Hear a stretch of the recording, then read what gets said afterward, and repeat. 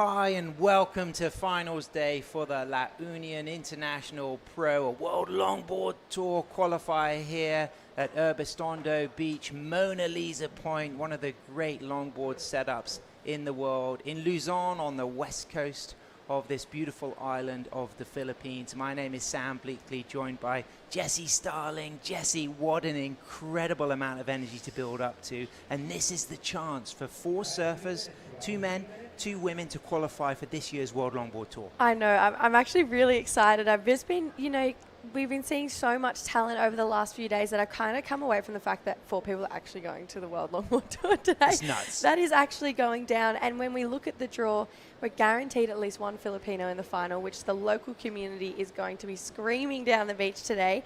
And then we just think about the talent of all the longboard all the longboard surfers that we have. I think whoever's going to get there, they're going to be a really great fit on that top end. Yeah, absolutely. Stakes are absolutely massive. It's going to be a brilliant day, but to find out the running order, we're going to go down to the sand because Camille Pillar is with our local legend, Benito, who will be surfing in heat number 2.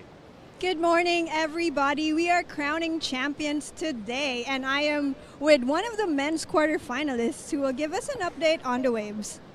Wave update na is wave condition is a little bit glassy and then no wind and more better today than yesterday. Yesterday a little bit bumpy. So today is more a little bit glassy and then more wall.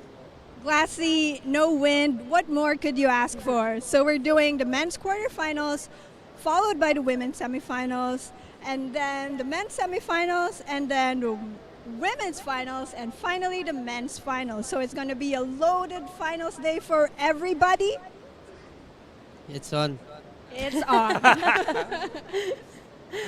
Oh, brilliant. Thanks so much, Camille. And Benito, good luck to you. You'll be surfing soon. But the local crew have just shone, particularly on the men's side. I mean, if we look at some of the names, the likes of Perry Ventura, for me, has been a standout. And, of course, JR and his brother June and Roger and King, Cristanto, Villanueva. But on the women's side, we still got Mara Lopez in the mix, local surfer. But we got international names really shining, like Ophelia Akuen, Cash Hoover, Malia Iliogun. She has been very good. And somebody who's really caught my attention, Alana Johnson from Hawaii. Yeah, the women's side has been absolutely stacked. Like Camille mentioned, we're already into that semi-finals.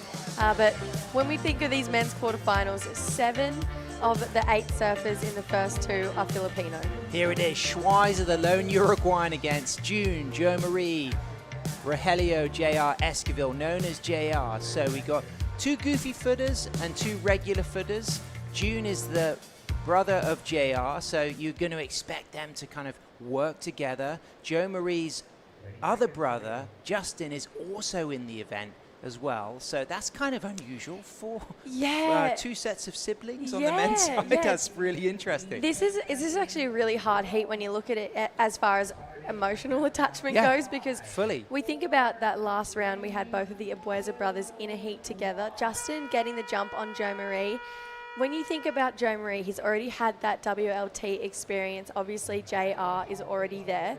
But you think about surfers who would fit on that level really easily. June, Jo Marie, they come to mind straight away of being 2 surfers that can do it. But for them to get through, we have to lose JR. And I just don't know if we're going to see JR fall out of the competition so early. He's been the standout. Absolutely. In the men's side of the draw. And JR is one of the surfers who has already re-qualified for next year's World Longboard Tour, because the World Longboard Tour encompasses 24 surfers, and the qualification for that comes from the top 10 from the previous season and 7 regional qualifiers, 2 wildcards per event and 5 seasonal wildcards. And what we're doing this year is we're using this World Longboard Tour qualifier to give 2 seasonal wildcards to the men, 2 seasonal wildcards to the women. So the winner and runner-up win that. If JR wins, it'll go down to 2nd and 3rd, but up and riding right now, it's JR, straight to the tip. Holds that 5, cross steps out on his Luffy board. Nice rebound off the foam, good read of this wave. And then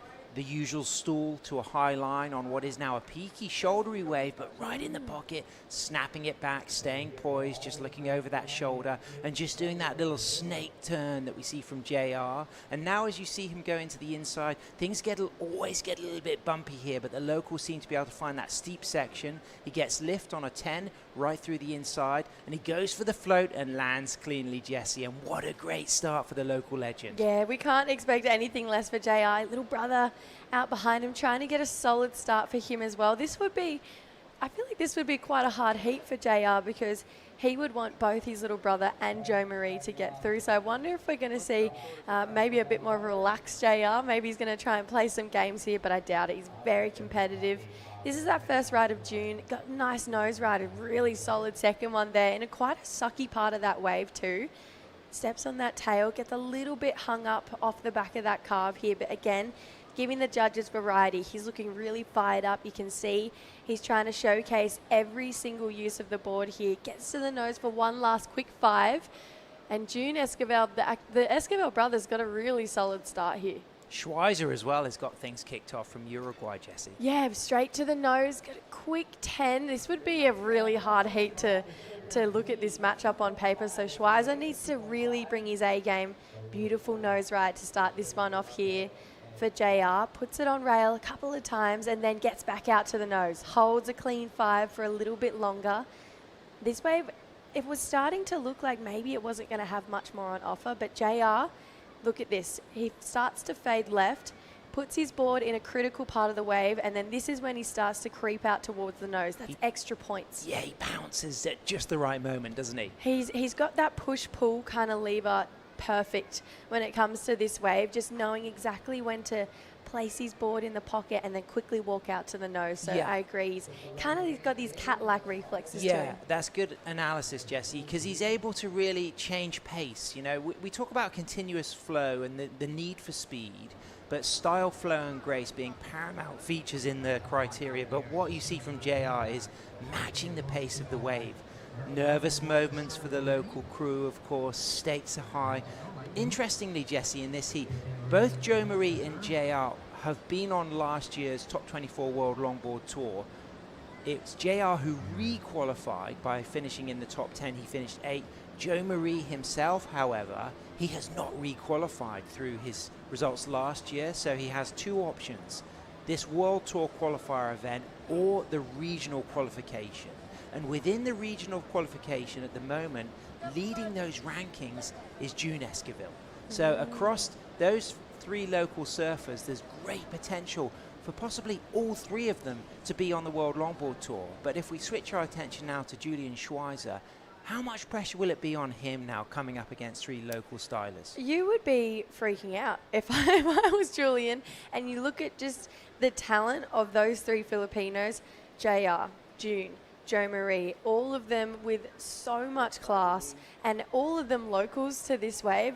You would be like, I need to be on the best waves and doing the most critical surfing I can, just like JR is doing right here. Straight into a quick backup, a long lifting 10, holding that 10 all the way through into a double 10 with a really nice long 5 through the section, critical, all body weight over the tip. Great lift as that bird just went past once, not twice, and he just cuts back and then hooks a rebound and gets a very good backup score to add to his opening 6.33. The thing I love about JR and what I think is really separating him from his competitors is he's intentionally putting his board in the critical part of the wave. Sometimes I feel like we're seeing some of our surfers wait for that bowl and then get to work, but JR, he's finding that bowl and then doing damage on it. You can see he is always taking off deeper, fading left. Now he's in a critical part of this wave. Really long 5, held this, a little bit of water, but then gets the lift on a good looking 10. All control, all grace. That's an even better looking 10. That second one had a nice amount of lift to it. Could he have had a pokey bowl on that hang 10? Yeah, absolutely. Plenty of time for that? Plenty of time for that. And then to get really solid calves and a nice finishing connection to JR, I just think where he places his board, that's why we're seeing him as a championship tour surfer. Here he is, Julian Schweizer, nice drop knee turn. Julian from La Paloma in Punta del Este in Uruguay, but he actually did a lot of his surfing in Costa Rica as he was growing up, a multiple national champion, kicks out there. He's a silver medalist from the 2019 Pan American Games. Also loves football, loves soccer, as some nations call it. I think actually in Europe you notice that quite a lot of good soccer players are also good surfers, because football, soccer is based on footwork. You know, there's a light-footed element to that sport. I've got a lot of good friends who surf very well, very good at football. Can you play football? Yeah, I love football. It's oh, one of my wow, big I sports. love this. You know what? We can do some keepy-ups later. I love that. There we go. I would actually love that. In fact, as we speak right now, Jessie, my son has got a football match tomorrow for his school team. Oh, so yes. Go Ruben. Go Ruben.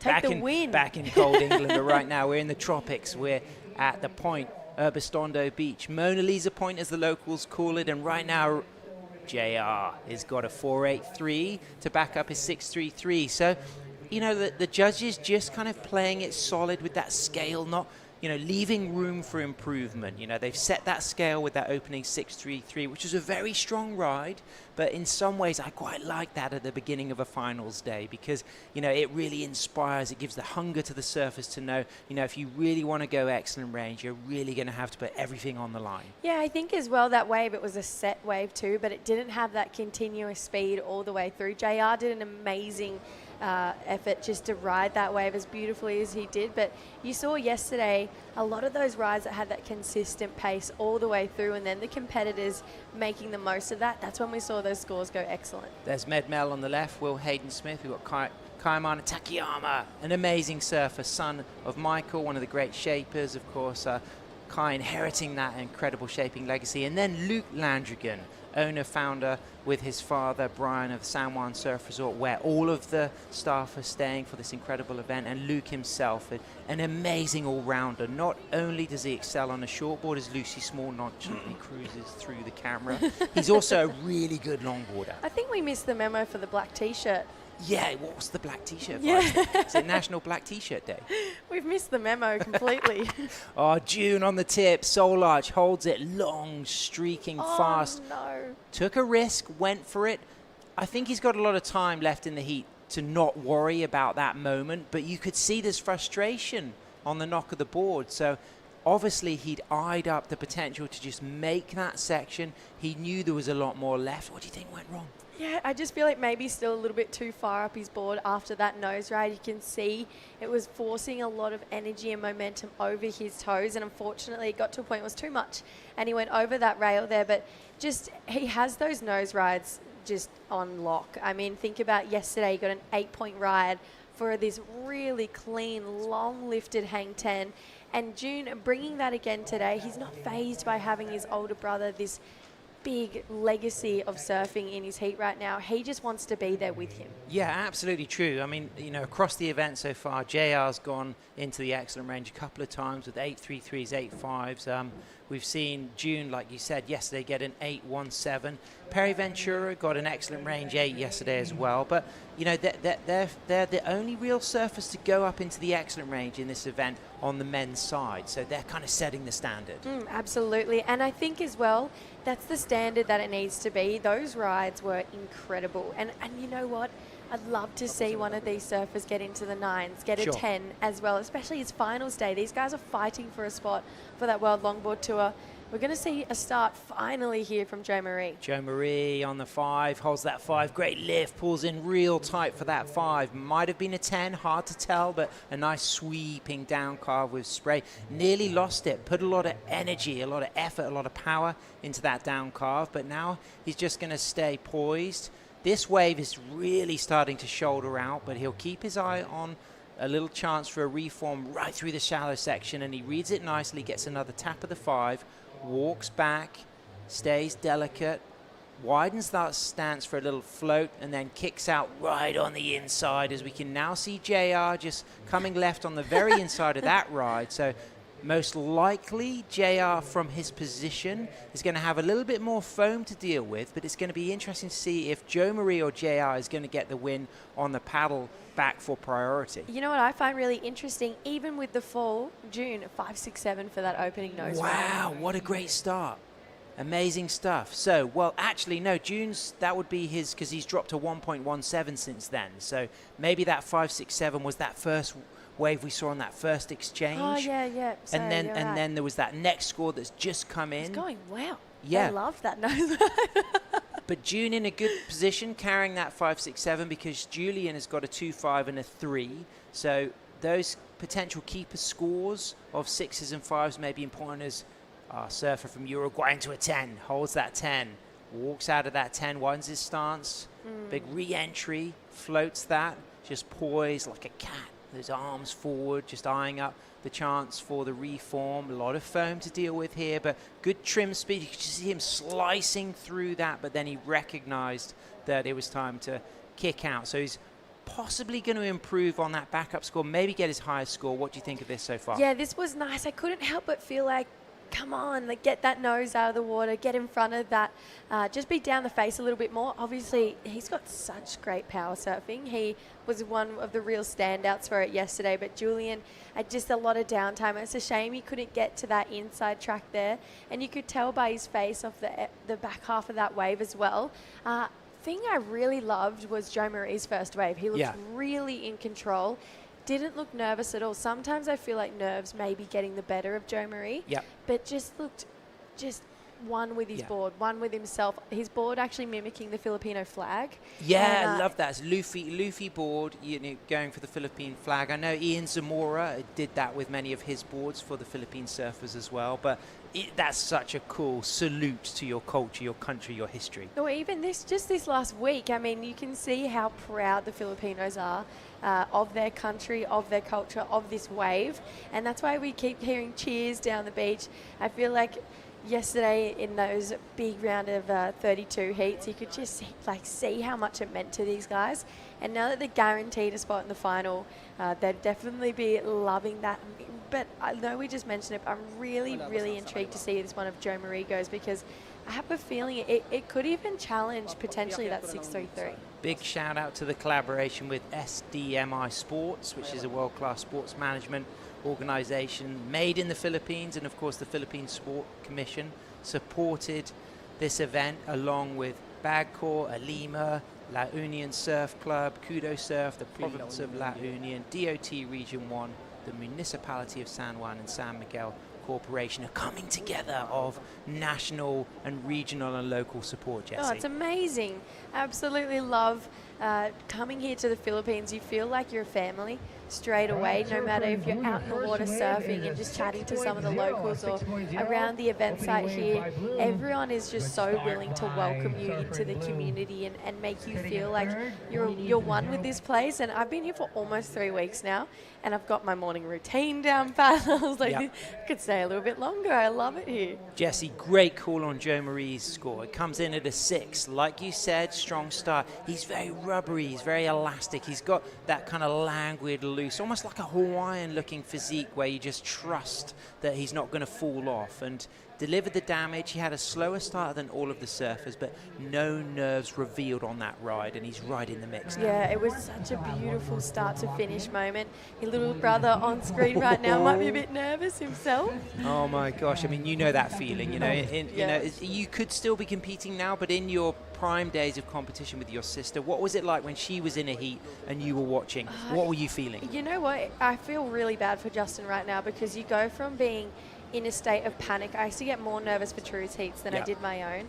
And then to have to compete yourself afterwards, I remember if I would watch True and I was the next heat, I'd be a wreck. And my dad would be like, Jessie, focus. Like, you're going to be competing yourself in about 10 minutes time. What's your plan? And it's so hard, because especially with the stakes of this competition, you know how bad these guys want it. And these families would want the brother duo to go 1 and 2. So, yeah, interesting here. Joe Marie.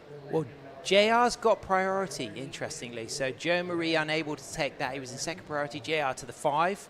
Holds that 5 through the section as it steepens. Touches the 10. Stretches back, holding that 5 off the back foot. And then great footwork into that sweeping turn. We're really recognizing these trademark maneuvers of JR. The way he just hooks it back and uses the foam. And now, as that wave gets shouldery, a lot of the visiting surfers at this section, they find it hard to read, but the locals just always seem to find that 10 through that little sucky wall and then right through again to a second 10. Wow. So he's really working the inside and also working priority to perfection in that situation. Great inside track. I was a little unsure about that decision on the outside. I was thinking, I actually think that might be a play for his brother because he was super wide on that peak. He didn't really have that big, steep, critical section out the back. And I was like, this is a strange use of priority here for JR, but had an amazing inside track.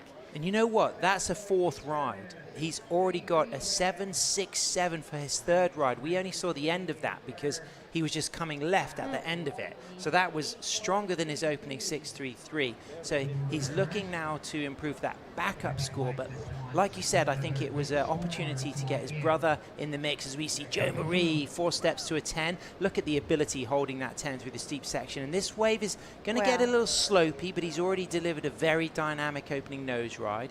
A good sweeping roundhouse cut back again for a second nose ride. And now the wall is going to start to stand up for him, but he needs to read it to perfection as it just wedges, cross steps. He'll just hook back to stay in the pocket. Of course, you need to be in the pocket to get those nose rides. As he walks forward again, touches that 5, might get a little sneaky, another turn there, but he's just come cleanly out of that nose ride on the inside, and he's still going way down towards San Juan Surf Resort as June Esquivel is active, drop kneeing, but judging by the body language, he didn't have the same kind of amount of momentum through the back half of that ride that we just saw from Joe Marie and JR. Just put yourself in JR's shoes right now. You're already on tour.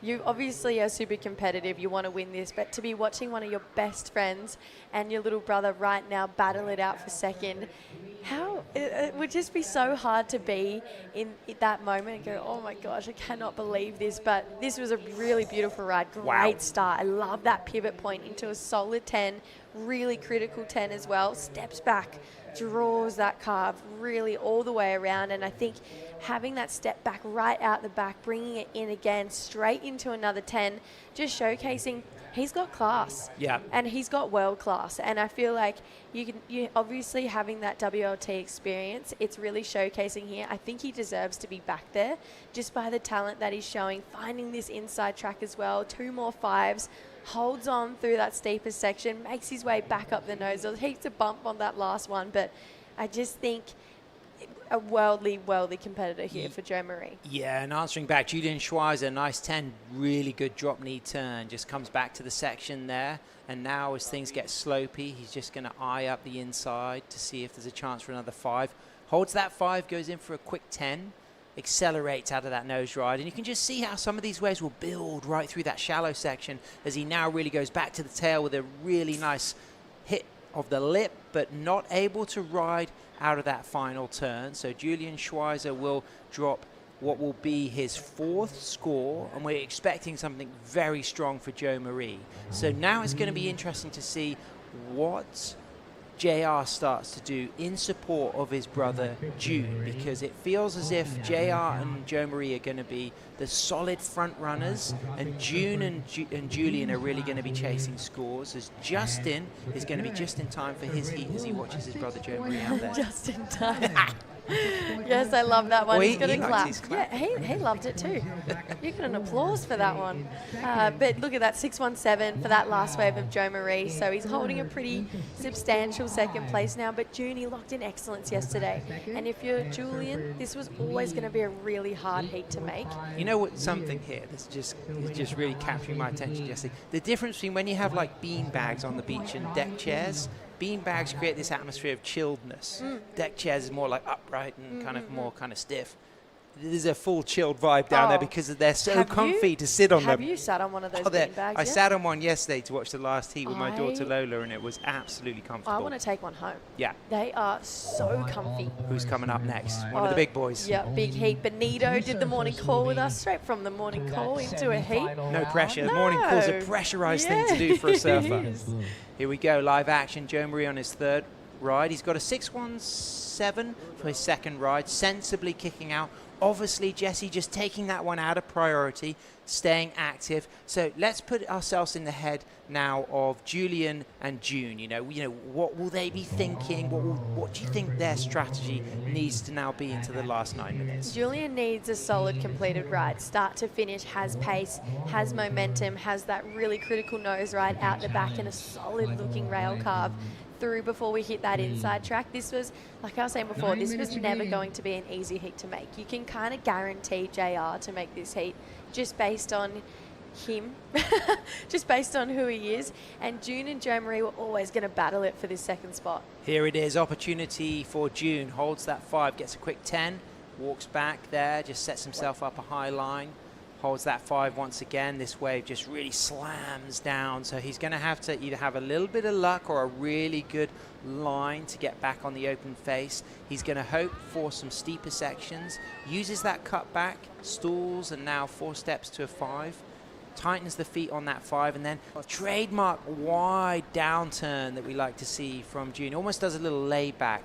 That wave was good, but it had a very difficult start section. As we see JR just coming unstuck on the inside, but JR's got 2 keeper scores. Now, it'll be interesting to see if he's going to communicate with his brother now and just catch up with him in the channel on the way out and talk about what needs to happen. Because for sure, if he's yelling at him, he's going to, yes, he wants Jo Marie to get through, but if he was going to choose someone to get through, it 100% is going to be his brother June. Oh, you'd do it. You'd run a block for your sibling. I would do it for True. True would do it for me. Yeah. And you can tell that that JR wants this kind of fairy tale story of it being the 2 Esquivel brothers. I'm not convinced with that last wave of June. It had some good moments, but it felt a little bit forced. Yeah. And I think when he just clicks into that flow state, June has this incredible ability to be on that same level as JR. But like I said, I just felt like it was a little bit forced and maybe Jo Marie looking loose. He's looking flowy. He's looking graceful. So yeah, just needs to tap into that kind of self-awareness quickly. Wow, big opportunity for Julian Schweizer from Uruguay. Gets a 10, runs out of that nose ride, widens his stance, cuts back, just touches that foam, and now gets that high line, which is an easier place to lock into those nose rides as he goes back on rail again. Engages in a drop knee this time, so variety in the rail turns. Back up for another quick 10, cross-stepping back, high in the wave, and now drop down to the mid part, maybe all the way to the low part as he just drives elegantly off the bottom to accelerate. And then as it gets bumpy here, he's cutting back once more and just navigating the final corner. Kicks out cleanly, so chasing a 7.04. So the scale is set with that high 7.67 for JR, Jessie, but we've had some 6s and some 5s. Instinctively, where do you think that sits on that scale from Julian Schweizer? I don't think it's going to get to the 7. I don't. I still think that 7.67 is a real standout. I don't think it's 0.6 less than that wave. Oh, actually, we didn't really see that wave, but the 6.33 is still the high mark. Wow. That was great. the Pokeball hang 10, yeah. 100%. That could be the 7.67. Yeah, easily. Great hang 10 to start this one off. Brings it back. A bit of foam on the face here, but just so much speed. This board looking incredible, nice and loose, but then has this amazing hold when he's on the nose.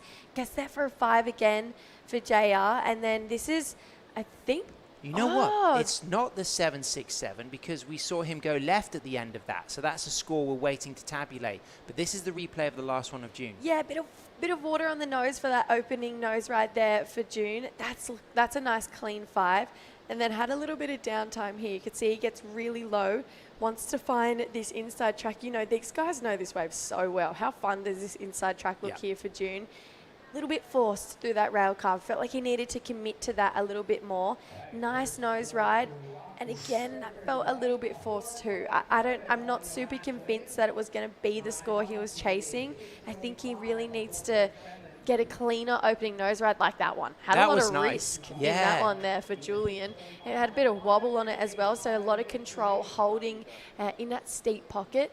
A nice nose ride, pretty out of the pocket of that one, so I don't think the judges will be really into it. More into that one though. That's a nice looking 10.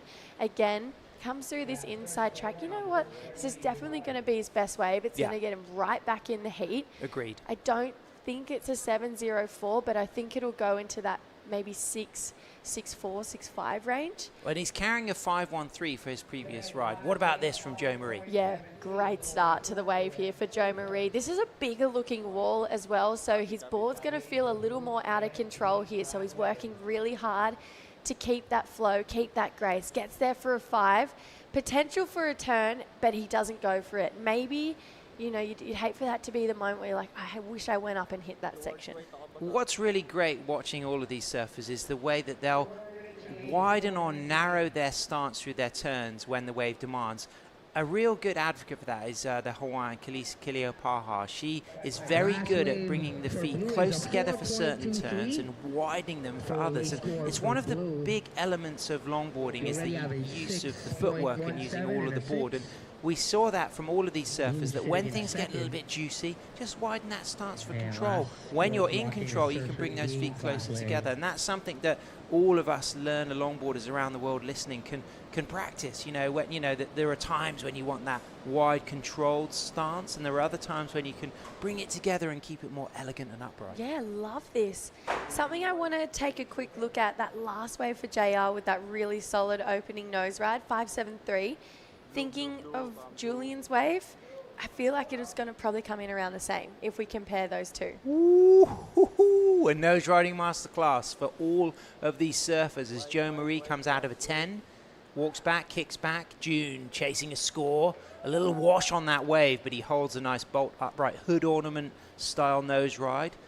Runs to the tip there, but the wave was foamy. It had a lot of wash moving through it. Difficult one to navigate, but he gets back on a little sucky section. He's got something here through the inside, holds that 5 once again, widens that stance for that down carve, you know, almost throwing a little bit of spray. He's keeping that high line. We're still awaiting scores to come through, and it's a 4.70 for that previous ride. So he'll be chasing a 6.5 for this, and he is milking it all the way through to the inside. You can see Tony Silvani and Wendell. You see Daisy there on the side. Of course, Daisy will be supporting all of these surfers. She's, you know, watching the live scores on the WSL app, hoping that June gets the score that he needs. Okay, so score finally dropped for Julian. It's a 5.43. So coming in around that same ride for JR. Joe Marie's not going to better on that last one. June, a 6.5. I don't know again. I'm not convinced it's getting over Joe Marie's waves, having a 6 and a 6.17. Yeah, the clean, almost effortless lifting 10s that we've seen on Joe Marie's very glassy, fast waves, straight in with the critical section. They've been like the halo maneuvers, the benchmarks, and you know, when they're on the video replay and they're looking at contrasting rides, you just feel like June's may well fall short of the requirement. Not just because of the surfing that he's done, but also just the scoring potential within the rides that he's caught. Yeah, the waves have had the score on it. They have. It just felt like maybe mistiming a little bit, just being maybe a half beat off, because when he's getting to the nose, obviously he's trying to surf to the criteria. I think he just needs to surf, because when he is in that state, like I mentioned, it's this really beautiful surfing, and I feel like he's getting to the nose out the back, but could potentially wait a half beat longer because he's got a lot of water coming up off the nose, which the judges are going to note, and they're going to want to see those nice, clean, lifted nose rides.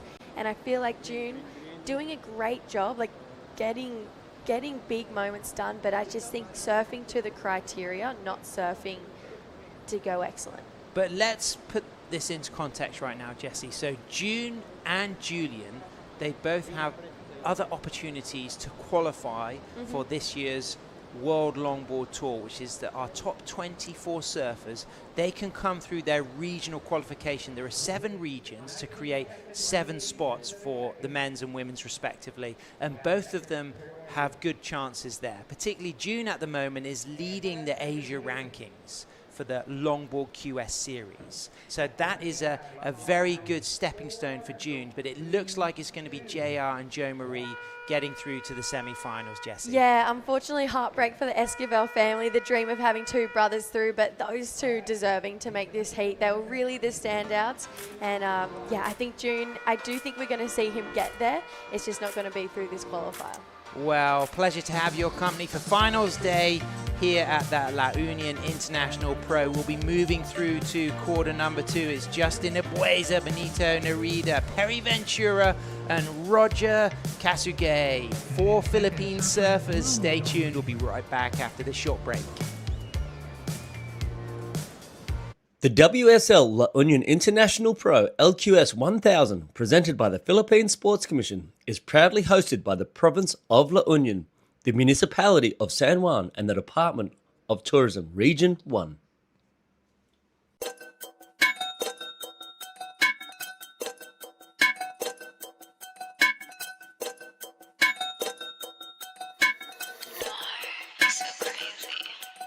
Gumagaya na sa aking mga di ko kilala. If you wanna sneak a peek, dapat kay tumingala. You know I put the work in, hindi to himala. I don't wanna cause a scene, so wag kang magpadala. They call me most high, I'm the prophet. Busy on the uprise, don't you try to stop it. See me at the front line, everybody watching. Do it all in one try, you look exhausted. You know I'm pretty, never modest. I don't ever wanna hide. I wanna be the that no one ever has to step aside. I always want attention, I'm always picking fights. If I don't get what I want, better hope that you'll survive. I got on my six, they tryna copy all my tricks now. Sticking to my that's why they think you need to sit down. I got the drip, kaya maginaw. Don't think you understand, you're in my lane, you better get out.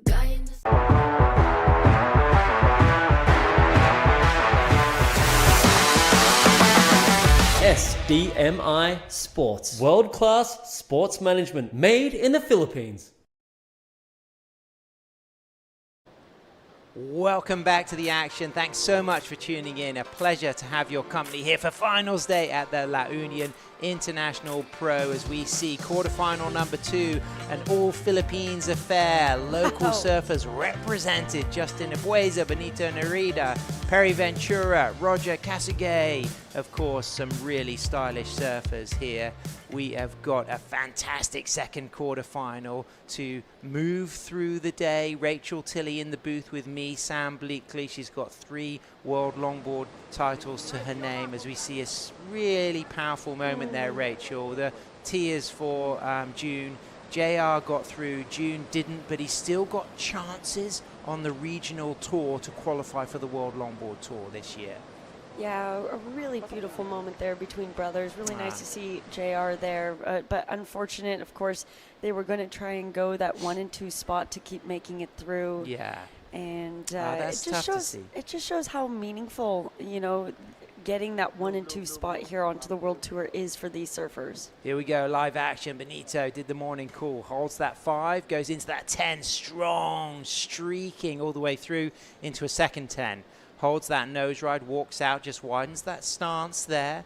Just a little cross step out and then a shuffle back. And then you can just see him just snaking that inside rail as he goes back into a wide cutback. Slams round and just keeps it aggressive there off the tail and climbs over that foam and drives down off that float and just uses those hands to keep balance. As we can see out back, Roger locked 5, holds that long 5 all smooth on the Roger Kasugay boards as he just comes into a nice bottom turn down carve. Amazing combination of setting up with that down carve and then driving off the bottom turn, and now a high line for a really good locked quick 10 and clean footwork, drop kneeing, rebounding off the foam. Roger, an absolute master. Ooh. Comes through to the inside, is shallow in there, but a lot of the work was already done, so it's going to be a very good score for Roger. He's already got a 3.17. That's going to be a second score, and from what we've seen on camera so far, Rachel Tilley, that was pretty splendid from Roger. Yeah, a really beautiful start for him. You know, backing up that 3.17, building upon that as we see now Perry opening up his account. Perry's been really strong all event, you know, one of the surfers who's regularly kind of ventured close to the excellent range scores. If you know, if we look at the performance of Perry, he's gone 8s and high 7s throughout the event, and he's riding the Ian Zamora surfboards, recognizing on that wave not a massive amount of scoring potential, quite peaky, as we can just see Camille Pillar there, post-heat interview commentator, beachside host, just giving June a little kind of hug there, and obviously major emotions for June because he had been such a standout. He was going excellent range yesterday, and there was a lot of belief that this could be his day. But up and riding right now, it's the brother of Joe Maria Buesa. This is Justin. He actually beat his brother yesterday. Very similar style, both goofy footers, cross-stepping forward, smooth, locks that 5, goes on tail, and just uses that Luffy board to just climb with control down, and then he squats low once that stance. And he's just leaning, looking over that shoulder, just eyeing up the chance of a reform, sets himself up now. He's trimming from the middle of the board, goes for the 5 there, walks out of that 5, and then as things get really speedy on the very shallow section, right on the inside, he's still fitting in a couple more rail turns. He kicks out, and with that, let's go down to the glass because J.R. Esquivel is with Camille Pillar. Bittersweet emotions here on the beach. Obviously, we are very stoked for you and John Marie, but also quite a heartbreak for your younger brother, June. How is June? He's a bit frustrated, sad, but yeah, it's always a lesson learned for him. Yeah, next year he will be back stronger. And it's amazing that he has an older brother like you to look up to, and he's gonna keep his head in the game. He'll be strong for sure. But talk to us about that heat today. That was nerve-wracking. The waves really peaked today, and quite a few falls. No, it's not characteristic of you or June or any La Union local to be making fumbles out there. What is the reason behind this? Actually, before I paddle out, I feel sad already because we're 3 Filipinos on the quarterfinal, so there's gonna be one out for sure. But yeah, the contest is still on. We have to move forward. We have to win, and yeah, during our heat, it's a slow start, and June can't get good waves, and even me, like a slow start for me. And yeah, it's like there's so much pressure out there, and yeah, I'm stoked to advance to the next round with Jo Marie. Okay, but you defended your home break pretty well against Julian Schweitzer from Uruguay, one of the best surfers to come out of the South American region.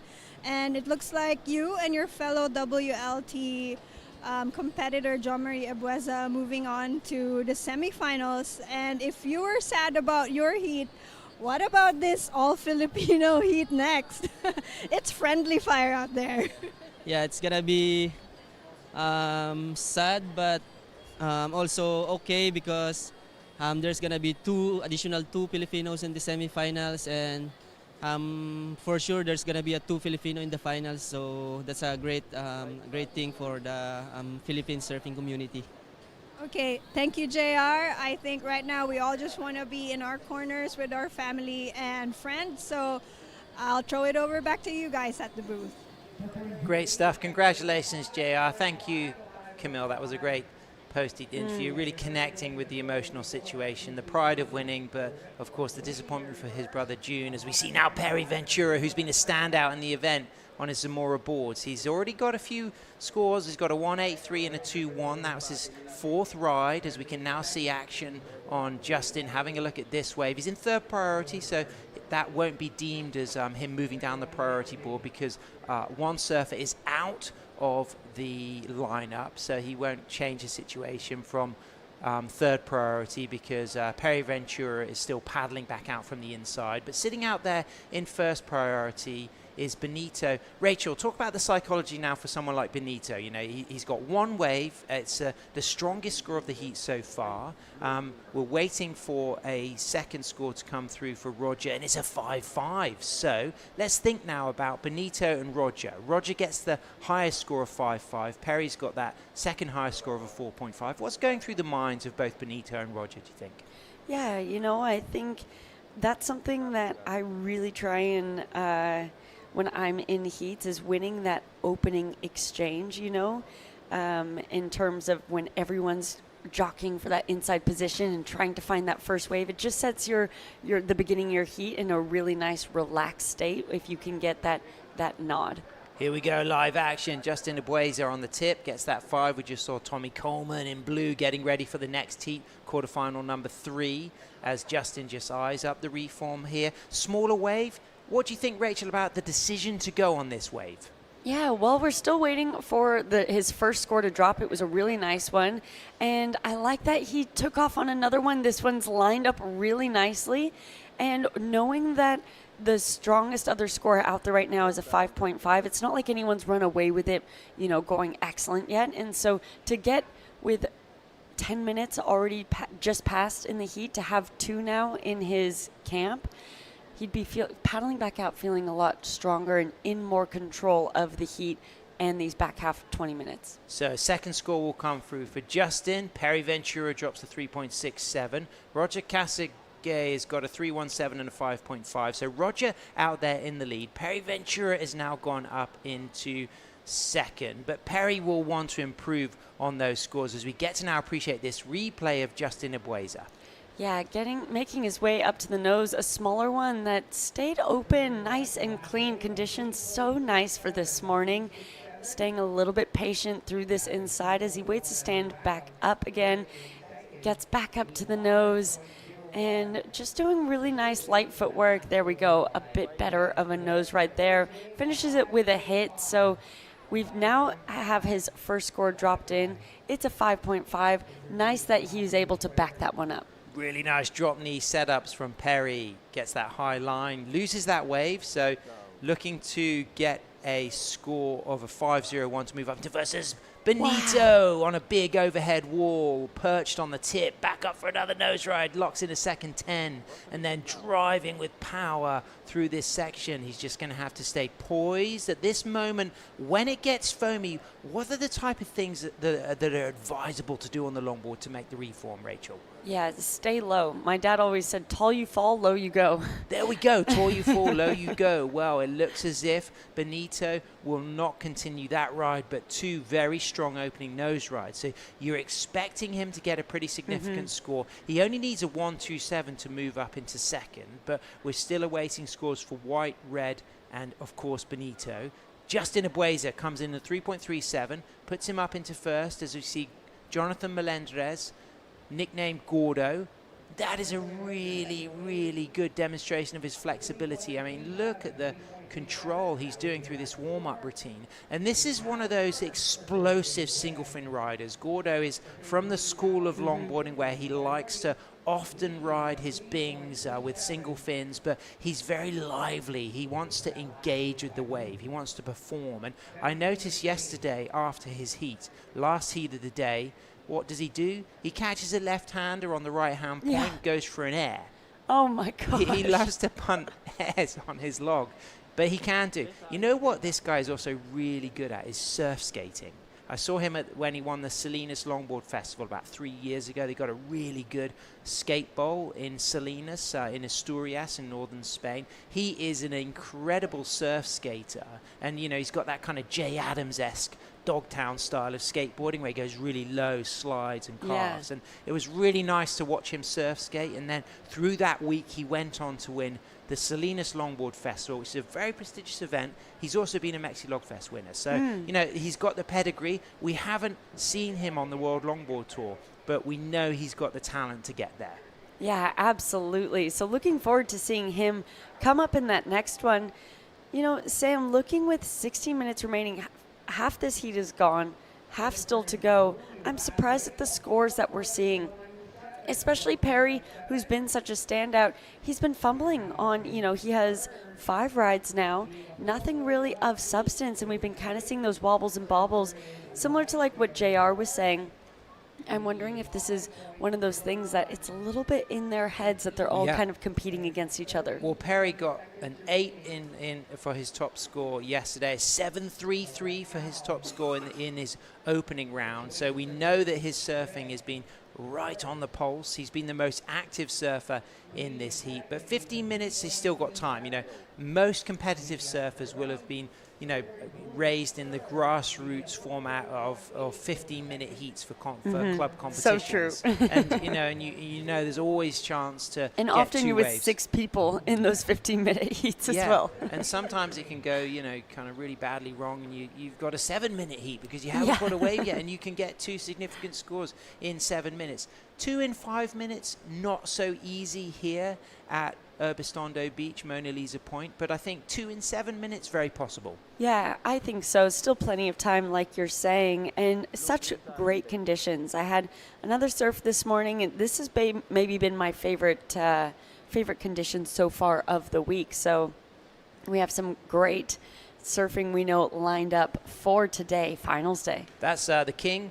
Crisanto Villanueva, he's coming up in red. He's going to be surfing against a very informed, talented Tommy Coleman from Southern California, who's going to be in blue. Jack Tyro from New Zealand, from Sumner, an amazingly good regular footer who has won the Noosa Festival of Surfing and has been at the Bioglan Bells Beach Longboard Classic a number of years. World-class quality from Tyro we see, growing stronger every year. And then, of course, we just saw the warm-up routine of Gordo, Jonathan Melendrez. And if that wasn't a warm-up routine to put shakes down your spine for the other competitors, I don't know what was. When you see a surfer that fit and flexible and you go, whoa, that person is ready for action. Yeah, I really liked that warm-up routine as well. I went for, if you look just kind of down at that far point there where those white circle balls are, there's a golf course down there. Did you play golf? Yeah, I went for no, I went with Emily Curry and Ophalie, and what's your handicap? I don't have a handicap. Okay, just freestyle. Yeah, just freestyle. Yeah, I like that. Emily has a handicap of 8. It's really quite impressive. Emily's so a very good golfer. She could focus her career professionally in golf, but she sticks with surfing. Yeah, absolutely. But it was just such a beautiful course right there on the coastline, overlooking some surf. But I could have really used Jonathan's warm-up for my back before swinging. Yeah, I really liked that. Yeah. Well, it's there's a great exercise to do with the golf swing warm-up as well, as we can now see our surfer in green. It's Roger hooking it back high and then hooking it back once more with a drop knee. Now in trim, locking in a touch of a 5 and then goes to the tail, down carve, rebounds off the whitewater foam, uses the bottom turn but straight into the stall after the bottom turn, not needing to drive to the top of the wave, and now just eyeing up a chance for a reform, just standing nice and tall there. He'll kick out. He knows that wave energy is dissipated. He's kind of racing out now to the channel. He's just got to kind of knock himself over this wave. Little duck dive under the hook corner of that one. He's going to drop a second score there. He's got a significant 5.5. He's looking to better that 3.17. He needs a 3.37 to go up into first. So no massive scores on the board for any of the surfers, but as it stands right now, it's Justin Abueza in first, Roger Kasuge in second, chasing a score, of course, gold medalist from the 2019 SEA Games, Southeast Asian Games, where he was also awarded a Fair Play Award for his sportsmanship in the semi-final, rescuing a fellow competitor from a big rip, as we can now see Jack Tyro, just very focused and calm. He's a lovely, humble, modest human being, Jack, and he really lets his surfing do the talking. As Perry Ventura locks a really nice 10. You can just see his mullet flowing in the wind there with speed. Now we're seeing the dynamic Ventura that we've been used to at this event, out of that 10 into a lovely setup, and then using the drop knee out of the down carve, and again using that drop knee to go driving into a quick cross step forward to a 5, and again sets himself up with that drop knee and widens that stance through the cross steps just to keep pace with the lip as he goes into another 10, and now we're seeing a big score going to be dropped for Perry. This was a masterclass, Rachel. Yeah, there we go. That's the Perry that we are used to seeing and admiring. That was beautiful. There was huge, there was energy, there was vitality, there was trust as well. And you felt like from the previous rides, things were scrambled. Maybe some of the surfing was happening in his head, not his body, and there were a few edges and mistakes, but then on that ride, we just see him really come to life as that drone clip just reveals the Urbiztondo Beach, where we have a lot of the surf lessons.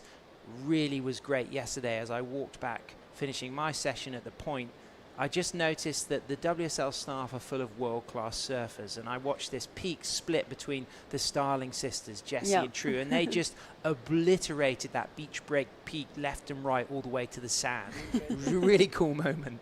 Yeah, there are so many incredible surfers here on staff. And, of course, we have Tori Gilkerson, 2016 Longboard World Champion, here as the head judge overseeing.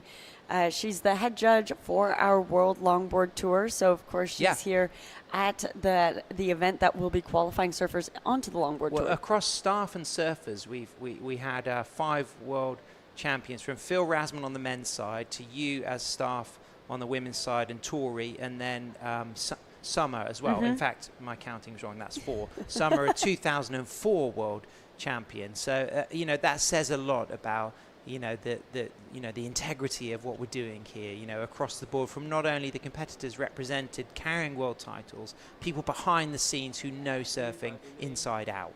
Well, there is Jessie and Kate Myers, Tom Cole, working on the photography side of our event. Roger locks a 5, a smaller wave, comes out of that nose ride, but just very patient, and then pounces at the right moment as that steepens up.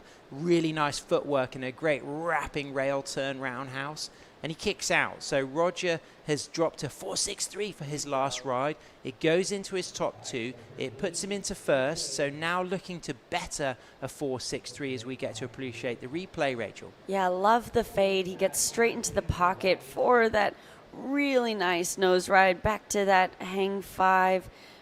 Love how he was constantly moving that back foot depending on how standing up and how critical that nose ride was, or how critical that section was. Brings it around back into the whitewash.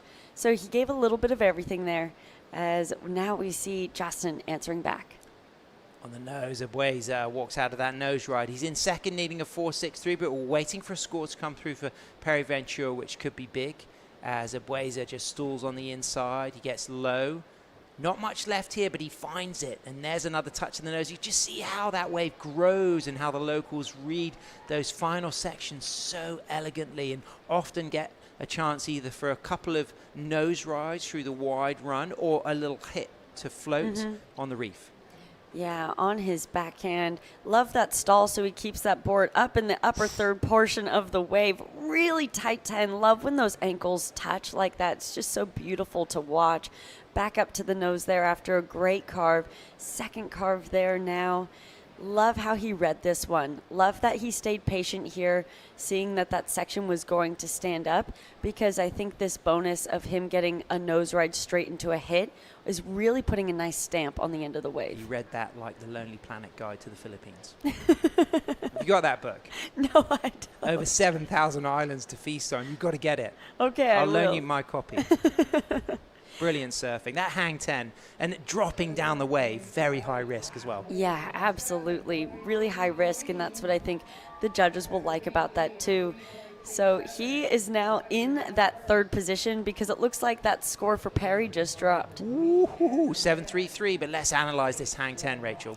Yeah, going really nice and tight. And like you said, he was dropping down the wave as he was doing so. And so that just increases that criticalness for how long he was able to hold that and still recover in walking back in time. So really beautifully read. He's now looking for a 4.63.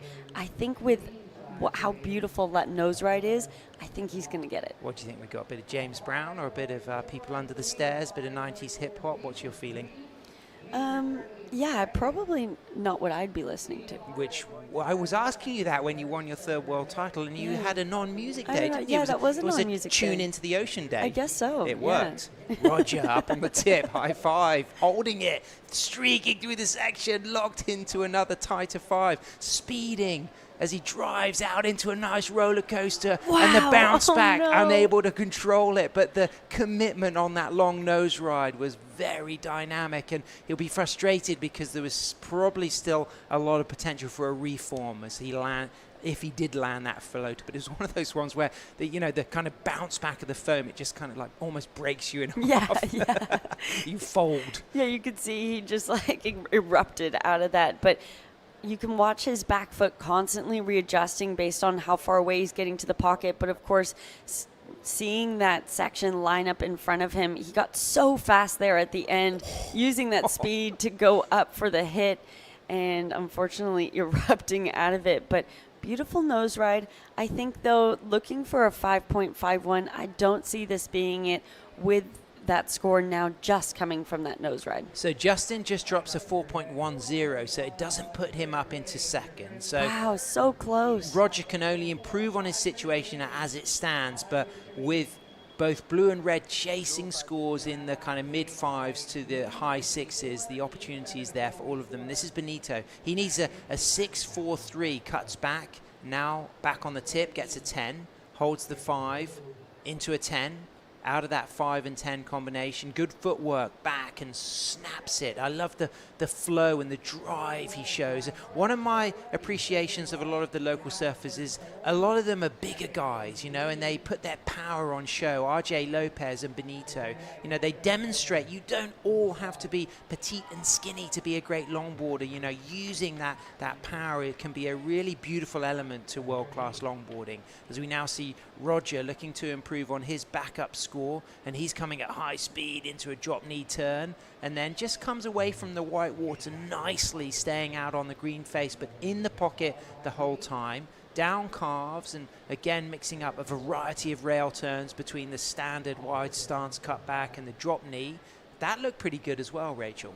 Yeah, absolutely. Who we got on the screen there, Rach? See, recognize any friends and faces on the beanbags? Yeah, that looks like, oh, well. Well, that looks like Perry with the mullet.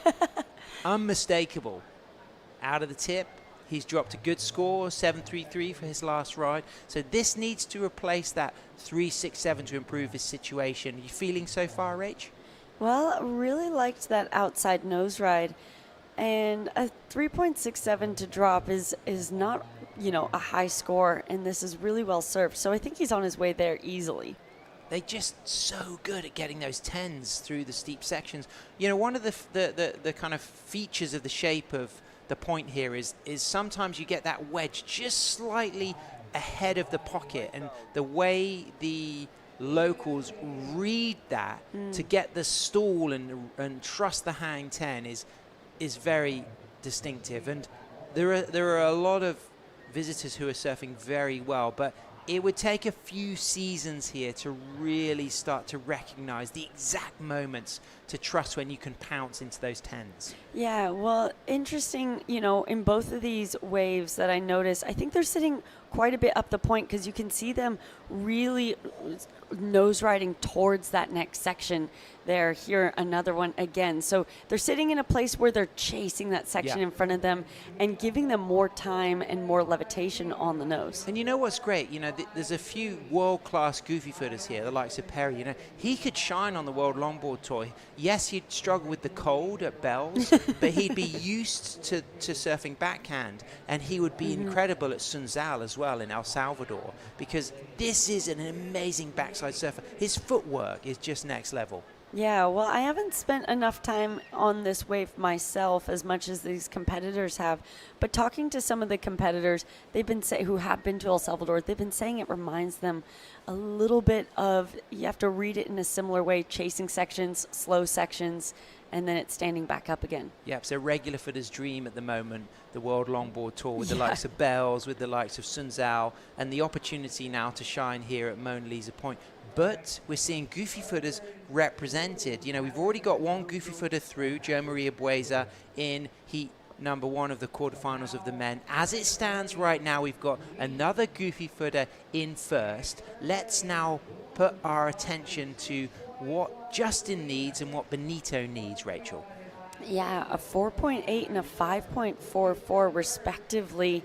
Those are really attainable scores, and Roger now trying to defend his second place position. Now it's first and second priority for both Justin and Benito. We might see an opportunity here. Here we go, chasing a score of a 4.8. Benito on the tip, holds it, hangs in there, goes back to a 10. Smaller wave, 2 nose rides, drives off that turn, almost slipped out of that turn. A lot of foam. Instinct, Rach, is this going to be the 4.8? Do you think it's close, or do you think it's just going to fall a little under? I think it might just fall a little under unless something really magical happens on the inside here. But, you know, I think he was did really well to try and make everything happen out of it. But I don't know if it'll be that high 4. I think the judges, especially looking at what those 5.5s were and those low 5s, how much of a difference a spread I think was between those waves. I agree. We'll wait to see what that score is for Benito. Justin Ebueza out there in third priority. Doesn't look like he's going to get the chance for his wave as Roger Casagay kicks out. So it looks as if Perry Ventura and Roger are in first and second with one score to come through for Benito and a less significant score to come through for Roger. But Perry has got something to finish things off, so he could improve on his situation. But of course Justin has just seen his brother Joe Marie advance. So we had 2 sets of siblings in the first 2 heats, the Esquivel brothers June and JR, and the Bueza brothers Justin and Joe Marie, and it looks as if, you know, not all of the siblings are going to advance because June is eliminated but JR got through. Joe Marie got through, but I feel as if Justin is certainly eliminated, and that score coming through, it's not enough. So congratulations, Perry and Roger. Rachel, that was a good one. Yeah, and a great heat for Perry. We were talking about him halfway through going, he's had little fumbles and wobbles, and then he turned it around, got that 7.33 and a 5.2 to back it up. Well, stay with us. Well done, Perry. Roger, coming up next. Quarterfinal number 3, we got the King, Villanueva, Tommy Coleman, Jack Tyro, and Gordo, Jonathan Melendrez. We're going to have Dai Wako from Japan coming in to host the action with 3-time world longboard champion Rachel Tilley. Stay with us. We'll be right back. It's finals day. The WSL La Union International Pro LQS 1000, presented by the Philippine Sports Commission, is proudly hosted by the province of La Union, the municipality of San Juan, and the Department of Tourism, Region 1.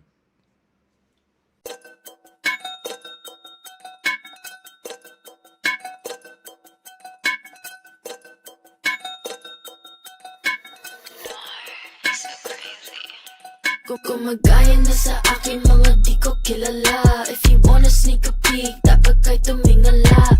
You know I put the work in, hindi to himala. I don't wanna cause a scene, so wag kang magpadala. They call me most high, I'm the prophet. Busy on the uprise, don't you try to stop it. See me at the front line, everybody watching. Do it all in one try, you look exhausted. You know I'm pretty, never modest. I don't ever wanna hide. I wanna be the bitch I know one never asked to step aside. I always want attention, I'm always picking fights. If I don't get what I want, better hope that you'll survive. I got on my six, they tryna copy all my tricks now. Sticking to my that's why they think you need to sit down.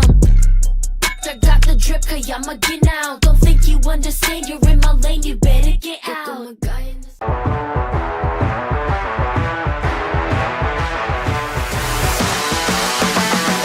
SDMI Sports. World-class sports management made in the Philippines. Who will join 8 other Filipino semi-finalists at an international heat on our hands? Crisanto Villanueva in red, Tommy Coleman in blue, Jack Tyro in white, and Jonathan Melendrez in green. My name is Dai Wako here in the booth. I'm joined by Rachel Tilley. How are you this morning? I'm very good. It's been a great heat. We just saw an all-Filipino heat, and with the way that Heat 1 went, we saw 2 Filipinos advance out of that one as well. So now we're guaranteed 2 Filipinos in the final. I know that is so meaningful to the community here and how involved they've been. It's just been a huge performance from them. So more of an international field in this back half of the quarterfinals. Right, this is straight into the live action. Jack Tyro from New Zealand, just straight to the hang 5 to hang 10. He holds it quite long time. A lot of damage down at the back, a nice stand, and probably he's gonna stick with it. You know, this point provide a great inside section from here. Camarana section, just setting up for the next section. Probably trying to go for another nose hang 5 here. A nice drop knee down from Jack Tyro. This is gonna be a great number to start his campaign here. Yeah, as we see Jonathan getting one just behind him, so it'll be interesting to see what's happened there. Conditions have been so beautiful this morning. Lots of opportunity out there on offer to go excellent. As we take a look at this one again of Jack, straight up to the nose. Beautiful hang five. Love how long he was able to hold that. Bits of out of the pocket there too, but that's because he was surfing towards that next peak that was standing up in front of him, sitting farther up there on the point. And throughout this event, I've become a real fan of Jack's tail surfing and how much he just really bends into those knees, uses that rail. I think it's very stylish and really composed, really flary. So I really like this opener for him.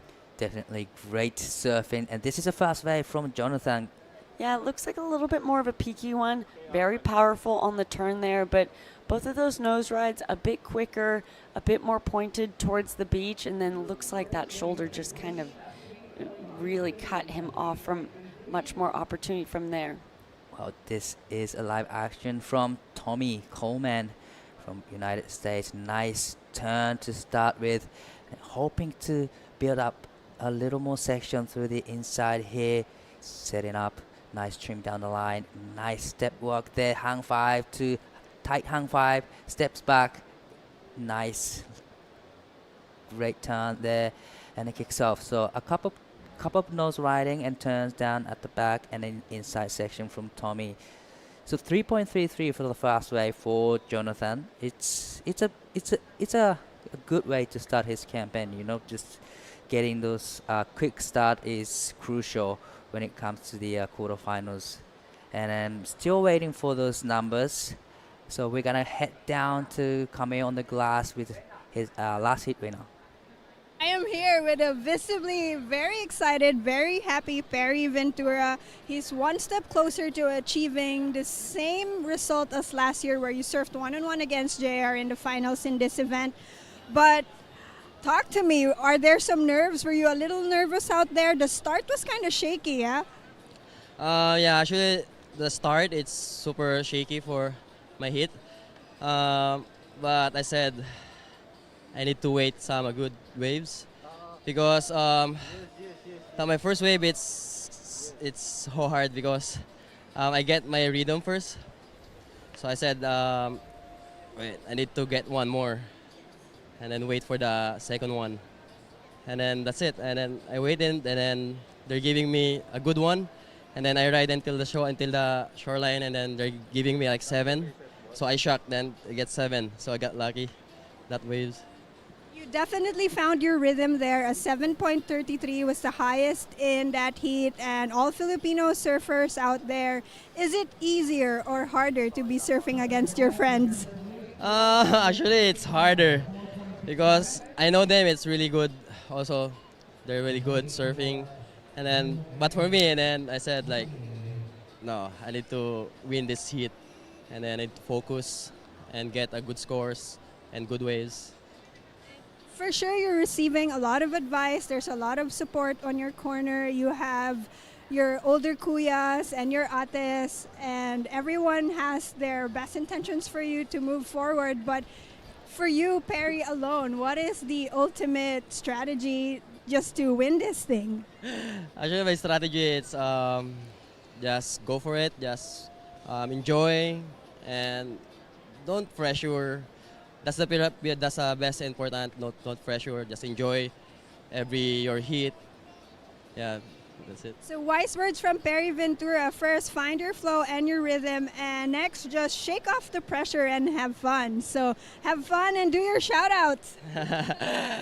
Shout out to all my sponsors, especially my coach and my friends. Actually, I have so much fans right now, so I'm so super happy and stoked. Yeah, that's it. Okay, let's check back and see how King is doing out there. Back to the booth. Thank you so much, Camille. And Perry, he's been one of the standout surfers throughout the whole week, and then I'm loving I'm a big fan of his big drawn-out curve, so congratulations to him. Now he's in semi-finalist, but we saw a great performance here in the quarterfinal number 3 from Crisanto while the post-hit interview. It looks like a few scores locked in. 4.10 for the fast wave for Crisanto and 4.57 for Tommy. 4.67 for Jack's first wave and 3.33 for Jonathan. So it's evenly matched so far. Yeah, that's a pretty even spread. It's almost like when I'm in a situation like that out in a heat, I think, okay, we're kind of all back to zero. You know, we all kind of have the same now starting point again, as now Tommy looking to build upon breakaway. Hang 5 to tight 5 there, a nice drop knee turned. Back to the power source of the wave, a nice another drop knee turn there, engaging the rail, just setting up turn. Just waiting for the wave to actually send out for him, but this wave actually will give him the inside section here. He's gonna hold on to it. Now it's gonna steep up. Nice stretch 5, and a little bit of cover up there, a little bit of shampoo there, and it gets a little great inside turn there. So he probably likes it. From where he was trimming and trying to really glide back into that, that's not what I was expecting to happen on the back half of that wave. Nice nose ride. Love here that he uses a nose ride here quite functionally there as well to get back into the wave when he was a bit towards the upper third. And now just staying busy, really trying to utilize those turns to initiate that flow. And this is where he keeps that trim speed up. Is really, you can see leaning into those knees, wobbling to just, it's like a longboarder's more beautiful style of pumping, and gets that head dip. Love that, straight into a little hit. So, I mean, he looks back at the beach, he loves that. Definitely he loves a little shampoo inside, and we don't really see that coming. We haven't seen that at all. No, not in the longboarding, and as well as we haven't seen anything like that from the juniors as well. So it's interesting to see what he's gonna get back. Jonathan found the left, hang 5. Nice hang 5 in the critical section. Love the drawn out carve and straight back into the pocket. Nice 5. And he's gonna get another turn here. So he found a good left. Yeah, we've been seeing him really prioritize those lefts in his heats throughout this whole event. Well, Crisanto is up and riding. Definitely he wants to join the semi-final with the other 8 Filipinos. He is on the way to the semi-finals. Nice hang 5, a lot of speed, a lot of flow there. Just hold on to it, and another beautiful drop knee style turn there. So beautiful flow here, a little bit wobble, that still great performance from Crisanto. Yeah, really interesting that Crisanto or King is our only Filipino in this back half of the draw. Interesting that that's how they all kind of, piled up on the first side of the draw. We have a 4-person Filipino semifinal in that first number 1. And now King trying to make his way through this back half of the draw so that it could be a 3-person, 3 people in the final.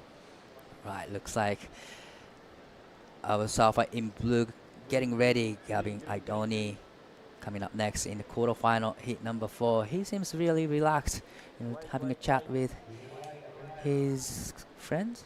That's his girlfriend, Malia Illigan, and she'll be coming up in the semifinals later today too. Wow, beautiful drawn out carve from Jack. He's currently sitting in the 2nd place, needing 3.77. Not a big score for the requirement, but this wave gives a big wall, a nice turn. He holds on to it. So he's done a lot of stuff at the back. So he's gonna hold on to it. He's gonna kick out. But great surfing from Jack from the New Zealand, needing a 3.77, but he's got the best wave so far, 4.67, and he's gonna box it up with a pretty good score. Yeah, really liked that wave. He was very patient and methodical. Something that's really standing out to me about his surfing, everything just looks really intentionally placed.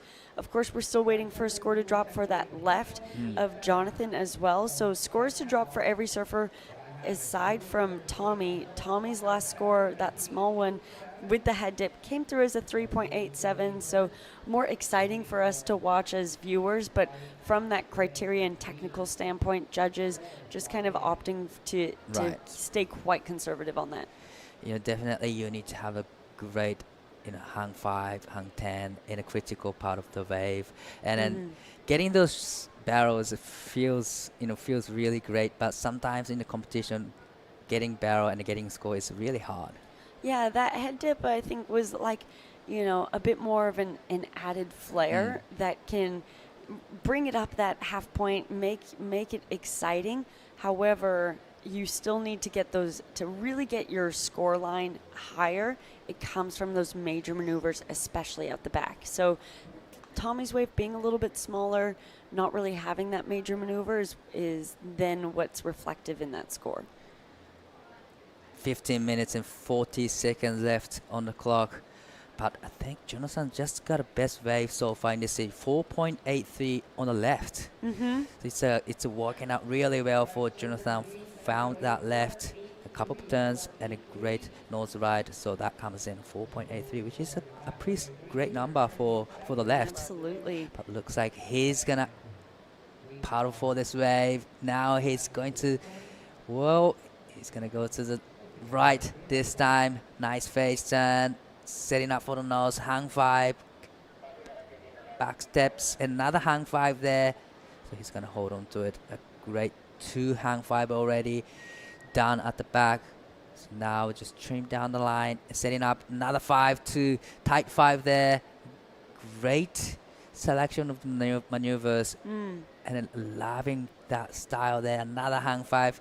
A lot more lift towards the nose, and gets the finishing down there, but I wouldn't say it'll be a completion there. Great surfing from Jonathan again. Yeah, I really liked that wave. I think, like you said, he had a great selection of maneuvers. As we see Ben Skinner now making his way down the beach, one of our standouts usually on the World Longboard Tour. He'll have a huge heat against Tony Silvani, Gavin Idone, and Taka Inui. Live action of a Filipino surfer, Crisanto. Nice hang 5 at the back to start with. Another 5. Unfortunately, he loses the momentum on the wave. It was really unlucky for him. It looked like he was on the way to the good score.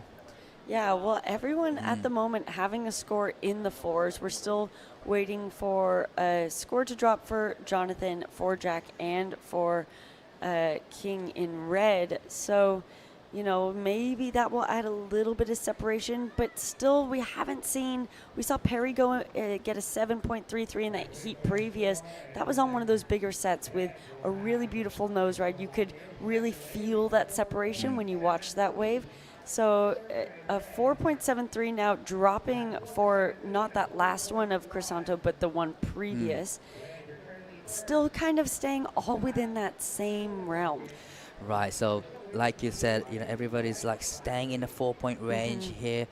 But what do you need to do to break out of the 4-point and get into these 5 and 6-point ranges in this condition? I think that's where it really comes from wave selection, which can mean that you're staying really patient, like Tommy is now with priority out there.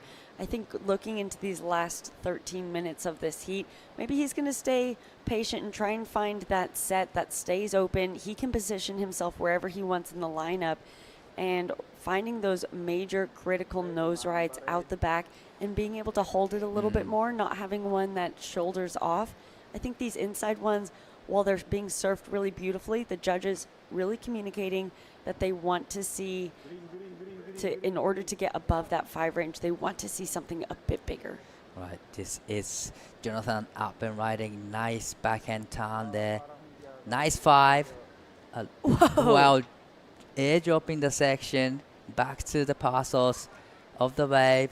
So he's going to hold on to it. He kicks out there. So couple great maneuvers done at the back, but he is currently in second with 4.83 and 3.73. Beautiful backhand attack from Jonathan. Yeah, straight up to the nose there, keeping that inside rail engaged to make it around that section into that nose ride. And this is where, love that. So really from a technical perspective, arms were up. He was kind of leaning really hard on his heels, keeping that inside rail really engaged as it slided down sideways down the face.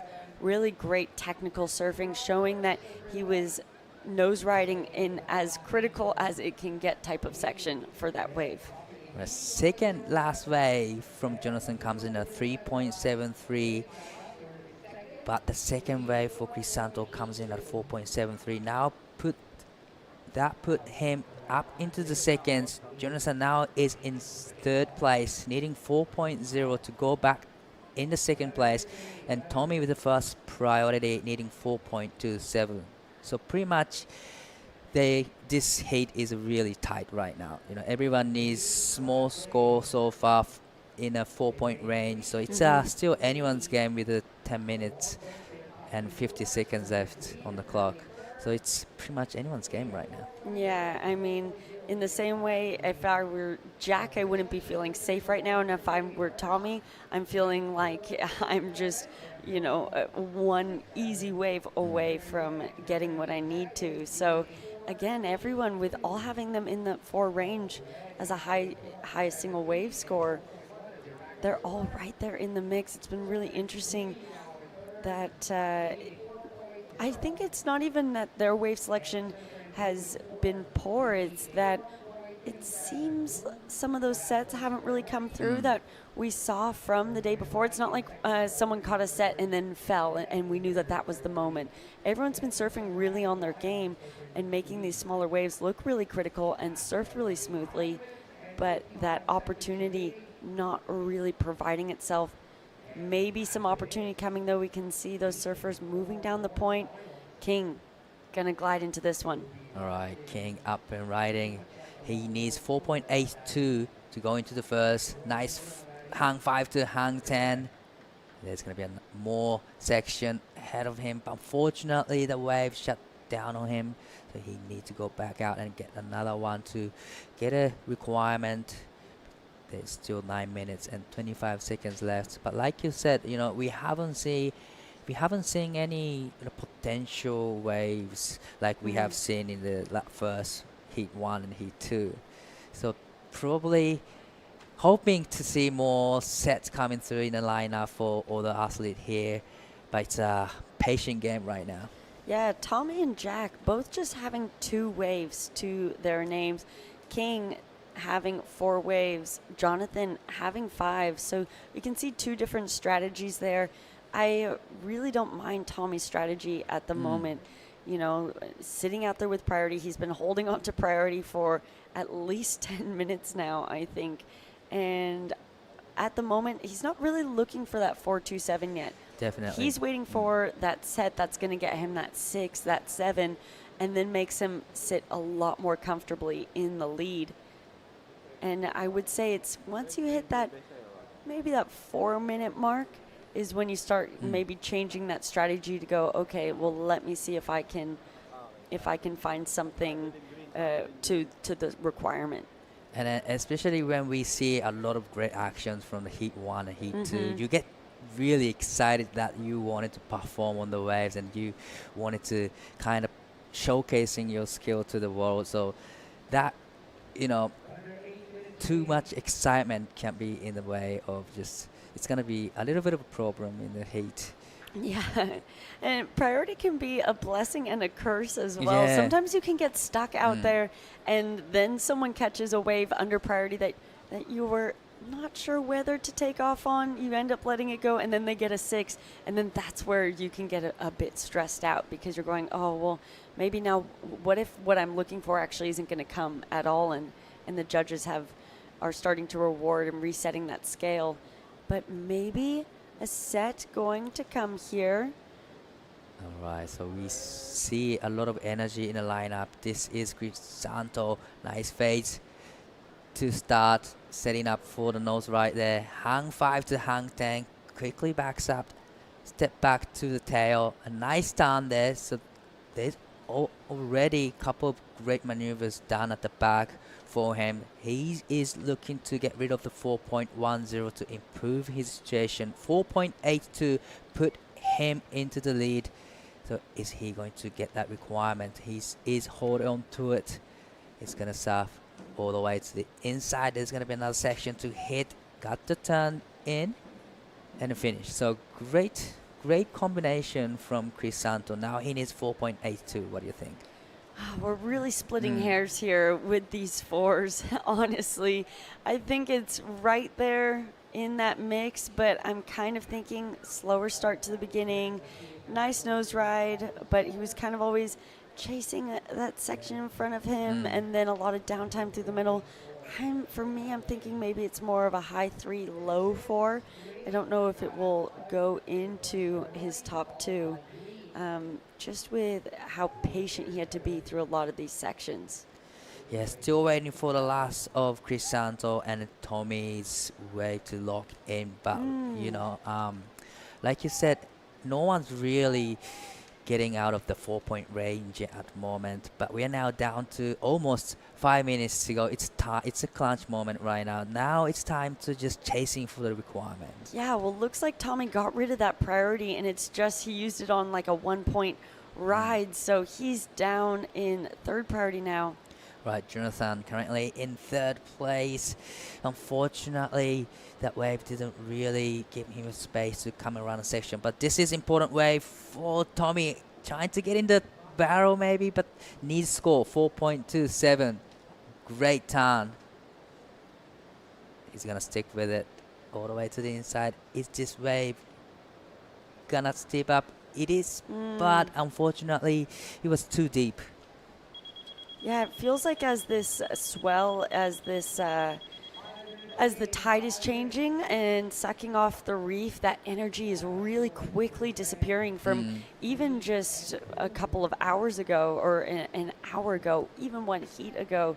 And so I can see some of that body language, that frustration from Tommy there, as he was so patient, waiting so long. Honestly, I don't think he's necessarily made any mistakes. With 4 minutes to go, he does have to start getting busy. Same as Jonathan, he's been super busy as well.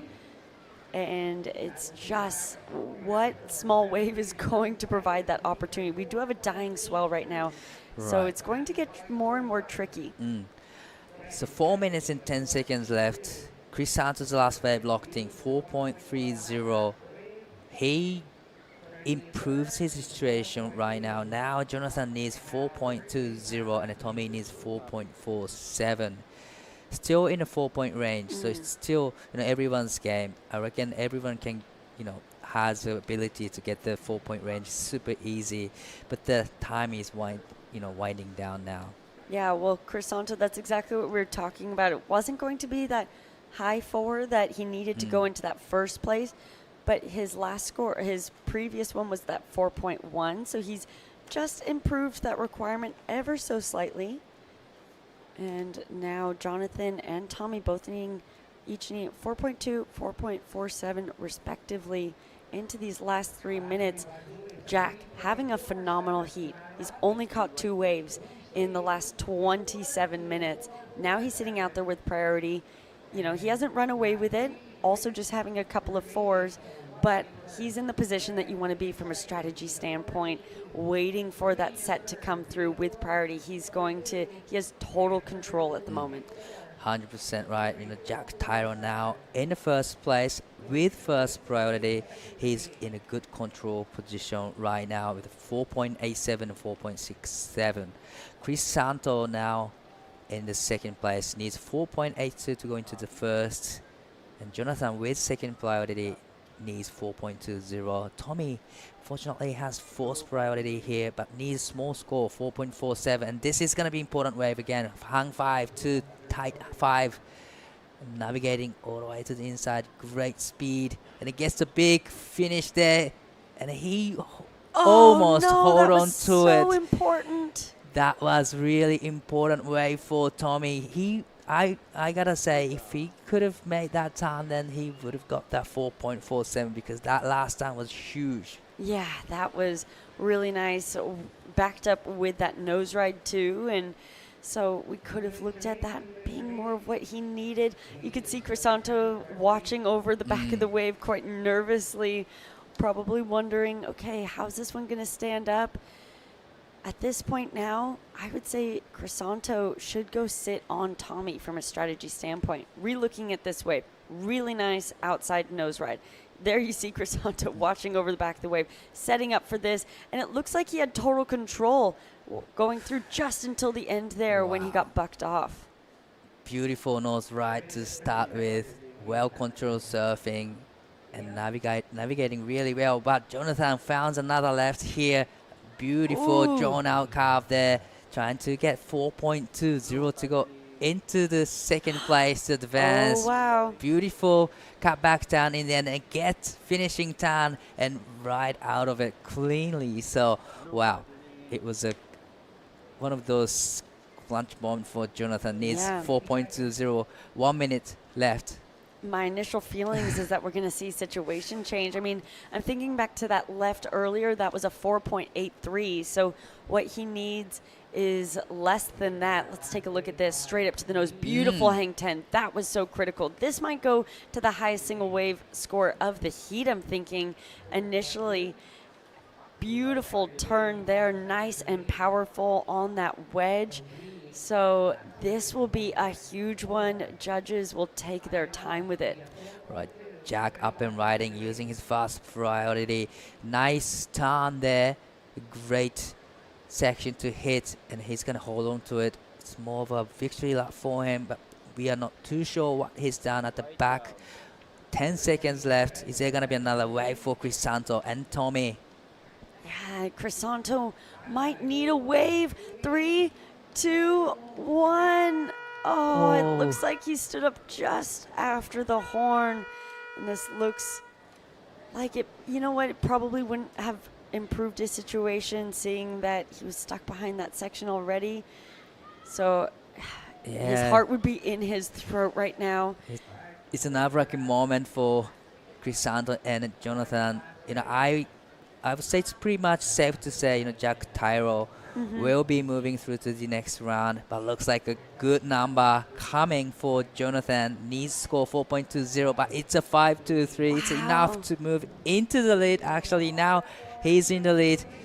So it looks like Jonathan and Jack will moving into semifinal. He's pumped up, yeah, you fired see up. him get that news, and he had been searching for so long for that wave. Gets it in the final minute. Jumps to the lead. That's huge. Wow, big smile on his face. But stay tuned, more action, because we'll be right back after the break with the last heat of the men's quarterfinal.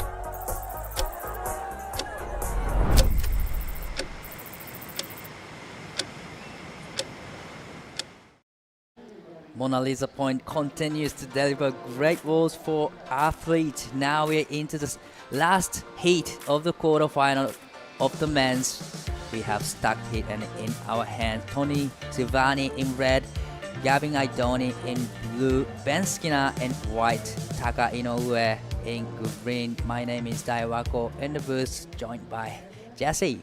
Hi, Dai. Hey. Hey. It's a big day of action today. It's a finals day. And this is the last heat of the men's quarterfinals. Yeah, what a standout quarterfinals we've had already. I mean, those first two, we've already locked in an all-Filipino semi-final #1. So now we're guaranteed 2 Filipinos in the final. Wow. And then we've got this all-international affair on the back half of the quarterfinals too. Unfortunately, we lost Crisanto in the dying stages of that last heat. But Yeah, all eyes on this surfer in white. He's just been an absolute standout, Ben Skinner.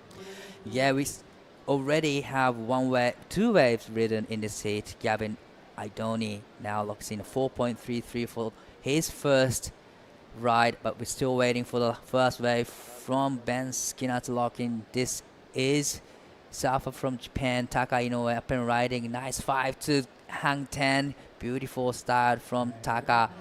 And up to the section. Unfortunately, he didn't ride out of it, but great attempt on the last turn there from Taka. Yeah, Taka's just been such a strong point the entirety of this event. So this is a pretty stacked quarterfinal when we look at this. You can see this Chris Christensen board has looked incredible for Gavin. All event long, really cool style, stretched 5 through that mid part of the wave here, steps back, gives us a really solid looking carve as well. And then you can see patiently waits, gets back to the nose with a lot of foam on that board as well, looking super in control of his equipment. Brings it back into the inside. I love the flare of his calves, especially the way his arms go out, and a solid looking finishing turn. So that's the 4.33. And then this is the first of Ben Skinner. This locks in at the best of the opening exchange. Solid outside hit for Ben Skinner on that double scoop model that we've seen. Has a swallowtail, that really cool double concave on the deck, which was the first I've ever seen. Wow, really clean 10 here for Ben. And then came through this inside and just started to generate, get some speed. Didn't quite, I feel like, get the connection he wanted on that end turn, but look at this footwork dive, just really incredible. Beautiful hang 10, lot of lift on the nose from Ben Skinner. He's just showcasing his world level of longboarding here. 5.17 for his first wave, but what a comeback from Jonathan in the last set. Let's hear from him down on the glass with Camille. Thank you so much. We have a saying, if nothing's going right, go left. And that's what Jonathan just did back there. So that's so crazy that Mona Lisa Point is a known right-hander, but it does have some lefts on offer. So you're a goofy foot. You went left. Just talk to us. Have you been hunting down? Is that where you've been practicing during the free surfs? Yeah, I mean, nobody wants those lifts, you know? So I was like, just try to go for it. And like the past 4 days, I've been practicing right here. And there's a couple left that they're coming through. And yeah, I mean, nobody wants it, and I'm go for it. So yeah, I've been practicing a little bit those lefts, and this time worked out. So I'm happy for that, you know? That left come from nowhere, and that was the highest score, so I'm very happy for that. And for that to come out on the dying minutes of the heat, so important. Now, earlier on the interviews that we did with you, you said that getting a ticket to the World Longboard Tour would mean so much to you. And you're this much closer, just a couple more heats to go. Is the pressure on, or are you just, just cruising? Yeah, I mean, this was the biggest challenge, passing to semifinals. Now I'm feeling way more like chill, relaxed. Of course, I feel like a lot of emotions inside my body right now, but it's just like, I believe in myself, so that's all what matters, and I feel confident right now. I feel great, so I'm always gonna do my best, that's for sure, and I'm coming for this. So everybody come for this. So I'm happy to be in the semifinals, and let's just go for it. All right, let's keep going. Last quarterfinal heat in the water. It's a fully international deck. So yeah, back to the live action, guys. Thanks, Camille and Jonathan. I am super keen to get those lefts, actually, at Mona Lisa Point. I was going to say, I disagree. He says, no one wants those lefts. I look straight at you. You do die. Definitely, that's me. I'm a goofy foot, so I'm a big fan of going left. But congratulations to Jonathan. He's going to be in semi-final. This is a replay of the last of Taka. Yeah, straight to the lead with this one. 4.9, long 5 there. That's a really tight one as well through that section. You can see a bit of drama. I had to kind of free fall out of it. Connects really nicely with that oncoming foam. And yeah, Taka He's just been super consistent, you know, all the way through. He's got such really great technique. And I feel like he's definitely a big threat in this quarterfinal here. Wow, this is a fast wave from Tony. A beautiful nose right there, hang 5 in the critical part of the wave. So that's what you need to get a good point. But he's not done yet. He's going to surf all the way to the inside. Great connection, great read on the wave. Nice hang 5. Steps back and he gets another 5 there. Holds it quite long time and still another hang 5 to finish it up. So this is going to be another great wave for Tony. Yeah, Tony looking super sharp. Ben going fast on the one behind him. Wow. Hang 5 to hang 10 on the inside section there from Ben Skinner and gets the finishing turn again. So we're not too sure what is done at the back, but looks like he had another great wave. He's already locked in a 5.17. Sitting the 3rd place right now, but needing small score, 0.93, and definitely he's done that job here. Yeah, took that one all the way through as well. So we've got to assume something pretty special was going to happen out the back. We're going to take a look at it right now. Gets to the nose. It's a bit of a stretch 5. Holds it for a really long time though. Wow, that board looks incredible. Just such nice drive and pivot off the tail, it being a swallowtail too. Especially for these waves. We saw a lot of the juniors opt for a swallowtail, and it's working on the longboard as well. Another nice long 5 here for Ben. Steps on that back foot, gives us some variety, gets to the nose for a clean 10, quickly steps back before that one bottoms out, and a good-looking connection. So Ben Skinner, you know, he's looking for a 0.93. It's absolutely going to be that. And then this one for Tony. Wow, that's so clean. What a clean nose ride with a really strong carve as well. And just finding a wave that didn't have a lot of bump to it. You know, it stayed super clean all the way through. Again, coming through on this inside, just sitting on the mid part of the board, gaining speed, coming back around, now gets to work again. Quick 5.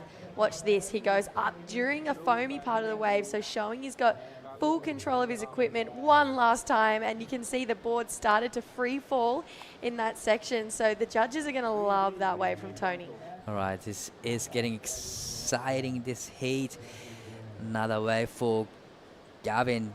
Foamy wave, but still managed to get on those inside section, hang 5 to tight 5 there. A nice rail turn there, and then setting up for another turn here. Gets a big finish, but unfortunately it goes down. That was one of the biggest section that we've seen in this heat, but unfortunately unlucky for Gavin Idoni, but a lot of turns down at the back. He's leveling up because he know he needs to. Look at the names in this heat. Really clean 10 to start off this ride.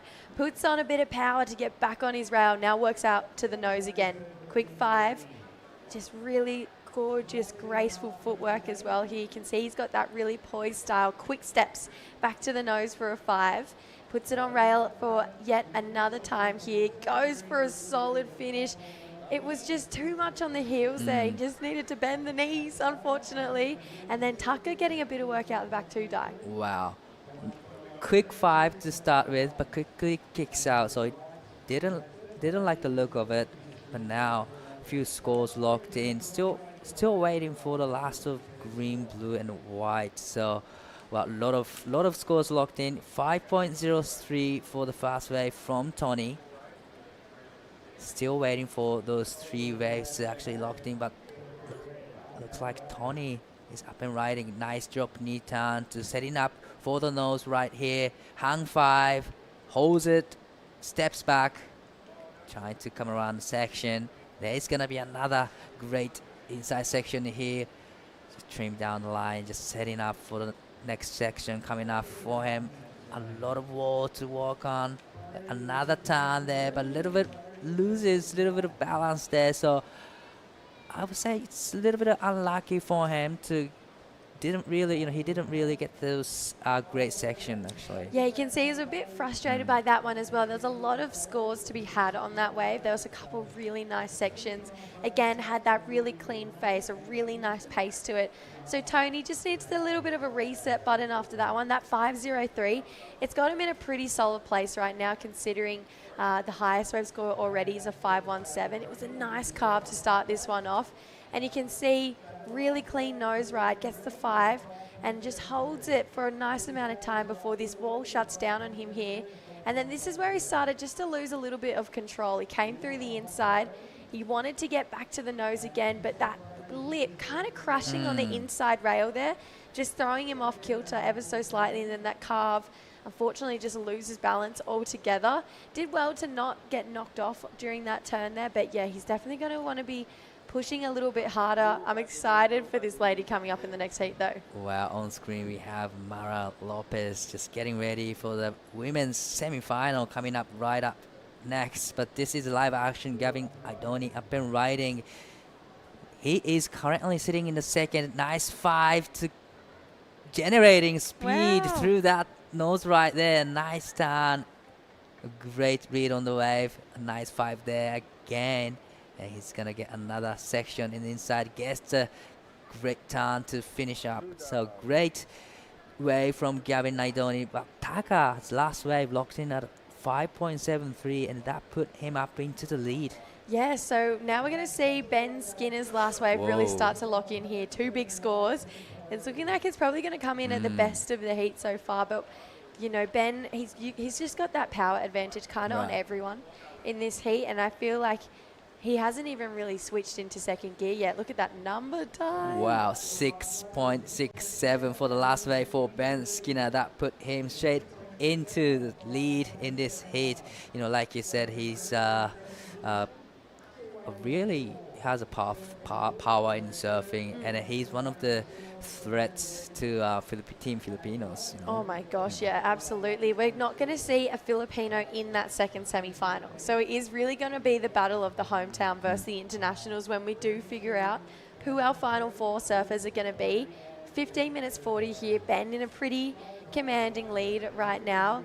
And but everyone's still kind of in it. Gavin, I feel like that last wave, it's going to lock in maybe higher than that 4.33, so it's going to bring that requirement down. But as far as this heat goes, it's actually pretty evenly paced right now. Oh, definitely, you know, evenly matched heat. This quarterfinal heat number 4. It looks like Ben Skinner up and riding. Nice 5 to start with. Quickly steps back. A beautiful turn there, throwing buckets of spray. I love how he just drawn out that carve. Great technique on nose riding and as well as the turn. And another great hang 5 to hang 10. So a lot of nose ride and turns down at the back. So it's going to be a great number again. I got a feeling that he's going to get rid of the 5.17 with the last ride. You know what? That outside turn, it's my favorite moment of the heat so far. That was just sheer class, sheer power. That board, I know we've mentioned it, but I just think that swallowtail is giving him a point of difference right now. Think about, you know, when we surf swallowtails. I haven't had the privilege of surfing a swallowtail longboard, but it just can hold in and give you this really nice release, and it's doing exactly the same thing. Just drives all the way back. It had that real like, oh, are you kidding kind of moment on this wave, and then came through this inside. Tricky to read this too, and I love the fact that he's putting himself in critical sections. 10 as that wave was shutting back down towards him too. I think that power carve, it might be the best we've seen all event. This is just the way he held it and drew it all the way down. Comes up, steps back. Watch this back foot drive, push. You can see just how hard he was pushing through that back foot there, and then made his way back up. Just all these subtle adjustments from Ben. I think, yeah, he's hands down. Him and JR have been the 2 standouts of the event so far. Definitely, you know, it was a great to watch, you know, the last wave from Ben Skinner. Still waiting for the last wave to lock in for Ben, but that was a great ride, and it feels like he's gonna improve his situation. But now Taka with first priority, 5.73 and a 4.90. Gavin now in the 3rd place with 3rd priority, needing 5.96, and Tony now needs 5.61. So Go! So this is the lady coming up in the next semi-final heat number 1 of the women's. Jinja is just getting ready, and then it's playing soccer.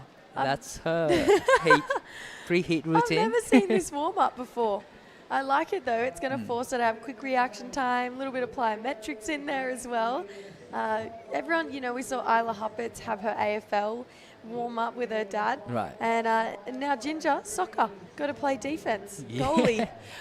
It's great to watch everyone's warm up here in an event. That looks like a healthy number. We're about to drop in for Ben Skinner, and it's gonna improve his situation. So 6.27, another 6-point ride for Ben Skinner. He is improving his situation now. A great score. I'm going to say like, at least half of that 6 comes from that carve. That carve had at least 3 points in it. It was so powerful, so strong. Looking at this women's matchup, Kaide Inoue. So it's back-to-back heats for the Inoue family right now. I wonder if there might be a little bit of talk out there between brother and sister. Be like, this is where I was getting my best ones from. Because Tucker's had a pretty solid heat right now. He's got the 3rd highest wave score, and he's not far from getting the lead. It does have to be a big number, 7-2-1. But Tucker, again, I know we've said it, hasn't really clicked out of second gear. Oh yeah. So he still has room to push and improve right now. Definitely, we still, Tucker has still more to just showcase his surfing skill here. And now he's got the first priority, and I gotta say he's in a good position to secure his spot in the 2nd place. And he's even, able to challenge himself into the lead, because 7-2-1 is a big score, but Tucker has a great experiences, and he's capable of getting those scores. We just heard the beach go a bit crazy there for this lady, Mara Lopez, the last hopeful for the Lopez family. And I actually think maybe the last Filipino woman still left in the draw. And she's so young, Di. She's still in the juniors. She's actually an open woman and a junior woman champion for longboards in the Philippine national events. She's looking to get her best result ever in competition here. Well, this is going to be a great moment for her, just surf up against the world surfers in the semi-final heat number 1. This is Ben Skinner up and riding again. Stand tall, hang 5 to hang 10, a nice cut back there, bouncing off the white water. Love the stylish bottom turn, and just trying to linking it through to the inside, but he kicks out there. But beautiful style, beautiful line. Beautiful surfing. Yeah, he's kind of looking like he's having fun as well. Check out these lines starting to roll in. I love when we get a bit of energy out the back. Priority is with Tucker letting that first one go. So Gavin having a paddle here. Right, Gavin, it's going to be important wave. Needs score 5.96. Nice 5 to start with. Just setting up. It's a little bit of downtime here. Waves tends to dies out. Hitting this channel, but unfortunately didn't have the great wall, but looks like Taka is on the bigger size waves, utilizing his first priority. Stalled, setting up for the nose, hang 5 to tight hang 5. He holds onto it, but unfortunately he loses a balance there, but a lot of damage down at the back. A lot of risk happening in Tucker's surfing. Beautiful carve, just kick this one off. Wow, how's that bottom turn? Started to get to the nose. Really long, clean 5. Check this out. We got a grab rail carve into a full roundhouse cutback. Stays low. And then how's the way he shifts his weight back onto his back hip here? Stalls and then gets back to the nose like you mentioned. Had to drop out of this section. Look how high up the wave he was. That would have been really hard for anyone to hold on to, but great outside work done, just like you mentioned, Di. And I feel like Tucker, he's really showing that he knows how to use the entire length of his equipment and knows how to use it with style as well. So the judges, they definitely will be licking their lips with that wave, even with the incompletion. I see that going better than the 4.9. Yeah, definitely, it's going to be a great number, and he is about to get rid of the 4.90. Still waiting for the last wave from Taka, but beautiful surfing been done. And on screen is seeing Ginger is getting ready for her upcoming semi-final heat number 1. It's a stacked heat, heat 1 to heat 2. Natsumi Taoka will be surfing in this heat as well. She's such a young surfer, she's only 13, 14 years of age. She is probably the youngest to be qualified on the longboarding tour. She's the youngest to qualify for a championship tour in WSL. either shortboard or longboard. It's amazing. She was, I think Rachel was saying to me yesterday, 12 years old when she first qualified for the World Longboard Tour. And I was like, imagine being like, going back to school, your friend's like, oh, where have you been the last couple of weeks? Oh, no, just in El Salvador. competing on the World Longboard Tour. Oh, you missed Jenny's birthday. They brought in strawberry cupcakes. Like, imagine. Like, well, that is a massive achievement, to be qualified at age of 12. That's really young to be on tour, but, now she has a lot of experiences. It's amazing. It's really cool to see how mature she is at such a young age. Here we go, Tony.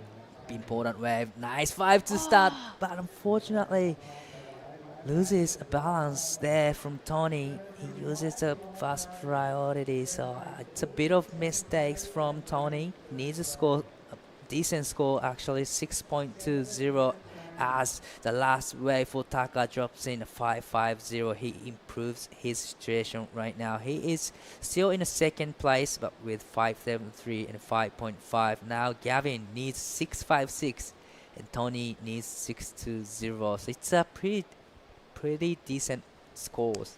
Yeah, definitely. I would have loved to have known how high that would have gone if Taka made that inside track. Right. Well, Tony, hang 5 to hang 10, stands tall, a little bit of so arched on that nose. Backs at the power source of the waves, but kicks out, so he didn't like the look of it, but still he needs probably more, better waves to get the 6.20, but great technique. Great technique here, really cool. Kicks the hips forward on that 10 there, so showing style and control. This wave is a little bit smaller though on the inside, so one really nice outside nose ride. But you can see he knew he needed more. And how cool are the trophies? So cool trophies here. It's a bass made out of wood, so it's a beautiful trophies. So these two will be handing to the two champs later this afternoon. We're gonna see two champions. So now we are into quarterfinals, heat number 4. But after this, straight into semifinal number 1 of the women's, and we'll be set for the finals coming up. Yeah, it's going to be pretty exciting to see which 4 of our surfers are going to go to the World Longboard Tour. And I feel like it's a real mixed bag. Like, you're not really sure. I feel like you're kind of guaranteed JR in the final. He's just been so excellent, and I think doing it at home, yeah, he's definitely want to be that guy who ends up on that top position of the podium. Live action. Gavin on this wave needs decent score, 6.56. Nice 5 to turn at the back, so he needs more. He needs more on this inside section, but this wave will provide some walls on the inside section, but he kicks out, so it's an interesting call from Gavin. Yeah, I'm feeling like there's a bit of head noise going on there, thinking maybe he didn't get that big clutch outside moment that he was chasing. 6.56, Diet has to be pretty solid, but Ben getting a 6.27 on a actual smaller looking inside wave. It was just one of those waves that had a really nice pace to it. Right. So you can see him getting that score. It doesn't have to be on one of those big set waves. And he's got such incredible nose rides that he can get it done on one of these mid-sized ones. You can see Tony and Tucker really close to each other with 4 minutes to go. Yeah, like you say, it's 4 minutes left on the clock. So now it feels like all the priority strategy is about to kick in the water now. Taka has higher priority, second priority, so he probably will be sitting close to Tony right now. He's gonna follow him everywhere he goes, and just now it's a defense time for Taka. 3 minutes 40 seconds left, so Ben Skinner is having a look at this one, using first priority. Nice stretch 5, steps back, a big floater there. Wow. Generating so much speed. Camera on the section, another big turn there, and setting up for the inside section. Steps back, just eyeing for the section to coming up. Hang 5 to tight 5 there. It's a beautiful technique from Ben Skinner. He's just having a great heat, fun heat. He looks like he's having so much fun. I couldn't agree more, Di. Look, and this one, a mid-size one again, gets to the nose, quick stretch 5, comes up, solid connection. Look how much speed this board's getting. There's water coming off the back of his pumps there, so you can see right now, starts to make his way back up the nose to keep this momentum, this speed, this energy rolling through this inside track here. That board looking so loose and free. There's the tight 5. So not a lot of nose riding done on this wave. Obviously that one big power turn. I don't think it's probably going to go into his top 2, but Ben just looking like he's absolutely gliding through this heat. He looks like he's just really enjoying his time out at Mona Lisa Point. Yeah, definitely. He's having a great time here. He's, having a great heat here again. Well-managed heat from Ben Skinner, but crowds. A lot of people are hanging out on the beach today because it's a finals day, and 8 Filipinos surfing in the semi-final. That's crazy. It is. It's wild. We've got, just so much talent coming from this part of the region, and to have an all-Filipino semi, I mean, that's exactly what these guys could hope for, to know that they're going to have at least, oh no, not at least, they're going to have 2 guaranteed into the final. This is the answer back from Gavin. Gavin needs score 6.56. He looks back at the back, so he doesn't like the look of it. He needs to get back out, but Taka uses his fast priority on this wave. Not too sure what he's done at the back, but nice setting up turn there from Taka. He's eyeing for the inside section here. This is, he's going to the left. Whoa. A big turn on his backhand attack. We haven't seen that in this competition, going left on the inside section. But this is Ben Skin up and riding again.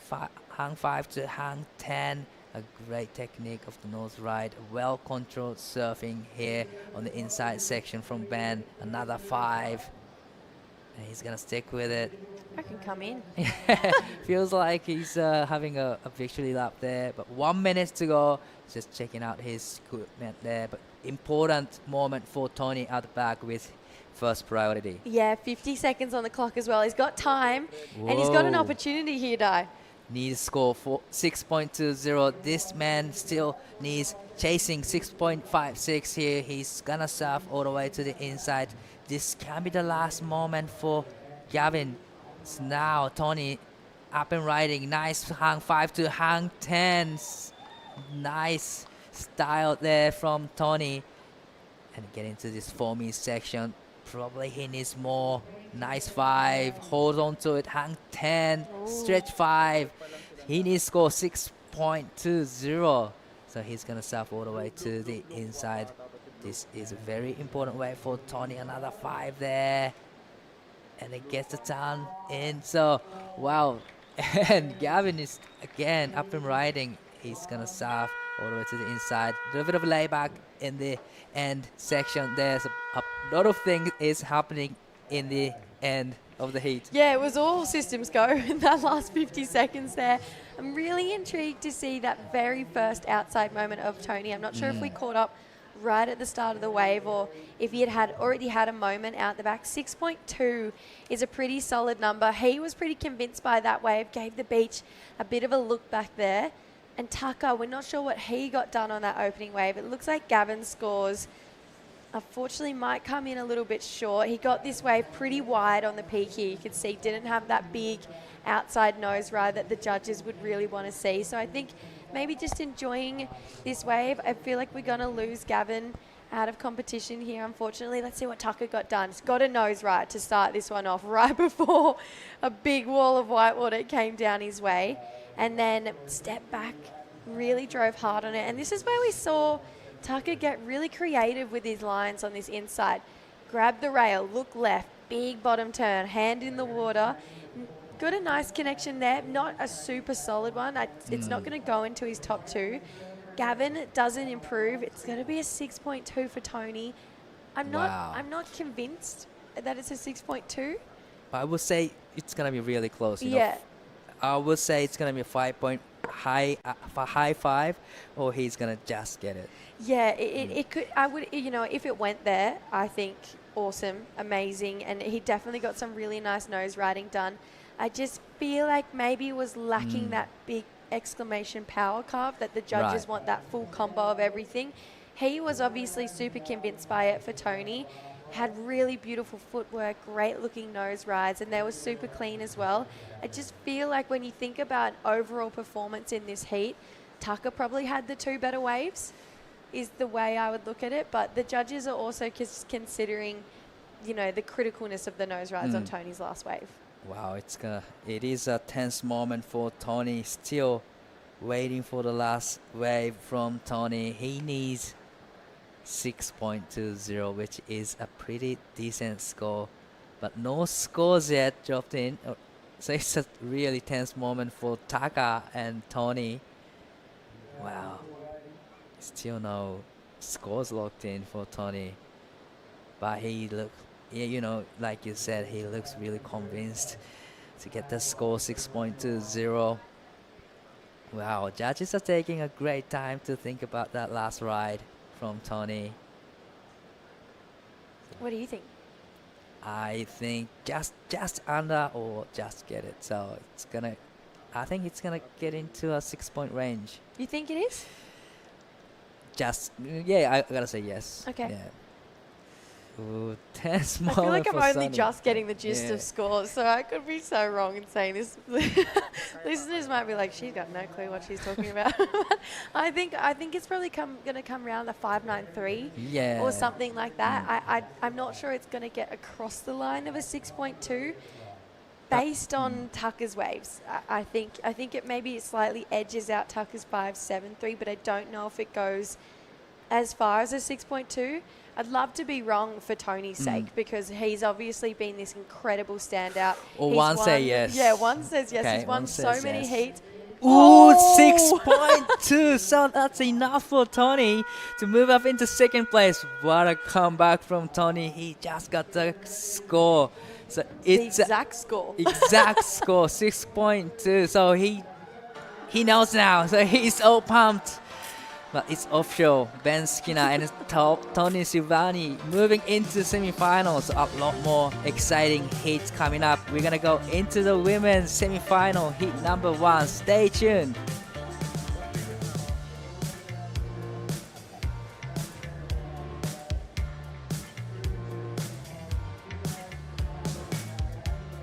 The WSL La Union International Pro LQS 1000, presented by the Philippine Sports Commission, is proudly hosted by the province of La Union, the municipality of San Juan, and the Department of Tourism, Region 1.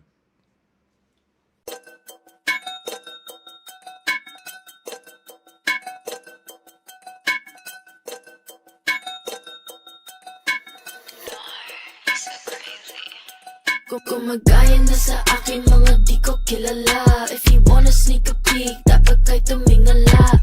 You know I put the work in, hindi to himala. I don't wanna cause a scene, so wag kang magpadala. They call me most high, I'm the prophet. Busy on the uprise, don't you try to stop it. See me at the front line, everybody watching. Do it all in one try, you look exhausted. You know I'm pretty, never modest. I don't ever wanna hide. I wanna be the best. I know one never asked to step aside. I always want attention, I'm always picking fights. If I don't get what I want, better hope that you'll survive. I got on my six, they tryna copy all my tricks now. Sticking to my that's why they think you need to sit down. I got the drip, kaya maginaw. Don't think you understand, you're in my lane, you better get out.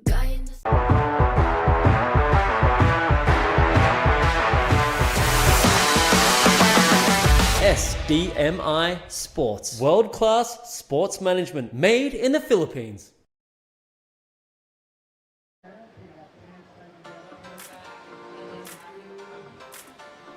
Welcome back. A pleasure to have your company. Thanks so much for tuning in. It's our first semi-final for the women's of the La Union International Pro. Natsumi Teoka, Ginger Kaimi, Kaede Nui, and Mara Lopez.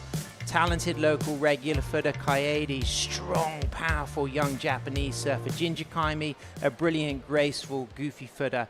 Tipped to be a future world champion from Italy, raised in Fuerteventura. Natsumi Teoka, fast-footed Japanese stalwart, always a threat to win any event. My name is Sam Bleakley, back in the studio with Jessie Starling, just having enjoyed an epic buzzer beater with Tony Silvani getting second on the last exchange, Ben Skinner winning, but what about this kickoff for our local surfer, Mara, Jessie? Yeah, I love when we can hear the beach cheering when we're in the booth here, and we heard a lot of cheers for this wave. Mara Lopez, the last Filipino lady in the draw here, got to the nose for a really nice 5 there, held on with a lot of foam on the face there too, and then you can see came through this inside. What great wave selection. It just had the speed, had the power, really nice flow, and then we got to see a start for Kaide here.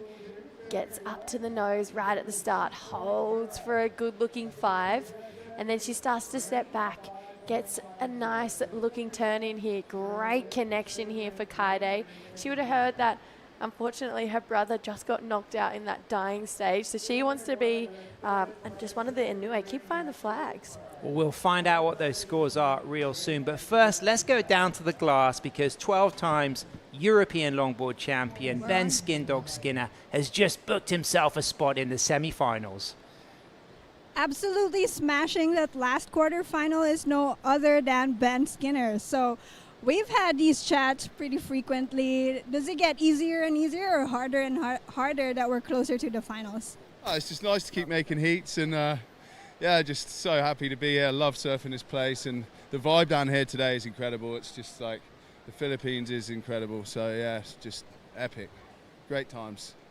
Around what time or what season did you make the transition and make that thought that, I'm going to start making my own boards. I want to compete through and through, keep making heats, and I need to be on equipment that I make myself?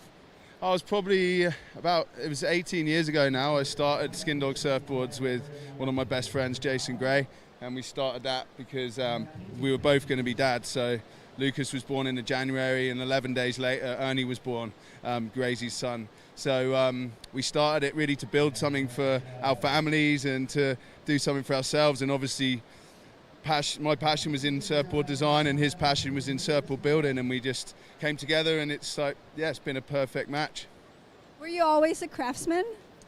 I wouldn't say always. I loved woodwork at school. I think if there was a trade I wanted to go into, it would have been carpentry. So I always wanted to go into something using my hands, and shaping just was the natural progression for me, I think. And it's not just boards. Naturally, you also have to make your own fins. We could do a little close-up of, have you been changing your setup, or is this just one thing? Not at all. This design I probably drew about 8 years ago now with a good friend, Yusan Sumitomo, who builds our surfboards at Thunderbolt. And alongside that, we have Mark Nelson, who started Flying Diamonds of California, a fin company with CJ Nelson.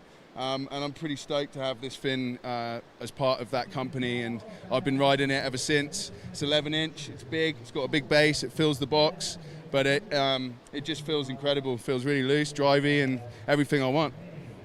Congratulations, you're on to the semis. Hopefully we get to do another interview before the day ends. All right, the women are on deck. Let's watch the action. Congratulations, Skindog. Big shout out to the Skindog Surfboard Factory tuning in back home in Cornwall for Ben there. They'll be cheering him on as we see Mara Lopez up to the tip, holding a 5.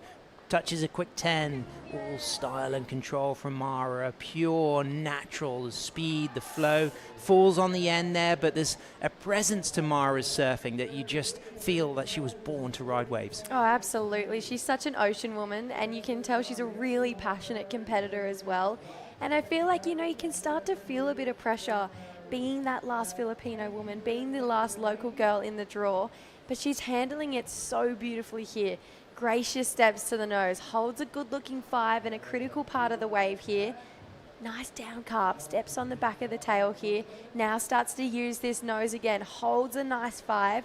Starts to come a little away from the power source though, so you can see that. She carves back down, and then just a little bit too much energy on the front foot, burying the nose here for Mara Lopez. Wow, beautiful nose ride out the back. How gracious is that stance from Ginger? Bit of intel as well. Ginger's riding the swallowtail double scoop design by Ben Skinner. So the same shape as we just seen Ben on. Ben's on a 9.6, Ginger's on a custom 9.1. Yeah, I mean, she's looking incredible on that board. Unfortunately, same kind of story as Mara, buried the nose on that inside, but Just check out the grace here. Yeah. What a gorgeous nose ride that was for Ginger. You can see she's got World Longboard Tour experience, just like this lady here. Watch out, Natsumi Teoka in the house, steaming through this section. Her quick footwork, a big feature of her longboarding. Holds a long 5, back up, another quick bit of footwork to the tip, in and out of 3 nose rides, maybe a 4th, as that section gets extremely fruity and she just charges through. She gets low just to gain her balance and now still accelerating off the tail as she's going to put that board on rail. Little speed check because she's got a high line across the bumps, all the way to the shoulder. She kicks out, and Natsumi Teoka on significantly bigger waves than everyone else so far. That looked like a real grower with a lot of scoring potential. Something I've learnt about Natsumi and her competitive strategy, she doesn't mind not having the first wave. She's happy to everyone else to kind of fight for that opening exchange, and she'll sit in wait and get a really solid opener. And she's just ticked that box yet again in this heat. Great nose ride, really steps into that 5. Holds another one, slightly stretched out that one as well, but just check out the speed she gets. That was really well done to get back off the nose there, keep the nose out of the water in that steep section. She's incredible at longboarding. If the World Surf League were ever to form an F1 team, I get the feeling that Natsumi would be handling an F1 car like no one else. If we had go-kart racing and surf competition combined, I get the feeling from the speed at which she surfs, she's going to be very good behind the wheel with 4 wheels under her feet. She just is so fast. I think I've said it to you before. I've never seen her lose. Every longboard event I've worked, she's won. So I feel like Natsumi, she's keeping that roll just on fire right now. This wave, it had that exact kind of combination that the judges are looking for. They had the speed, it had power, it had incredible footwork, and now Mara trying to create that own energy for herself, but again, falling on the inside section there. So we've seen strong scores coming through for Natsumi. It's a 7.0. Ginger Kaimi still connecting through here on her 9-1 Skin Dog surfboard with a swallowtail. Great footwork, as always, from Ginger. Cross steps back to the tail. We're not sure what happened on the opening section, but she's working this last moment here. The goofy footer just elegant and graceful. So quick on her feet, such a natural and so comfortable in all conditions. You know, being based in Fuerteventura, it's a place with heavy surf, with wind, with current, with power, with shallow reefs, and she's used to adapting to all conditions through her travel. As we now see Kaede, she's just seen her brother Taka take the loss in that last exchange. She's riding the John Garmandia boards. Of course, that beautiful butterfly logo is the emblem for the Garmandia boards. John from Zarautz, known as Jon as well in the Spanish, pronunciation in the Basque Country. She falls on the inside there, but it was a good ride up to that moment. Great ride. She had a really solid 5 right out in the opening, but look at how nice this drone angle shot is. That is such a beautiful reef. You could lick that up and drink that with your acai bowl. Yeah. That is absolutely dreamy. And you can see the bathymetry. You're doing a bit of research on I bathymetry, love getting ready for bathymetry. Pipe. Jessie in the house. Pipeline, you will be tuning in to Jessie in the team for Pipe pretty soon as well. Yes, I'm very excited. Big news. Bathymetry is like my underground love. I have a real passion for it. I find reefs and swell and wind so fascinating. So I love when you can come to new places like we are at Mona Lisa and understand the reef and why it works the way it does, and then see the world's best longboarders just attack it so beautifully too. It's fun. It's a really fun job. Well, Jessie, it's official. You're a surf scientist. Yes, I've made it. Look at the sparkle factor as well. We can see now from the color of that, we're getting into that late morning time. 18 minutes, 7 seconds remaining as that drone just looks back. And you can see the run of those right-handers into the channel and up and riding right now. And a second wave adding to a 7. Natsumi Teoka from Japan kicks out there. She holds on tight. Former winner here at the LQS, and she is looking hungry for more. So out of priority, just active, getting that wave. Mara Lopez drops a 5.5 and a 4.83, which is impressive considering she fell at the end of those rides. Yeah, very impressive. So the judges really loving that outside work done.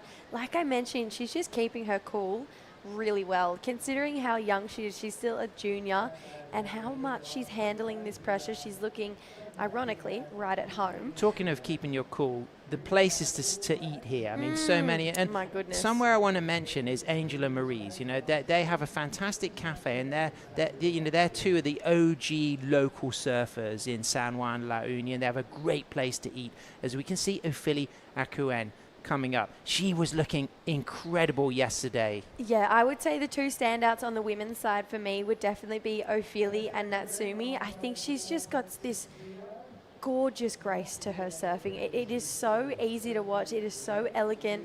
She is so beautiful, so graceful. And I would say if I had to pick the top two to go through, I would think it would be Natsumi and Ophili. You know what I need to start doing before events? You know, I do a lot of research around the riders, but what I don't do is ask them much about music, and often I see them listening to tunes. I'm going to start to do that and find out what tunes they might be listening to before heats, because I think it's really interesting to know what type of rhythm they're trying to get into their blood before a heat. And some people, they like that slower type of music. They need to calm down because they're so amped up. Other people, it's rap, maybe it's rock, maybe it's a little bit of, who knows, pop.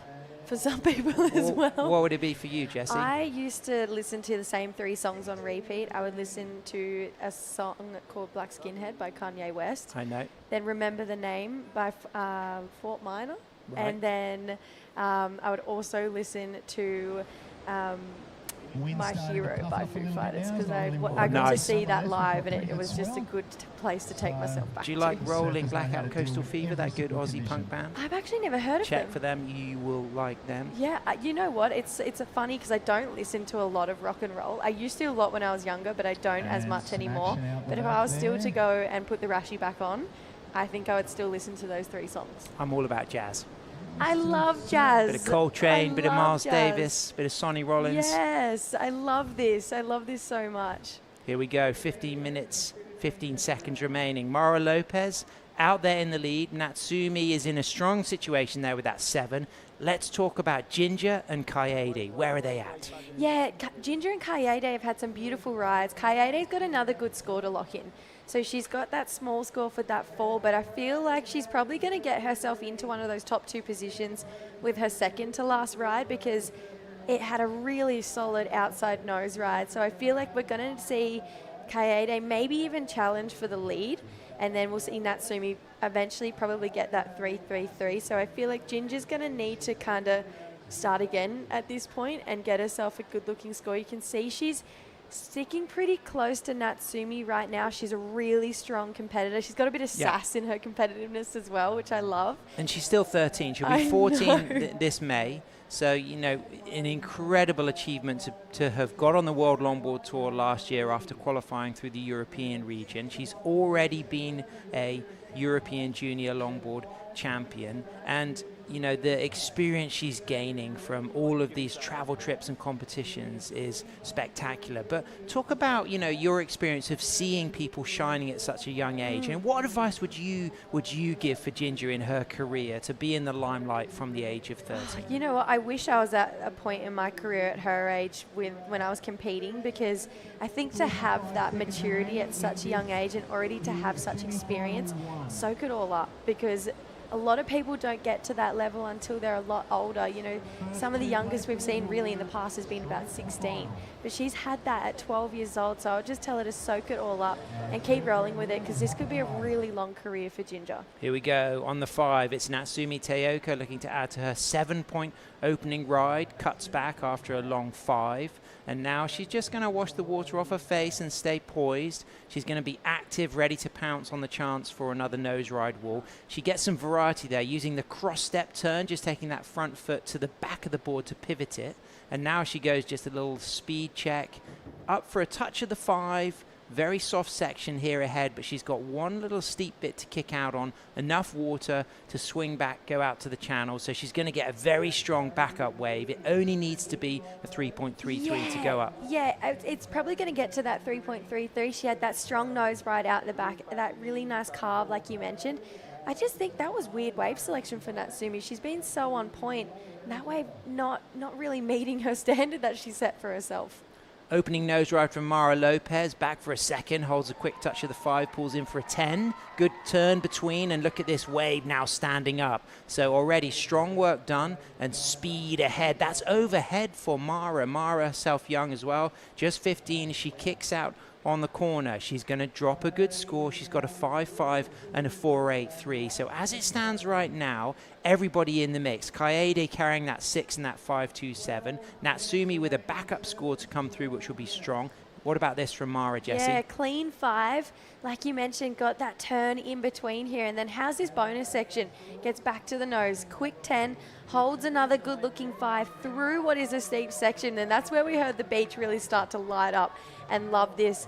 I feel like she's going to need this wave because Natsumi's going to get that 3-3, you'd have to think. I love a good paddle battle. Who's your money on? Green or red? I feel like Mara right now. She's making some good ground. She's got it. She's digging deep, Mara Lopez. She's even using that back left leg to kind of leave her and get an extra bit of speed. Natsumi is really going for probably more quicker strokes per yard than Mara, but Mara seems to just have a little bit of momentum there. Natsumi's got a good handle on that, I think. Just an edge over Mara right now. You can see maybe Mara starting to fatigue a little bit as well. Natsumi just charged. She hasn't dropped pace once, has she? What a brilliant paddle battle. Sitting out there with first priority, Ginger Kaimi, who often likes to get herself in a paddle race. As we can just see, Mara now going out onto the outside. Was Natsumi just recognizing she was going to let Mara take that? We'll find out pretty soon. Ginger Kaimi up and riding out of a nose ride, cuts back. Ginger needing to get a single score in the mid-7s, but a couple of scores in the mid-6s will put her right back in the mix as well. She gets up to the 5, through the inside, poised, onto the tail, goes for the roller coaster float and lands very stylishly and cleanly. Yeah, the thing I love about Ginger is she's got a bit of drama in her surfing. She's not scared to go for those really big end section hits. This wave had a nice speed to it at the start. I feel like it kind of TP'd on her out the back, unfortunately. Didn't have that long wall to get a really critical nose ride that she could hang on to for quite some time. Came back through this inside track, and I think, you know what, this is all class. Just to know that she needs a big moment here. Gets back to the nose for a 5, steps all the way back on the tail, widens the stance, goes for a solid looking end section hit. So I feel like she really liked that wave. I feel like Ginger was really feeling it. It's going to probably get her out of the 3-point range, but I just think she's going to need more. I feel like Mara's maybe going to go back to second here. Ginger's mum, Chinese, born in Milan. Dad, Franco. You know, the hand gesture of the Italian. He's got that dialed. But Ginger's been raised in Fuerteventura, so she's had opportunities to surf for Spain or Italy or China. She's opted to stick with her identity through her father's Italian roots, representing Italy. So she qualifies for the World Longboard Tour for the European region. Right. Okay. Cool. Yeah, she's actually a real standout for me. And again, I know I said it before, but I love the sass that she has in her competitive approach, and I think she really oozes a lot of self-confidence as well, which you obviously need to be on that top stage. And I think she's not afraid to ruffle some feathers considering how young she is. So yeah, I definitely have my eye on Ginger. I think she's quite a cool competitor and a great personality for the sport. Jessie, what about positioning for this set? Who's got front running right away? Well, first priority is with Kaede, and she's using it up here. So good looking wall ahead of her. It's a strong paddle into this one. On her John Garmandir boards, Kaede Inui stretches out for a 5, walks back, flat rocket board through the middle, but kicking the nose. So that's going to allow that lift, but that speed through the trim. This board really looking great under her feet, as is the red colored one that her brother's been using. As she just down calves, comes off the bottom, sets a line in the middle of the wave, using the cutback as always just to stay in the pocket. You can't outrun the pocket. That's the key thing, is if you stay in that steep section, you're going to allow the opportunity to find those nose rides. She just does the old kind of belly flop end onto the shallows there, and she's okay. She's not got much water to play with, though, Jessie. Yeah, that's real ankle deep, isn't it? Poor love, she's taken that one all the way through, but it's a pretty friendly reef. Mara just locked in a massive score, so Kaede in a little bit of trouble right now. Here we go, Ginger Kaimi. It's a smaller wave though, Jessie. Doesn't look like it's got a massive amount of scoring potential by the size of it. No, and she knew that as well. I think that was a really good decision getting out of there. She needs to get one of those with a solid looking pace to it. Natsumi chasing down Kaede with only the need of a 4.27. But check out that number for Mara Lopez. I think what we're seeing from Mara with that 7.27, you know, not only is it speed, but it's full commitment. You know, sometimes when we're watching the webcast, we're seeing, you know, that close image of the action of the surfers, but the ground covered is something, of course, from the live situation that the judges really notice. You know, how far up the reef were they? How long was the ride? How much ground did they cover? And you know that with her local knowledge and positioning, she's choosing those deep waves that run, they're fast, they're quick, and they're taking her all the way through the best part of the reef. And I think as well, those deeper waves are giving her the opportunity to put her board in the most critical part and then get the nose rides. And she's obviously comfortable doing that because this is her home wave. Sometimes you can take off deep and then they're shut down on you, and it can be a little tricky to navigate that second section and moving through. But Mara taking risks with her surfing, and that's why we're seeing her in the lead and potentially in 6.5 minutes going through to the final. Absolutely. This is massive moments. Our first semi-final of the women's. It's finals day for the La Union International Pro. Golden ticket opportunity to qualify for the 2026 World Longboard Tour that includes 24 surfers, 10 of which have re-qualified from last season, 7 of which qualify from the regional tours, the 7 regional tours, and then there's 5 season wildcards per men's, per women's. 2 will be delivered here, and then there's also event wildcards per event as well, an opportunity for where the events go to bring local hot talent onto the stage. Yeah, this is interesting here. I feel like right now, if we take a look, I've never seen Natsumi in a pressure situation. I've always seen her win the heat from the very start, but she needs a score here.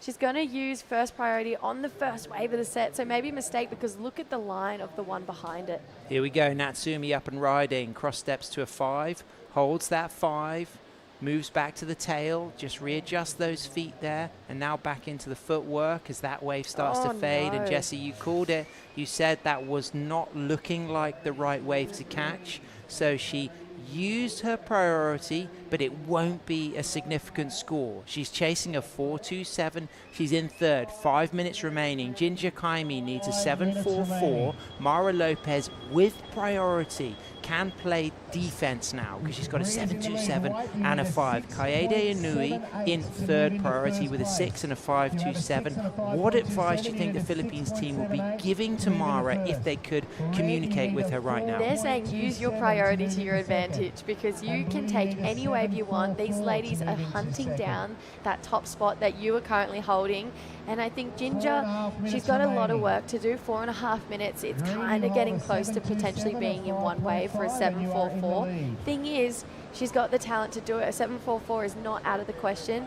Kaede only needs a 6.78, and Natsumi, this is the real danger here. Here we go on the tip. Looks like she's scored a wide wave that's got scoring potential. Out of the 5, nice cutback, covering ground, using all of the wave, all of the board. Now having to go low just to control this trim and into a floater. And she climbs out of that floater, and she's still got a section ahead. She goes back up for a roller coaster again and rolls nicely out of that. And she's right down to the very shallow section of the reef, taking this all the way through to the channels. So Natsumi Teioka out of priority on what to me looked like something that could well be in that 4 range that she's chasing. Yeah, I definitely think that's going to challenge that 4.27 she needs. Got this wide. This was such a nice looking opening wall, great looking 5. Beautiful carve back as well. I mean, she really held that one for quite an amount of time. And then at this point, I'm going, oh no, she's lost it. That wave's going to close out on her. But it actually put her in a great position to connect with a solid turn. She knew she needed to make that, came back up again, hit the foam another time. And you know, sometimes you're watching someone surf and you're leaning to be like, oh my gosh, get out of there, girlfriend. You're on dry reef. I was leaning off the chair thinking that for Natsumi. Incredible ride. It's better than her 4.07, so it's probably going to go there. Natsumi always goes for the bun, doesn't she? She so does. The bow bun. Always. At the top there. Yeah, always. She's always got the top knot going, and I feel like You might have seen her retie it. It looked a little bit fresher on that wave. Maybe it's a bit of a reset moment for Natsumi here. The mid-wave retie, that's what you don't want. Yeah, sometimes you need it. You don't want to have it, but sometimes you just need to retie it. Wow, what have we got, Jessie? What's just happened? Wow, 5.93. So now Natsumi takes the lead here. Kaede needing a 6.78. This is where priority really comes into play. Mara using first priority here. Straight to the tip there. Doesn't lock the 5, runs back cleanly in big sweeping, silky tail turn. So not holding the 5, but using her priority to get that wave. Now kicking out, looking back to JR and team and Wendell for a little bit of advice. I'm seeing a lot of arm waving. I can't quite read what they're suggesting, but she's still got time to really use tactics to really see out this opportunity and get herself in that final. 2 things I want to note is she should have paddled back out because she actually had the distant edge on Natsumi there, and coming into the last pretty much 90 seconds with 4th priority is really dangerous when you're trying to hold on to that 2nd position. And second, I think that look back to the beach, I love that she's got the community to support her, but in moments like this, you need to be making these decisions on your own. Yeah, especially so late in the heat. And this is a chance to get in the final, a chance to go for 1st or 2nd and qualify for the World Longboard Tour. Massive stakes here. Mara, one of the great talents to come out of the community, of course. Her sister Ashley, her older brother RJ, a great surfing family. Her dad, one of the OG original local surfers, runs a surf school, and they're cousins of other great surfing families here. She's getting that indication from the beach announcer for the time, but it's now more about Kaede's situation because she's chasing a 6.78. I think a near 9 for Ginger on one wave in these conditions would it be possible, of course, but we haven't seen a 9 in the event so far. We haven't seen an excellent wave today, really. So I feel like Kaede, needing that 6.78. There's a state of panic right now here for Mara. You can tell by the amount she's waving her arms. She's looking back to the beach. She has to be careful with 4th priority here. The last thing you want is to make a mistake with 30 seconds to go and get an interference and be knocked out. So she needs to keep her cool.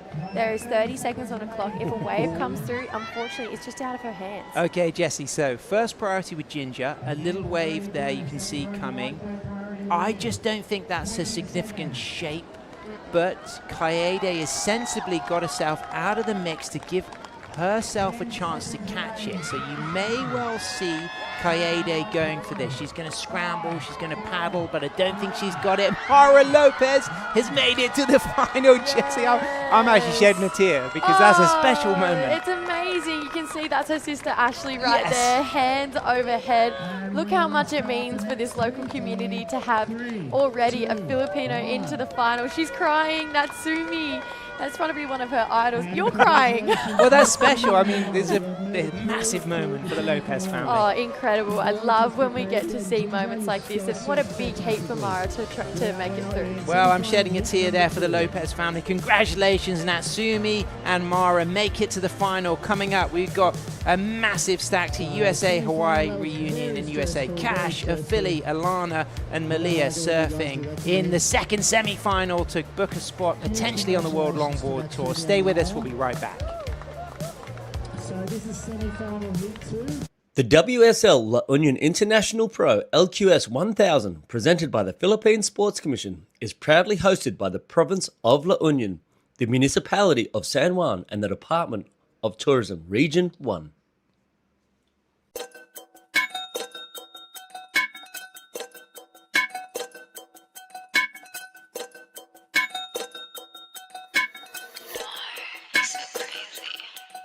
Gumagaya na sa aking mga di ko kilala. If you wanna sneak a peek, dapat kay tumingala.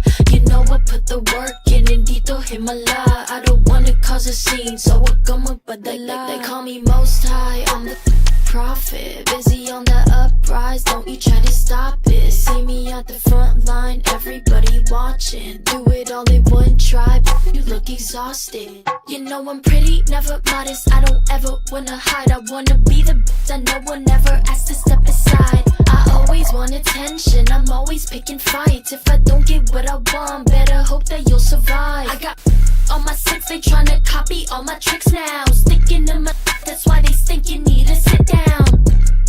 I got the drip drip, kayama get now. Don't think you understand, you're in my lane, you better get out.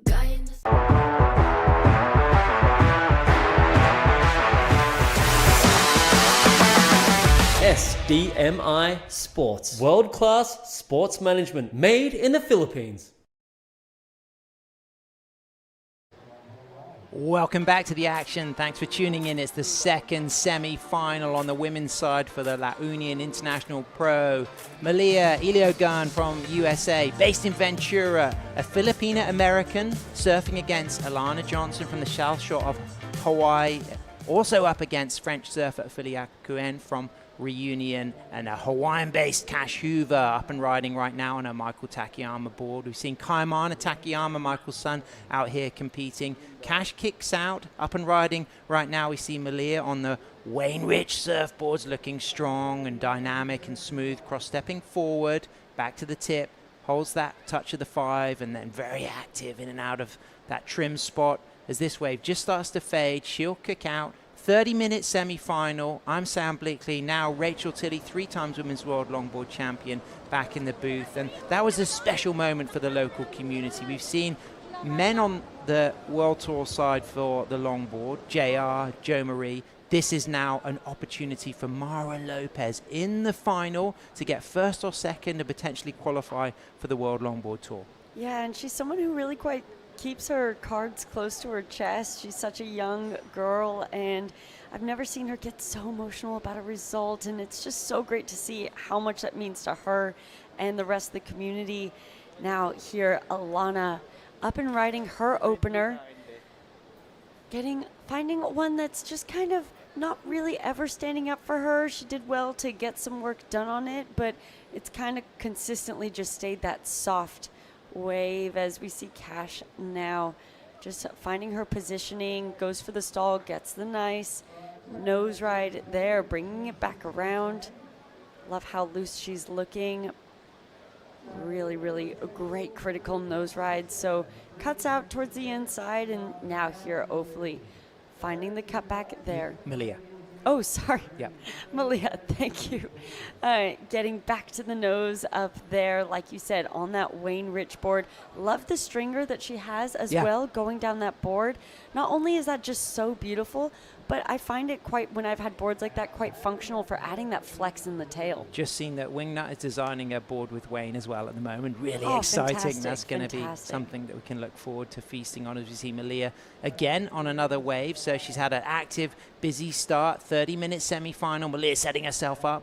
She doesn't quite make that setup turn on the inside, but Cash Hoover up and riding out of that nose ride, just peppery on the turn. I was calling it the Philippine whipped cream cutback that she's doing on the opening day, because she was really, really great when she was just putting that board on edge and just swinging it radically back into the power source. Here's the replay to analyze. Yeah, going straight up to the nose there, taking advantage of when that wave stood up to get that nose ride, reading it really well as it flattens out, going for the cutback. Now she's looking for that setup opportunity again. But wave selection has been so important today, finding ones that aren't shouldering off too much. Malia there looking for that outside nose ride, not quite able to find it. Instead takes great advantage of a cutback that then gave her a good opportunity for another nose ride, and really love that trim line that she found there. Everything was looking really good until she just kind of hit that side bump and unfortunately disengaged that inside rail. So Ophelia out there on the Josh Hall surfboards. She's dropped a low score to kick things off, but she was very strong yesterday. Alana out there now in first with a 3.67 and a 0.67, riding the Bonga Perkins surfboards. Of course, Bonga, 2 times world longboard champion from 96 and 2008. In Guitry, France, big heavy waves that he won, and then he backed that up in a beautiful south swell at Sano. I mean, to think that we had the world title crown once at Sano, you would have loved that race. Were you old enough to even know about that 208 edition of the world longboard titles at Sano? Yeah, I was about 10 years old, and I remember free surfing out at Old Man's as everyone was prepping, and I think that's where my eyes really started to turn starry. Yeah. You know, my dad was out there with me and, you know, was saying, okay, this is that person, go say hi to them. Well, stars in their eyes right now. She's made it to the final. Natsumi Teoka is down there with Camille Pillar. Thank you, guys. Before I start this interview, that was just so crazy. I've never seen anyone congratulate someone making it second in a heat as if she was already champion. But yes, congratulations to Mara for advancing to the finals along with this lovely lady, Natsumi. Okay, so there was a time there where you were in third, and that must have been pretty nerve-wracking. You know how important this heat is, and for someone who has been competing for a couple, like decades now, what does it feel to be paddle battled by a 14-year-old? Oh yeah, everyone lived in this heat, and then it's kind of slow heat for me. I couldn't catch any good wave first 10 minutes, and I'm getting nervous because everyone's got the scores.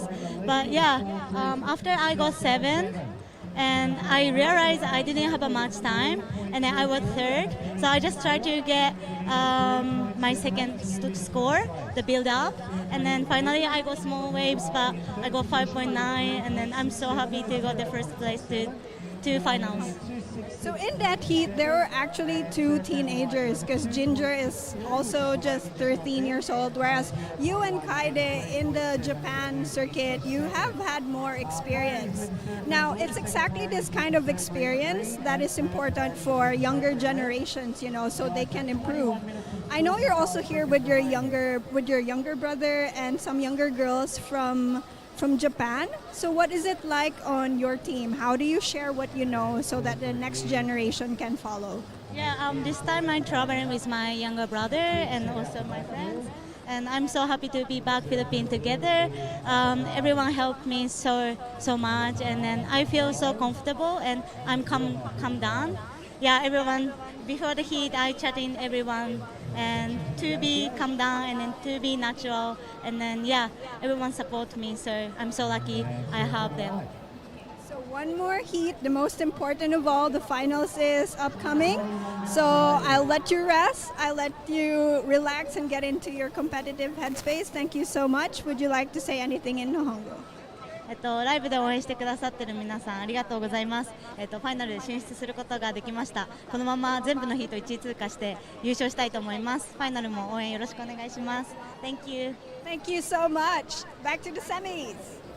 Great stuff. Congratulations, Natsumi, as we watched a filly catch a wave, and I suddenly remembered it's Ross Concept boards that she rides. I said Josh Hall, so apologies for that mistake. Ross Concept looking good under the feet of a filly. On the Michael Takayama, Cash Hoover on a wave there. She runs to the tip, just steps back. That wave's not going to be significant. She's sitting out there in first with a 4.33 and a 2.77, but we're waiting for scores for all of the surfers. And I did notice that Alana Johnson got a really strong ride, Rachel. I think that's going to be a significant score when that's tabulated by the judges. Yeah, I think her and Ophelie were able to find ones that ran all the way to the inside, which has been proving to get more and more of a challenge as this tide has been sucking out and taking a bit of that energy away from the waves. So, we'll see what that situation now stands, if we'll see both blue and white potentially switch places with the current heat leaders. Yeah, I mean, what an amazingly talented field between Cash, Malia, Alana and Ophelie. All regular footers, all shining here on the front side, all demonstrating beautiful all-round longboarding, the ability to control speed, to use nose riding and footwork and rail work, but also you just get the feeling that all of them could perform in big, heavy conditions, and that's what I love to see as well. As Alana drops a strong score of a 4.90, it puts her up into first. Cash slips down to second with a 4.33 and a 2.77. Malia now in third with a 3.33 and a 3. And Ophelie is chasing a score of a 4.47, but she's the last person for that score to come through. So we may well see the situation change when it comes through for Ophelie. It looked like a good ride. It's probably going to put her up into first. And there it is. It does. A 6.67. Ophelie first, Alana second, Cash third, Malia fourth. Cash needs a 4.25. Malia needs a 5.24, H. Yeah, so the judges have been really particular with rewarding anything over that 5 range. They've been really splitting hairs within those 4s for the past few heats and giving clear indication to the surfers. To me, it's a clear sign that they want to see not just, let's take a look at this, a nicer, longer running wave straight up to the nose. She's holding it for a while. It gets a little bit wide there, but she's going up towards that section in front of her, gets that hang 10, resets up to get back up to the nose. That one's a little bit more critical.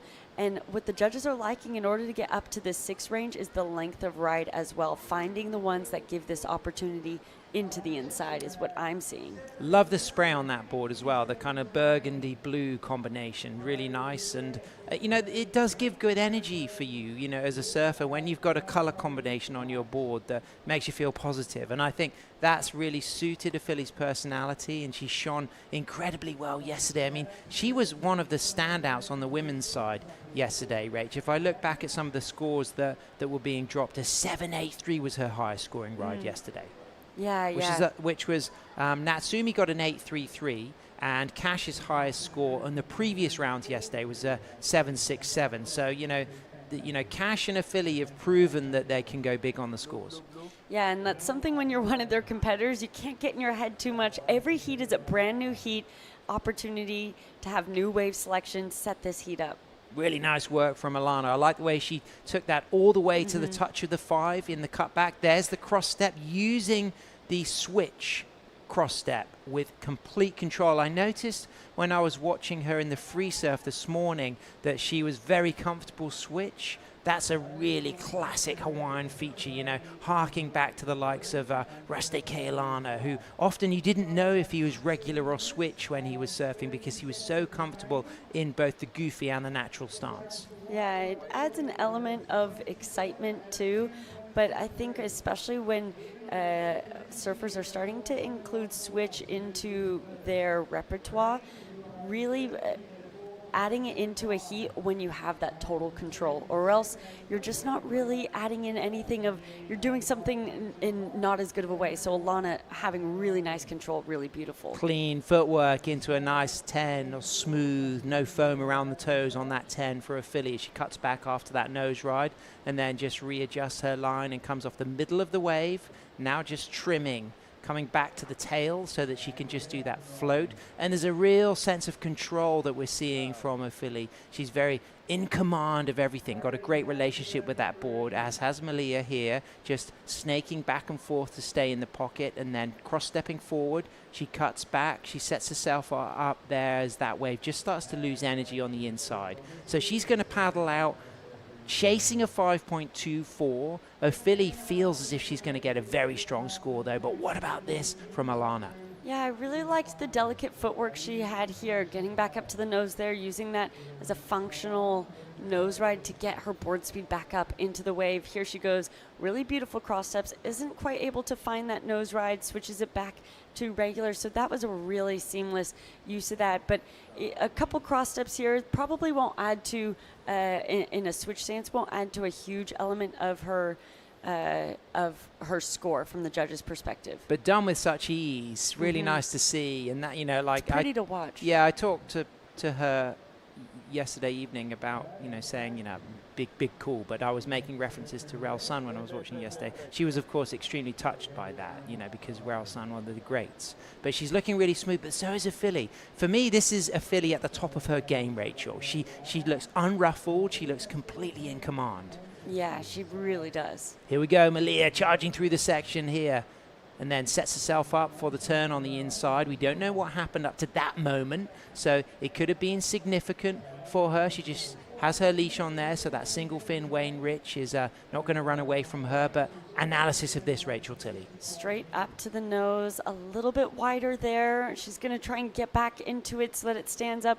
Unfortunately, it seems like she was just a little bit out of rhythm with that wave the whole time, finding those critical sections, and then unfortunately coming unstuck. This is where, when you've had a couple of waves already that haven't gone the way that you want, can get frustrating when you have then that third wave that doesn't.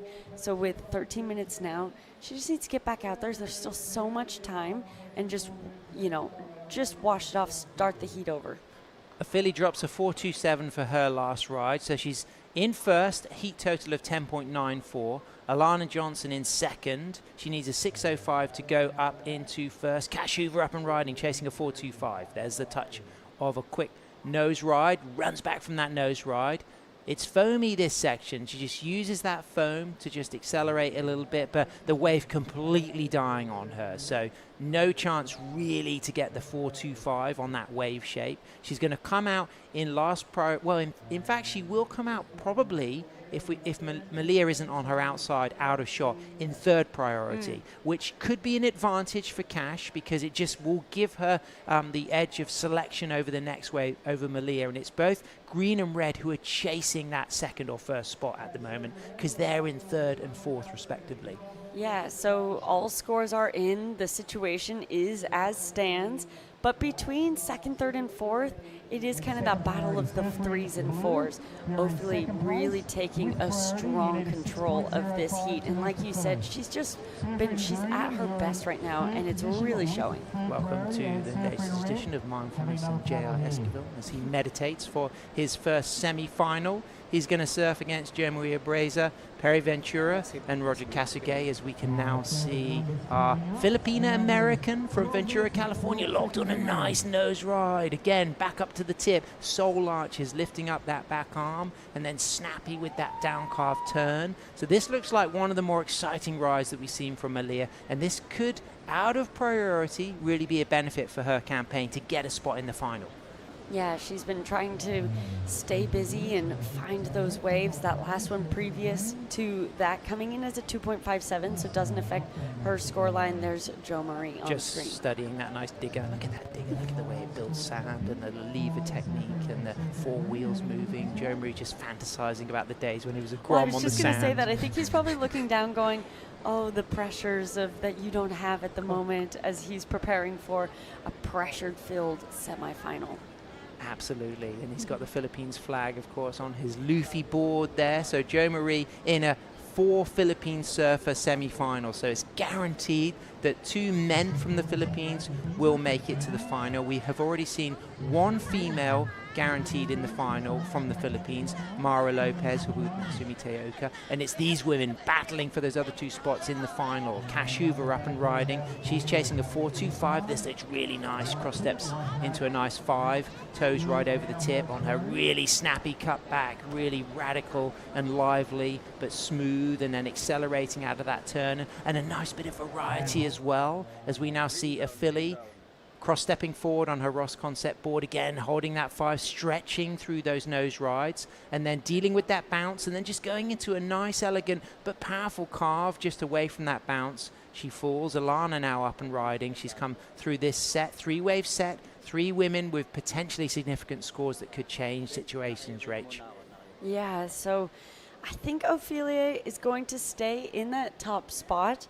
I don't think any of those scores are going to readjust that for her, but let's take a look at this one from Leah. I forgot about this one, actually. Yep. This was a really nice one that she took all the way in.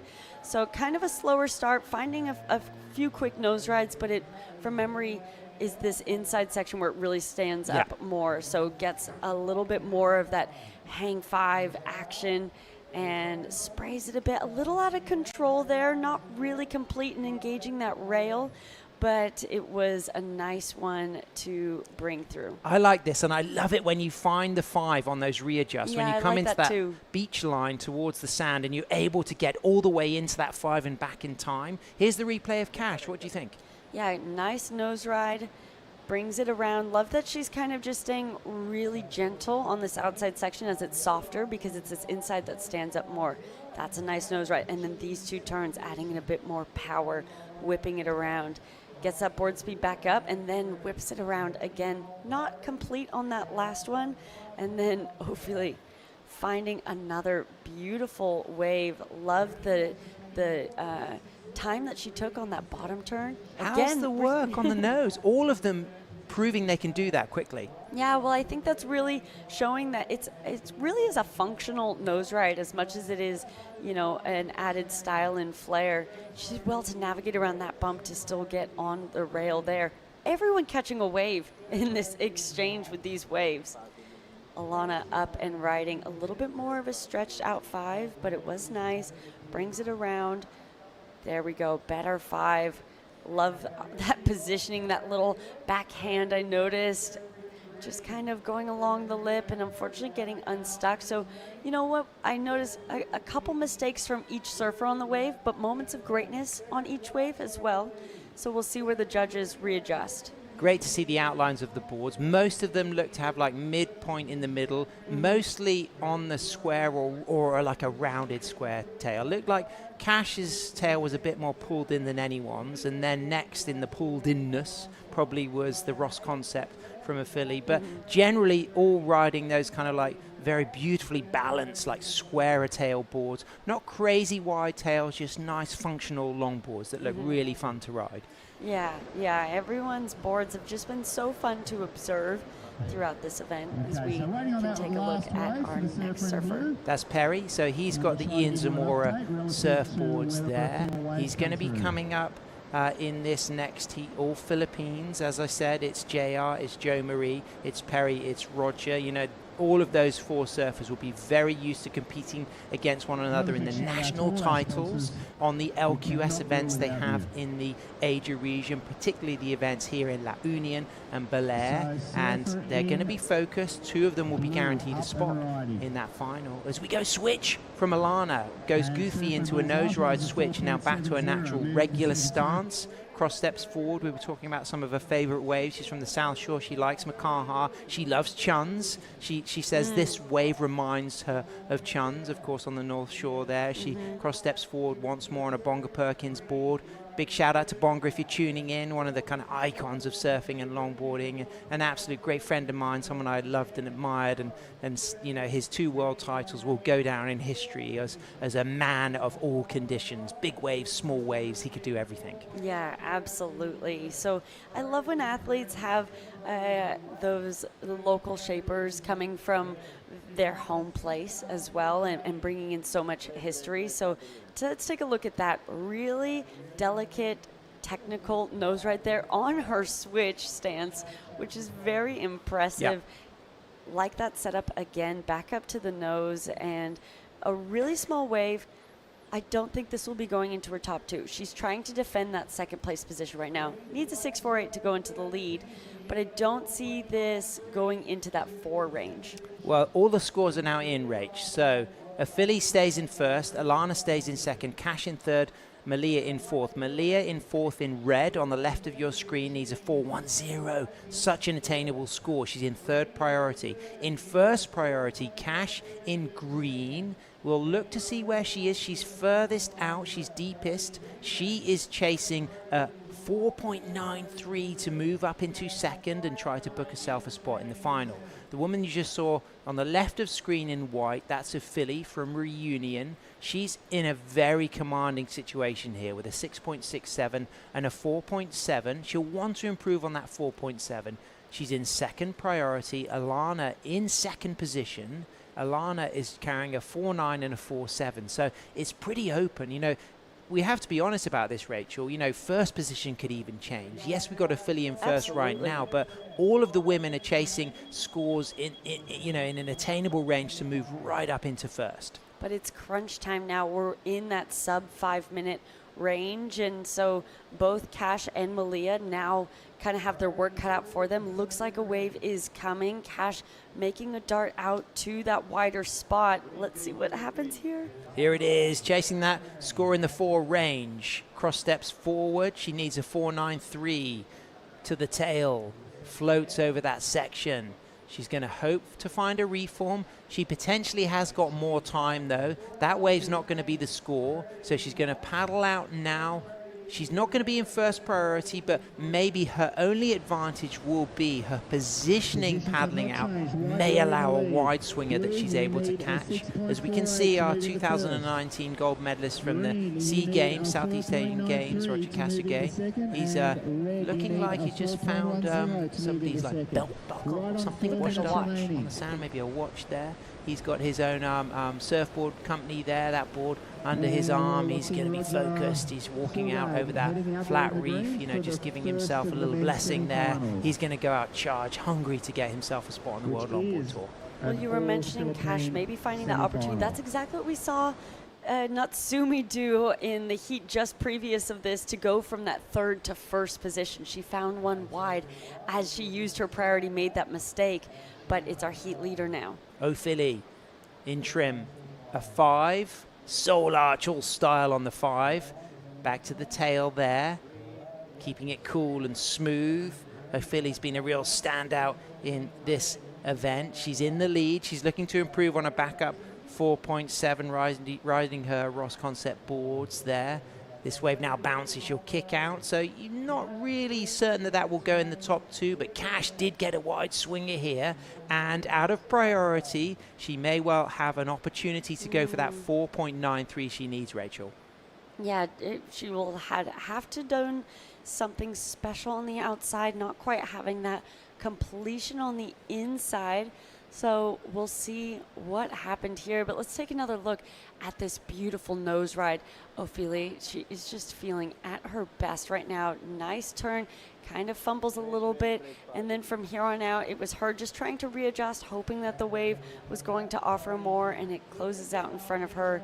She doesn't really find much more opportunity out from here through that inside. And we know Cash was just behind her, so late takeoff on that shoulder, and now she's just hoping she can find a nose right here. She sets it up. She's looking for it, gets the quick tap, really nice turn, and then on the inside here, I think she was probably hoping that it was going to give one more nose ride opportunity, and it didn't quite, so I don't see it going into that requirement again. So Malia chasing a 4.10, waiting for 2 scores to come through for white and green.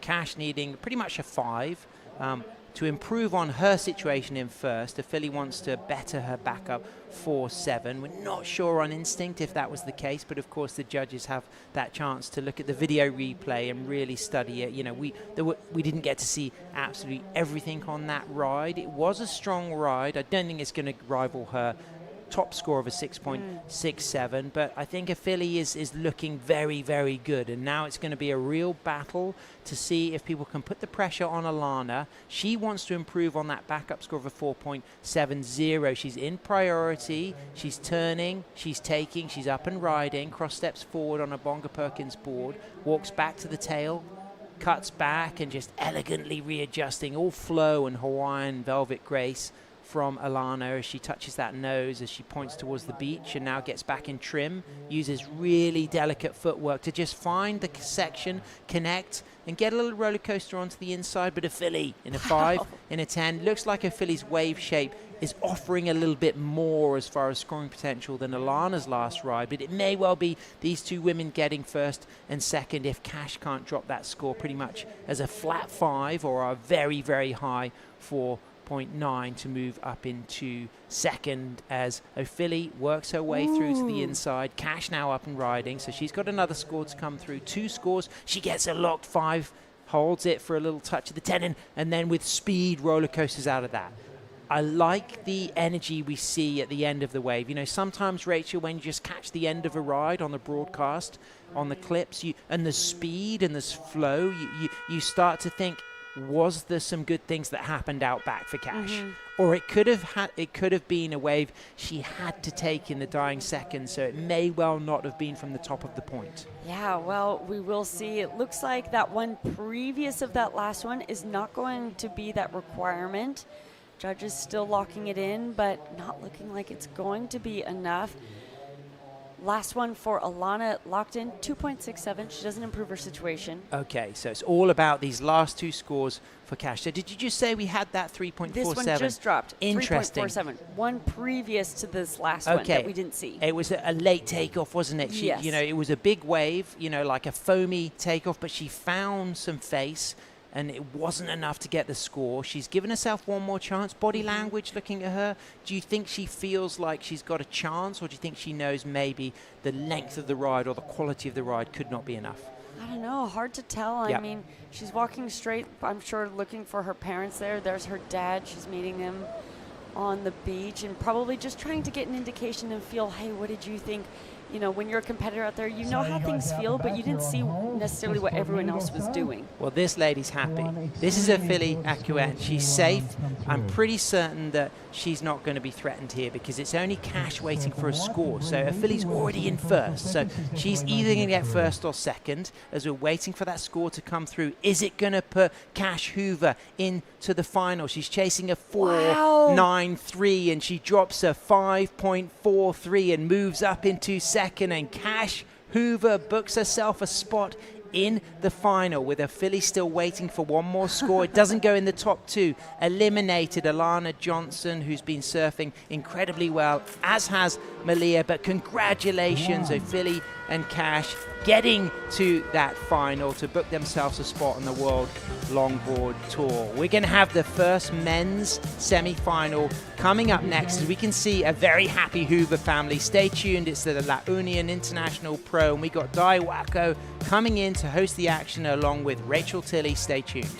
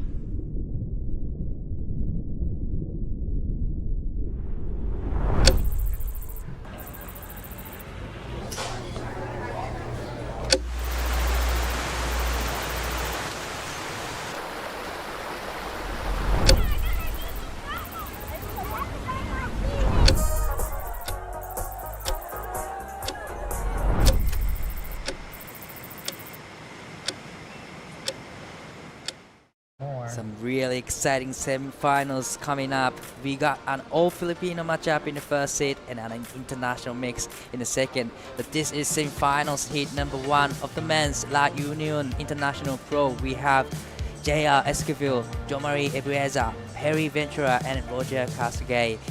All 4 Filipino surfers in heat number 1. My name is Dai Wacko, in the booth, joined by Rachel. How was that last heat? What a comeback. Huge run. Yeah, we have now our finalists confirmed on the women's side. And there has been, in the last 3 heats in a row, there's been buzzer beater situations. As we take a look at this opening one for Roger, getting a really nice outside nose ride. Waves are difficult today, and he's making the most of this small one as we see now Perry on his backhand. Kind of coming slow off the bottom, waiting to see if this one's going to offer much more opportunity. It doesn't look like it's going to. We'll see if he sticks with it here, and I think he's best to get out of it, make his way back out there. So quick starts. Quick start from 2 surfers, still waiting. 3 surfers actually, 2 surfers, sorry. Still waiting for the last of white to drop in, but 4.33 to start Roger's campaign here in this heat. So this is a big moment for Team Filipinos. So it's guaranteed that 2 Filipinos moving into this final here. Yeah, so huge. You know, something that JR was saying in his earlier post-heat, that he paddled out, he's a little bit disappointed because there were 3 out of 4 in his heat were Filipinos, and he was like, I was just sad that one of us was going to be sent home. There's been so much pride, and seeing some of them work together, actually. You know, we have some siblings, but not even talking about those sibling situations working together. All right, back to the live action here. Roger up and riding again on this bigger size of waves. Nice turn there. So he's going to stick with it. A nice trimming turn from Roger. Nice hang 5 to quick 10. Steps back. I love the snappy turn there. He's going to surf all the way to the inside here. Looking for sections, actually. Gets another 5 there, and there you go, he gets 5 to 10, stretch 5. So great combination of the nose right there. Beautiful surfing from Roger. Wow, he's gonna surf all the way to the inside. That was a great surfing. Back to the live action. This is Jo-Marie, but it was quick in and out. We are not too sure what he's done at back. But while we are waiting for the scores to drop, we're going to head over to Camille on the glass with the last heat winner. Merci beaucoup, Dai. I am with the very très bien, très chic Ophélie, who is just so stoked to make it through that heat. And we were already catching up before we went live, and you were telling me how in that heat you felt like you were the oldest girl in this heat. I mean, the girls with me were like, they are ripping, they are young women with already a lot of experience, so this is so inspiring for all your young girls who want to start competing. Same with Natsumi, but also you are not old, you are still young, you still have all the moves, and I'm sure after you surf the finals, you're looking forward to the after parties. Oh yeah, I can't wait for the after parties. I think I'm the most experienced woman on the tour. I mean, for this QS. So I hope it's going to be an advantage for me, and yeah, I can't wait. Anyway, I love this sport. I love watching the girls ripping and the boys also. This is a nice place. WSL is bringing us here, so we just have to enjoy, and this is the main I keep in my mind because this is my journey and I really enjoy my time here. So even if we grow old, we wouldn't trade what we know to be younger again, no?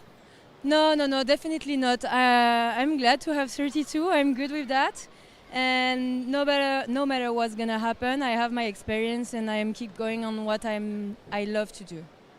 Okay. And before the heat, did you listen to some music again? I talked to Jonathan earlier. He was listening to some salsa, and you like in surfing with dancing. What was on your playlist today? Today it was Isaac Delusion. I don't know. Children of the Life. It's such a nice. It have a good flow, and I really like to listen it because it have a good move and also a good flow, good vibes. Everything I like. More electronic, a little bit more electronic, but still pop. All right. So surfers are one of the best children of life, don't you see? And back to the first semifinals for the men's, which should be exciting. It's an all-Filipino heat. And yeah, looking for seeing you surf in the finals, Ophélie. Thank you very much, Camille. Au revoir. Thank you so much, Camille, and congratulations to Ophélie to make it to the final. You know, she was showcasing her experience surfing in the last semi-final heat number 2. But this is a great matchup in this men's semi-final heat number 1. 6.17 for the first wave for Jomari, but this is the last wave from Perry. Yeah, this one locks in as, I believe this was his 2.17, just kind of like a quick one to get his feet in the wax. Didn't really amount to anything substantial. He still has another one to drop that he got afterwards during that, but taking a look at Joe Marie now, wow. Really levitated hang 10, looking really nice. Love when surfers navigate in that upper third of the board for that trim line and gets back to the tail, gets the hit. So that's the strongest wave we've seen of this heat thus far, I'd have to say. And the judges think so too. Still more scores to drop, but that one came through as that 6.17.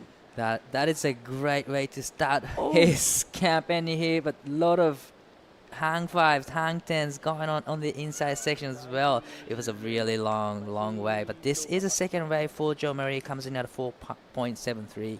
Yeah, finds that quick nose ride again, hang 10. Love how precise and tight his hang 10s are. I've been really noticing that compared to when surfers kind of will just bring their back foot a little bit forward and kind of cheat that hang 10. It's like more of that tight 5, you know, but not Joe Marie. He's very precise with his nose rides, with his footwork. And he brings this one all the way to the inside too. Love that he's been finishing all his waves as well with that hit and that exclamation mark. Right, you can see how hungry he is right now. But on screen we have Perry up and riding. This is actually the reply of his second wave comes in at 3.93. A lot of things down at the back. But hopefully, no, I don't think there's going to be another turn here. He's sticking with it, but unfortunately unlucky for him to not get in those inside section for Perry, but the last one comes in at 3.93. On screen we have a first wave for JR. Nice drawing out cutback, stay in the pocket. And he's gonna surf all the way to the inside section. Hang 5. Beautiful step work there, and it comes back to the pass source. And another hang 5 to hang 10 to stretch 5. A beautiful combination of the nose right there from JR. So he's gonna stick with this ride all the way to the inside, and there's gonna be another peak coming at him right now. So he might change it to the left here, and it kicks out here. So beautiful surfing from JR, and it was actually his first wave. He waited for that wave for about 10 minutes in. Yeah, so still plenty of time to go. JR being super patient. I think that's just showing too how much he trusts his ability in this heat. Love how smooth that turn is, and something that always stands out to me in JR surfing is how precise these little good he is at setting up these nose ride sections. He's going to come back around and then look, just stalls, gets it nice and high. He's so precise with that to then get straight into that hang 10. No time lost, then retrying to set up again. So that's just so technically well advanced, and that I think is when we watch JR and really see that he's a cut above. It's actually those little details that sometimes are hard to articulate that stand out. So let's take a look at this in more appreciation. He brings it around, stays up nice and high, brings his feet back, and then just stalls up quick straight into his footwork. No time lost, because he didn't really have much time to spare in order to actually get a critical hang 10. Had he kind of taken more time to take those initial steps, that moment would have missed, and he would have missed that nose ride section.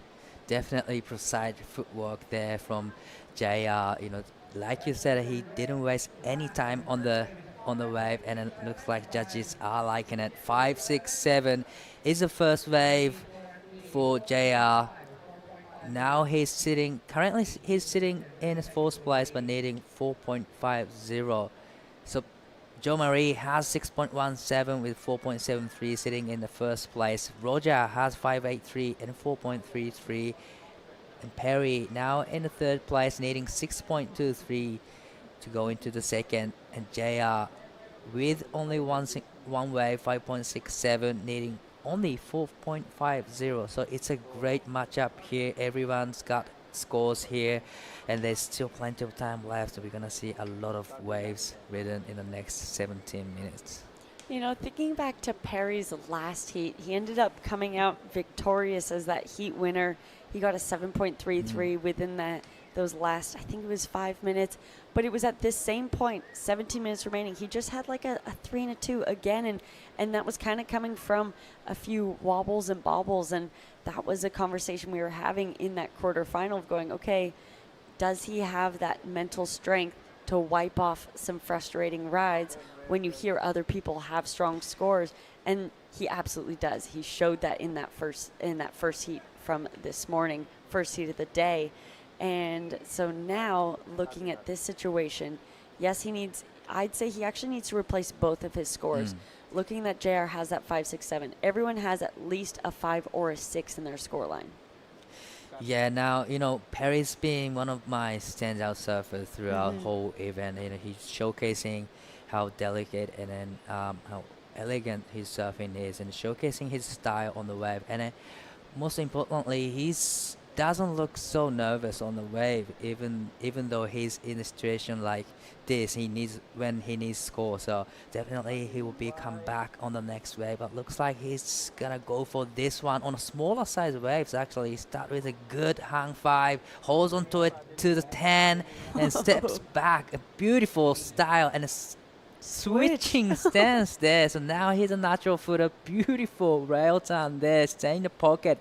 Now back to goofy footer and straight to the nose. Hang 5 and drop knee bottom turn. Beautiful style there. Really stylish on his board. Hang 5 to hang 10. Quickly steps back. So it's a beautiful wave actually. He ticked all the boxes now. That was one of the small size waves, but wow, this is live action. Jo Marie up and riding, hang 10, holds it, steps back, a nice join out carve to stay in the pocket, another 5. Wow, he's showcasing a great technique here, and this is where he can get an inside section here, another hang 5, and it gets the final turn there. Unfortunately goes down, but these two surfers just showcasing how it's done at this Mona Lisa point. I mean, right on cue, we were just talking about Perry needing to just wipe that off, not get stressed, that he has that ability, and then he does it. Under priority, finds what looked like a smaller wave, what was a smaller wave, but just had the best shape that we've seen, and just gave him so much opportunity. There on your screen, Jack Tyro, the Kiwi, getting ready for his next heat. And just look at all the vibes on the beach right now, just cheering him on. Those aren't even people that are necessarily in his camp. That's what I love about the longboard community. You know, everyone is truly in each other's camps.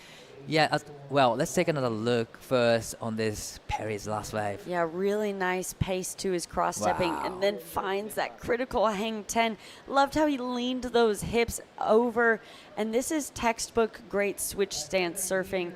Everything looked really nice and in control, functional, switches it back to his goofy foot, up to the nose, goes for the drop knee. So much variety in every single maneuver that he had on this wave. Judges are really going to appreciate that. I'm sure they're going to take a couple of rewatches on their replay system just to be able to appreciate every single aspect to that wave. Now let's take a look at this replay of Roger now trying to answer back, gets that tight 5 there, holds that hang 5 for such a long time, but then cuts out, doesn't really like how that wave lines up. And this was another insane nose right. Get ready for this hang 10. Wow. Get your watches out. That is such an incredibly long technical hang 10 in a really critical part of the section. He keeps that pace up. Love that he did that setup just as I was talking about JR doing as well, with no time lost. Not easy to do on your backhand, but there it is, the master now up and riding. JR, this is an important wave for JR actually. Perry just dropped 7.50, so this is very important wave for JR, surfing all the way to the inside. We missed the first part of the wave, but hang 5 to hang 10. This is a good looking inside section here ahead of him, and gets the turn in. A lot of generating speed. He likes it. Wow. I don't really usually see him, you know, he likes it. Yeah. No, looking to the beach. Really, I think everyone's feeding off that energy from the beach as well into bringing it into their surfing. So nice to see as he's going to make his way back out. I think he's just trying to find those opportunities to pump up, because he would have heard some of those big scores dropped. And I mean, Perry getting that 7.5. Wow. We know that there's still that score to drop for Jo Marie as well, thinking back to it, a huge hang 10 that he got. So JR's actually the first time we've seen him up against the wall a little bit. Let's take a look at this replay. Nice, straight to the nose ride. Holds it for a little bit and then goes for a beautiful cut back right into the power source there. Trying to find his footing, trying to read this wave, buying some time by consistently readjusting here. That's something that he's really good at, is keeping that flow up even while he's waiting for that wave to stand back up for him. Now it finally does. Gets that long nose right, gets that 10. And readjusts for one more into the inside. Little hit there. But, you know, he hasn't seen what Perry or Jo Marie have done. I think Perry and Jo Marie's maybe still sit higher for me in what I saw. Yeah, I totally agree with you, but this is another wave from Jo Marie. He just dropped 6.57, another great score. So now with the 11 minutes and 30 seconds left, Jo Marie is in the lead with 6.57 and 6.17. Perry Ventura up into the second place with 7.50 and a 3.93. Roger is in third, needs 5.61. JR is currently in fourth place, needing 577, but we are still waiting for the last wave for JR, and I got a feeling that he's gonna get the 577 with the last ride, because it was a great surfing, and he likes it. We don't really usually see him express his feelings. Yeah. There's a little bit of a fifth pumps in the end, so yeah, definitely it's gonna be close to the requirement, but this is a great matchup, really tight heat. Yeah, it really is. And Perry, of course, sitting in that second place, that requirement for both Roger and JR in that 5 range, coming from the fact that Perry has a 7.5 and only a 3.93 backup. So I would say that Perry's still sitting in quite a comfortable position, knowing that he has such a strong score. Yeah, definitely. And then a good-looking score about to drop in for JR Esquivel. He needs 577 to go into the second place. It's looking really healthy. So it's a 6.13. Now JR back in the second place. Now needs 661 to go into the first. But Perry, like you said, even he's in the third place right now, he's still in a good position, because he's got one of the highest score in this heat so far, 7.5 and a 3.93. It's easy to just get rid of 3.93, but this is going to be an important way for Jamari, but fortunately it goes down. Wow. Now JR is in second place.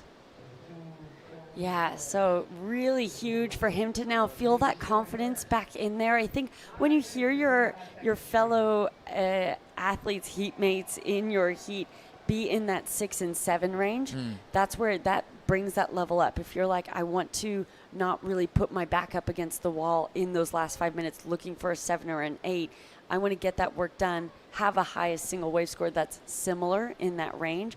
So then that way you're both kind of comparing your backups to their backups or building upon that. So really great for JR now to feel comfortable. But it is Perry, 7.5. So I would say JR's not safe. I still think he needs to throw away that 5.67. Plenty of time with him now back out in the back. Perry into third, needing to throw away that 3.93. Wow, this is a great, exciting heat. You know, wow, this is an important way for Jo Marie. But again, a little bit of a mistake from Jo Marie. Every heads up, maybe a little bit of pressure, but hard paddling from JR. He wants this wave. Nice pivot turn straight into hang 5 to stretch 5. Kicks out. So he didn't like the look of it. So he's going to get back out, regroup. Probably trying to get rid of the 5.67 right now with 8 minutes and 12 seconds left on the clock. But you know, surfing at home break, probably you want to showcase the full skill set here. Yeah, absolutely. And you know, everyone, JR's been having such success, same as Jo Marie. Both were on tour last year, and JR is requalified. Jo Marie looking for that opportunity. Perry and Roger, we've seen them on the world stage before. I think we've seen Perry in the ISA games a couple of years ago. So they have that experience. They clearly have that ability to be on the world stage. And so it's really just going to come down to who plays this 30 minutes the best, which is crazy that that's what sometimes all this work can come down to is 30 minutes. Right, Roger up and riding, knee score 5.91, great hang 5 to start with.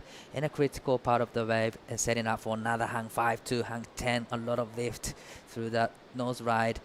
Beautiful, powerful carve turns there from Roger. And then now, this is where you can get an inside section here. Another hang 5. And is he going to get a finish here? Another beautiful slushy turn there. So great finish from Roger. Great nose ride at the back. So he ticked all the boxes to get a good score. Now he needs 5.98. Well, there we see our surfer in the next heat just taking some deep breaths. That's Jonathan Melendrez. And we know before his last heat he was listening to salsa. I am guessing that's probably what his playlist is. Definitely. He's listening to the salsa right now, but this is an important moment for JR, needing to get rid of the 5.67. Nice flows, big flows, airdropping the section. Great way to finish that ride. So he needs to get rid of the 5.67. He is not in the safest, you know, place, even he's in the second place because Perry has 7.50. So it's going to be an interesting exchange from Roger and the JR. Well, I think he's really showing his knowledge in really smart heat surfing as well. The fact that he's been really busy before it gets to that sub 5 minute range, because once you're waiting for a score within that last 5 minutes, you're also relying on quite a bit of luck as well. You know, if the opportunity comes to you, great. Hopefully you are in a great headspace that you can maximize it. But sometimes that wave doesn't come. So the fact that JR knows that there could be that switch around within the last few minutes for his other competitors, and trying to put that pressure on now going into those last 5 minutes is just showing to me how smart of a heat surfer he is. Definitely smart competitive surfing from JR, and all that comes from the experiences, right? And on the world stage, he's been on tour last year, and then he's been experiencing some of the great moments. So that smart decision making comes from all about experience. Yeah, it sure does. As we're still waiting for those scores to drop, there's Ben Skinner, accompanied by Lucas Skinner, on the beach preparing for his next heat. Lucas was a really great competitor in this event as well. Jumping on the longboard was really fun to see. And Ben, the next heat, has so much experience. Ben Skinner, Tony Silvani, 40 years of experience combined between both of them on tour. And then those two surfers that haven't been on tour yet, Jonathan Melendrez, having a lot of experience in the likes of the Mexilog Fest, winner of that. Jack Tyro, young gun now, coming out of New Zealand, has experience in the ISA game so far, but I've been really noticing him working on his game and having massive improvements year on year, which has been exciting to see. So another huge one coming up after another important wave from JR. Wow, JR having a great, smart, competitive surfing here. A big roundhouse cutback, bouncing off the white water, generating so much speed into hang 5 to hang 10. Hang 5 is a great combination of turns and nose right there. He's going to surfing all the way to the inside. Hang 5, beautifully done. And another hang 5 there. So beautiful wave from JR. So we're still waiting for the two scores to drop in. This is Jamari, who currently is in first place, but I wouldn't say it's a safe place to be right now. Just 6.57 and 6.17, and looks like, we're still waiting for the last two waves from JR. Okay, but here's our surfer that has a 7.5. He's trying to drop that 3.93 as he's flying down the line. I'm not sure if this wave is going to really do that for him. Loved that outside nose ride, but would have loved to see a little bit more taking of advantage throughout these sections. Gets back up to the nose. He's going so fast. Love to see that, but I don't think that's going to be what it needs to be. Thinking of the likes of what we have for JR to drop. What do we have here for Joe Marie? Very technical hang 5 there. Releases that fin as he came down and found his track again. Now just seeing if this wave will stand back up. He knows he's not safe. He probably sees JR just cutting out down the line as well, and wants to race back out to try and get higher priority, anticipating that JR might head into the lead. Beautiful cut back there as this one I think was a wider one on his way back out. Wow. But it's live action now. Roger. Roger, beautiful hang 5, soul arched on the nose right, needing a score 4.30 at the moment. We're still waiting for the last of JR to drop in, but beautiful surfing from Roger. Another section coming up. Hang 5, holds it. Ooh, nice. Drop knee turn to finish. Unfortunately, goes down on that one. So, well, very interesting exchange in about in 1 minute here. But take a look of the replay. Yeah, let's watch this again. Love that setup so that he could be more critical here. Goes for that soul arch on that type 5, drawing on that inside rail. Really beautiful to see. Very traditional. I mean, a 90 seconds left, a minute 20 remaining, and you can hear some of these scores dropping. So really interesting. JR doesn't improve his situation. 5.4 and 5.3 for his last two have dropped. That doesn't go into his top two. So JR's locked. Those requirements now for Roger and Perry stay the same. A 5.98 for Roger, he needs on his last. Perry looking for a 4.3, and it's Perry who has priority. Perry, I think, is sitting out there in that kind of strongest position if a wave can come. And we know we saw him do it in that last heat. It's looking a little bit quiet for 45 seconds. Well, 45 seconds left on the clock, and we are still waiting for the last three waves to drop. But like you said, you know, Perry is in a good position with first priority, needing a 4.30. Well, it's a surprise, you know, JR didn't improve his situation with the last two waves. But he has second priority here. There's 20 seconds left. Is there going to be enough time for the sets to roll through? But looks like a Perry up and riding again. This is going to be important wave. Wow. Hang 5 to hang 10. Oh, wow. Beautiful nose riding in a critical part of the wave. A drawing cut back there. Bouncing off the white water to generate so much speed. So he's going to surf all the way to the inside. Gets another 5, but too much weight on the nose. At the back we have Jay up and riding. Hang 5 to hang 10. A lot of lifts on the nose. A nice cutting back down there from JR. So he wants to improve his situation. Trying to get rid of the 5, 6, 7. He's going to get the inside section here. Hang 5. Oh my goodness. And it gets the turn in. So great finish from JR. He likes it. How's that end of this semi-final heat number 1? And I started this heat saying there has been big exchanges for every single, in the dying seconds of every single heat today, waiting for Perry's to drop. But, you know, really smart of JR. Probably a priority mistake from Perry as well, knowing that that wave was just behind that JR was on. So scores to lock in still for every surfer, but I can hear so much cheering from the beach right now. Definitely a lot of exciting, great energy on the beach right now. So, but we are waiting for 3 waves to drop in. Jomari Ebreza, all scores locked in for him. So he's sitting in the lead at the moment with 6.57 and a 6.17. Wow, this is exciting semi-final heat once. Yeah, for Perry, needing that 4.3 right now, if JR did not improve his situation, you know, I felt like he was really on his way with that outside nose ride. That was a huge outside nose ride. But I would have loved it. I would be more convinced if something on the inside had happened, you know? But I'm thinking maybe JR, well, we didn't know what happened outside. I actually thought he was going to improve his situation with those other ones that the judges didn't improve his situation. Perry has that 7.5, which is the highest single wave score of the whole heat so far.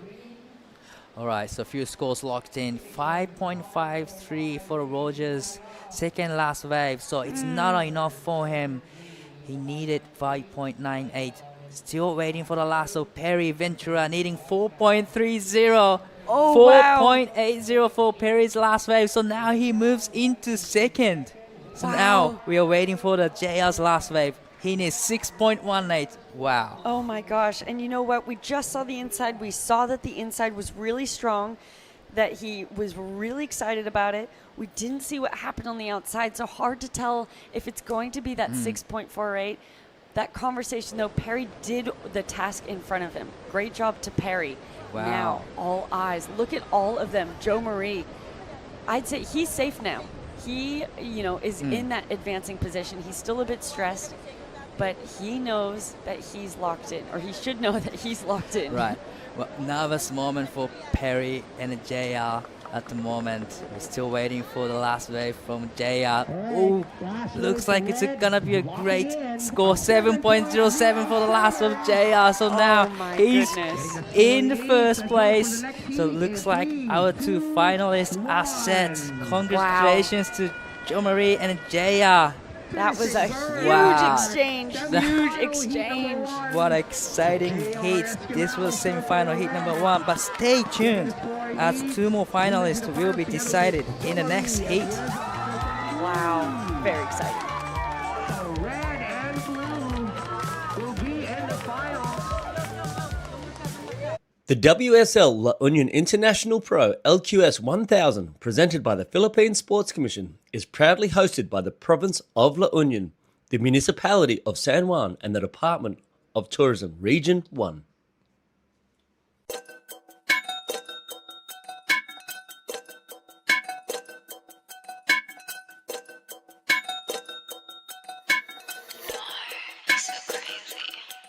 Gumagaya na sa aking mga di ko kilala. If you wanna sneak a peek, dapat kay tumingala. You know I put the work in, hindi to himala. I don't wanna cause a scene, so wag kang magpadala. They call me most high, I'm the prophet. Busy on the uprise, don't you try to stop it. See me at the front line, everybody watching. Do it all in one try, you look exhausted. You know I'm pretty, never modest. I don't ever wanna hide. I wanna be the bitch that no one ever asked to step aside. I always want attention, I'm always picking fights. If I don't get what I want, better hope that you'll survive. I got on my six, they tryna copy all my tricks now. Sticking to my that's why they think you need to sit down. I got the drip, kaya mag-get out. Don't think you understand, you're in my lane, you better get out.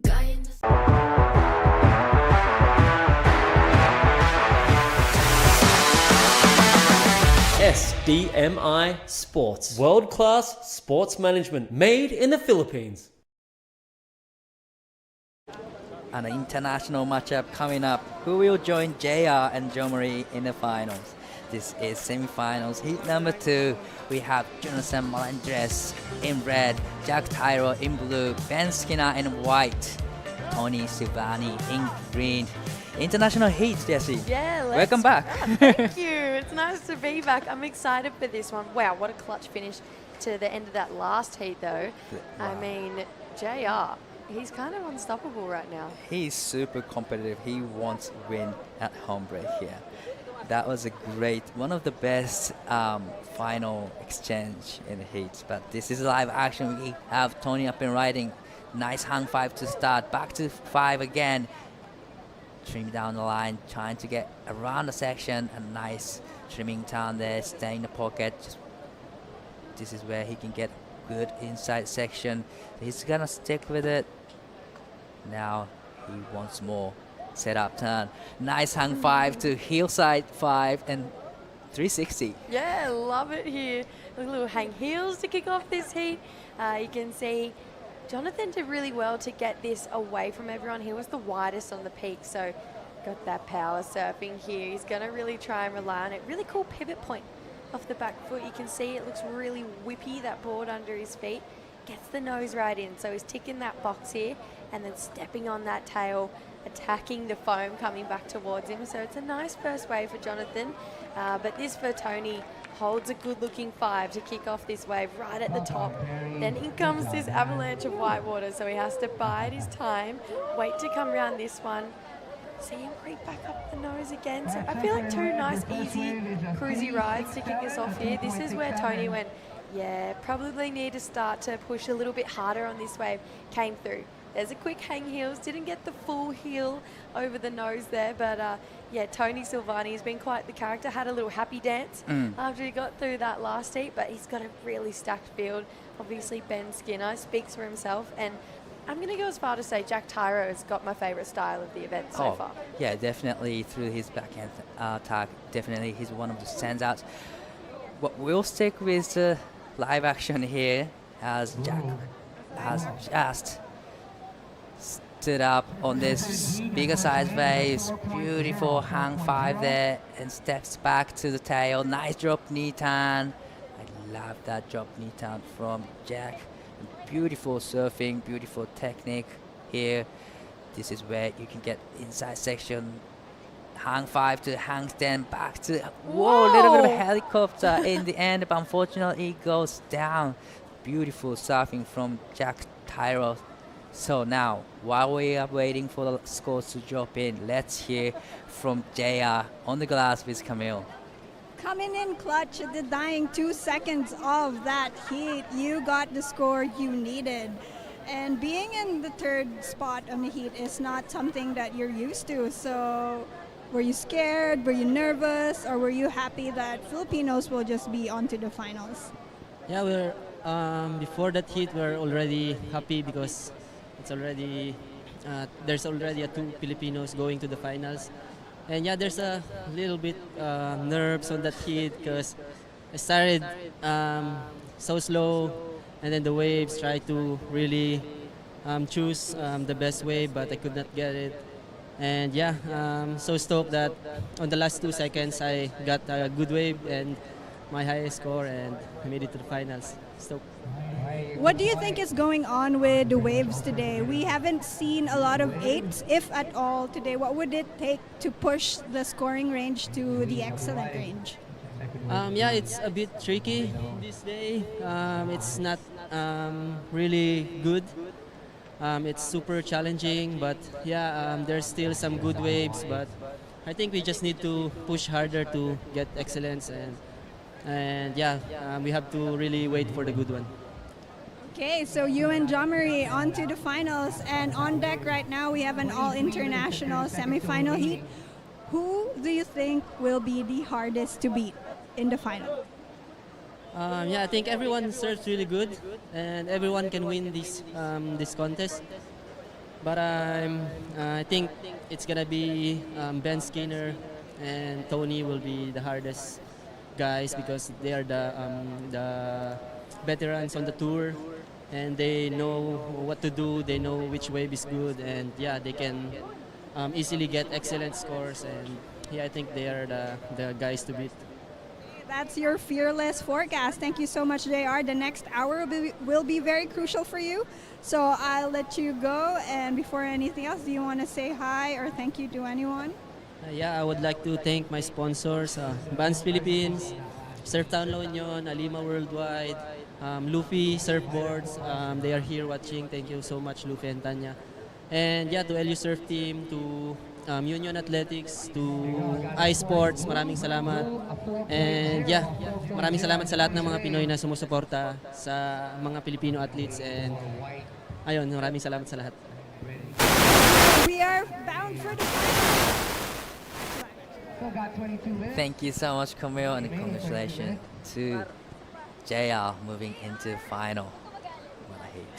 Imagine Camille was like, who do you think's going to hardest be in the final? Imagine he goes, me.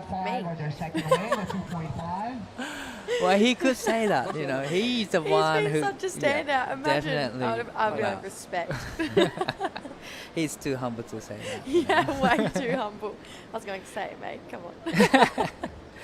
All right, a couple of scores locked in. 3.67 for Jonathan's first wave, 2.5 for second wave for Jonathan, and 4.0 for the first wave of Jack, and 4.0 for Tony's first wave. But we are waiting for the Ben's first wave, and it looked great. Yeah, had a really solid hang 10 in there as well. We didn't get to see the entirety of the wave. There was an inside track that we missed out on, but scores indicating you got a nice inside track as well. Wow, 6.5. So this is a fast wave from Jack. Yeah, loved how he patiently waited here. Just that drop knee style, it's so classy. It looks so clean. Really drives off his hips again to get the speed up the top of the wave. Steps back into a nice drawn out carve here for Jack.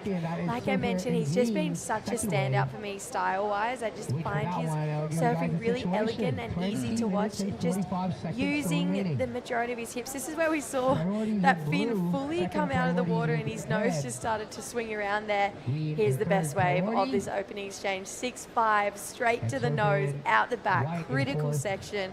Power surfing from this double scoop model, looking incredible under his feet. And then comes back through, read this really well. This was a tricky inside section here. JR was saying the waves, they're not the best today, but getting a solid hang 10 here for Ben Skinner. Coming through, patiently waiting, had to kind of get a bit more speed, but that was actually all it wrote. So 6.5 there, really loving that opening wave. Solid looking nose ride for Tony Silvani out the back here. This is his best wave by far. Bit of foam on the face here. Now he starts to get into some clean open water with a nice connection on the foam for Tony Silvani. JR also saying they've been the two standout guys. They've been on that World Longboard Tour, and they're kind of flexing that experience right here. Definitely. Jack is back in action. Love the knee drop turn there from Jack. Beautifully done all the way to the inside. And gets a finishing turn. Now he's almost hold on to it. Unfortunately, goes down. But this is a good play of the last wave from Jack. Yeah, starting his wave really similarly to the last one, but with a better looking nose ride. Holds that 5 for a little bit longer. Has that drawn out carve on lock. You can see here, kind of hard to choose if you want the high road or the low road, but he's going to stick with this wider section that looked like the high road, and it bowled up through this inside. So it was a really good call here for Jack. Came through, steps on the tail, nice tight carve in the pocket. The judges are going to really like that one. Heaps of water to get that board up and over on that section. Unfortunately, it looked like breaking on the board there, so making it a bit wobbly. A beautiful face turn to start with. I love that turn there, but really I'm a big fan of the drop knee, drawn out calves. This is exactly what longboarding is about, and beautiful style and elegant surfing from Jack. So he already locked in 4.0. It's a nice way to start, but now he wants more. He wants to improve his situation with this ride. Yeah, if he could have made that one, then he could go on to 5-point range, but unfortunate for him. A big paddle from Ben Skinner. It's kind of the same in any kind of surfing, right? You need to be projecting out off those sections. You can't be hitting it under the lip with those, because the wave's going to take control after that. So Jack just needed to project out a bit more, but wow. Great 5. Solas on the nose, coming back to the parcels. Now, this is where you can get a great wall through the inside section here. Sets up. Nice 5. Steps back and gets a great projection there. That's exactly over the lip. what you're talking about. Demonstrate on cue. Ben Skinner there. You need to be projecting out, getting your board in front of that lip line, and that's exactly what Ben did.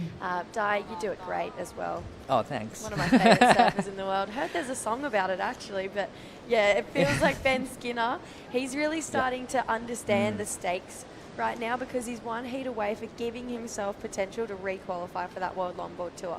And it definitely, throughout whole week, Ben's having a great connection with this point. He always dominating in the heat, and beautiful technique of the nose right there, hang 5, and straight into the rail game there.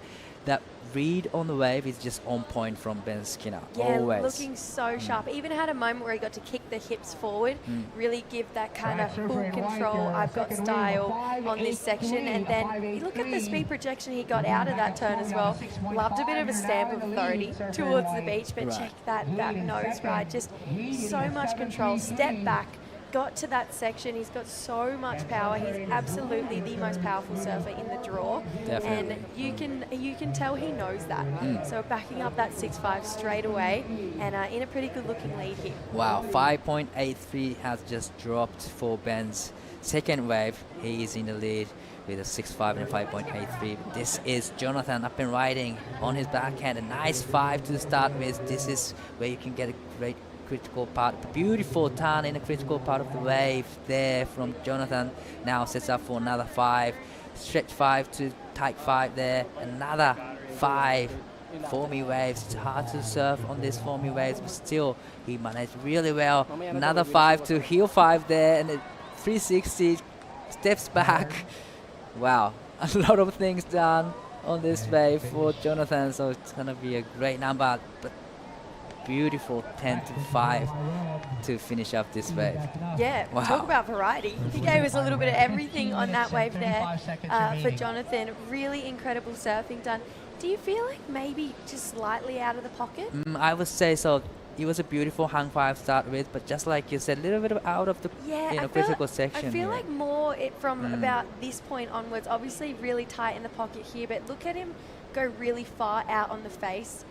During that was nice, that part of the nose ride, but I felt like maybe just ever so slightly out of the pocket, and the judges have been so critical of that today. They want to see that board as deep in the pocket as it can be. Jonathan, obviously an incredible surfer, doing some really nice nose rides, but with that being slightly out of the pocket, it looked like the water catching on his nose and not getting that lift he was chasing.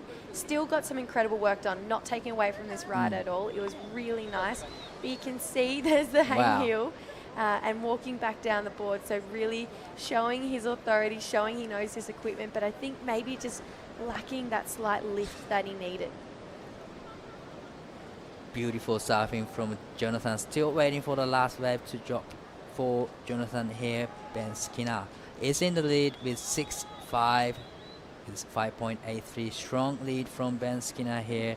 But now 6.07 has been dropped for Jonathan's last wave. It's the second highest score so far in this heat. So much variety on that wave. I totally get why the judges went there. That's 6.07. We're going to take a look at it again. You can see he got straight to the nose and got back there for a second time. Kept moving out and around this section here, but great power surfing. I mean, he's really showcasing using that entire length of the board.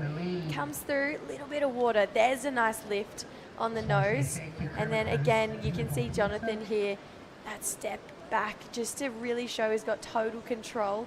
Love the hang heel. It's pretty awesome. And then came through. It's kind of fun to watch him dance around and kind of do like twist twirls on the board when they do the hang five. But yeah, that would be the best nose ride off the wave. They got a nice amount of elevation. So Jonathan, 6.07, second highest wave score of the heat so far. Wow, beautiful surfing, maybe salsa movement on the surfboard, but on screen we have Mara Lopez just getting ready, getting focused for coming up final. Yeah, final is next. Natsumi Teioka, Mara Lopez, Ophili, and Cash Hoover. They're going to be, it's a pretty good looking 4-woman final. I'd say 4 of the best, but yeah, definitely Mara with that underdog energy. Wow, beautiful turn from Tony, needing 4.75 to go into the second place. A lot of maneuvers done at the back, hung 5 to great turns, so now he needs more. He wants more through the inside section here. Hung 5, steps back, again hung 5 to hung 10, lot of lift on the nose there, holds onto it quite a long time. Beautiful technique from Tony, needing to score 4.75, and I gotta say he ticked all boxes. I feel like that's going to come in at a really nice score, just with the amount of elevation and lift that he got on those nose rides. He gave us variety. We saw power surfing. Again, smaller looking wave. This is kind of what I mean for Jonathan's last one. Obviously incredible surfing, but I think that wave had potential for excellent scores on it. Right. But it came through as a great mid-range. This is a good looking start to this wave for Jonathan. Hung 5, hold on to it, great technique. It's a little bit of bumpy wave, but still he managed well, really well controlled surfing from Jonathan here. So he wants more now. He needs to get rid of the 3.67. Unfortunately, he wasn't able to link it through to the inside section. But I gotta say, he probably done a job, great job to get rid of the 3.67. But this is an important wave for Tony. Love that opening nose ride. 5 into a 10. You can see here, carves that board back in a really tight, pivoty way. Gets a great connection with the foam there. So he's already ticked the boxes for a nose ride and strong rail surfing, and then comes through this inside track here. Just watch him navigate this. He's constantly keeping that board right in the pocket here. This is where we start to see that lift. Gets to a nice 5. Holds it for a really solid amount of time, and then steps back into a nice carve again. So yeah, Tony Silvani just really showing so much experience here. Love this opening nose ride. Great 10 there for Jonathan. Starts to get back to the nose for a 5. Tightens it up with that back foot, getting closer to the nose here.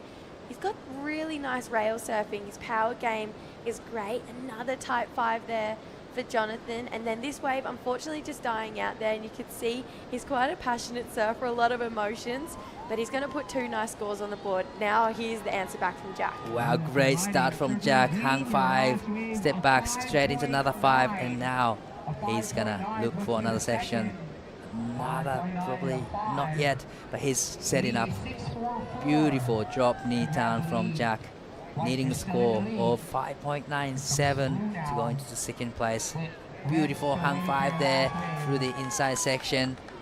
Steps back. Stay patient on this wave. He's gonna kick out this one, so he needs score 5.97. We are waiting for the last of Jonathan and Jack. You know, beautiful surfing from Jack, but I think he needs to be more to get 5.97. A bit more critical nose riding is what he's going to be chasing here. Let's go left. Wacko, you're loving this right now. I'm loving this right now. Beautiful left break. He had Mona Lisa point. Beautiful combination though. Wow. He almost got that board in the air then. That was sick for Jonathan. You can see he's really confident on his front side.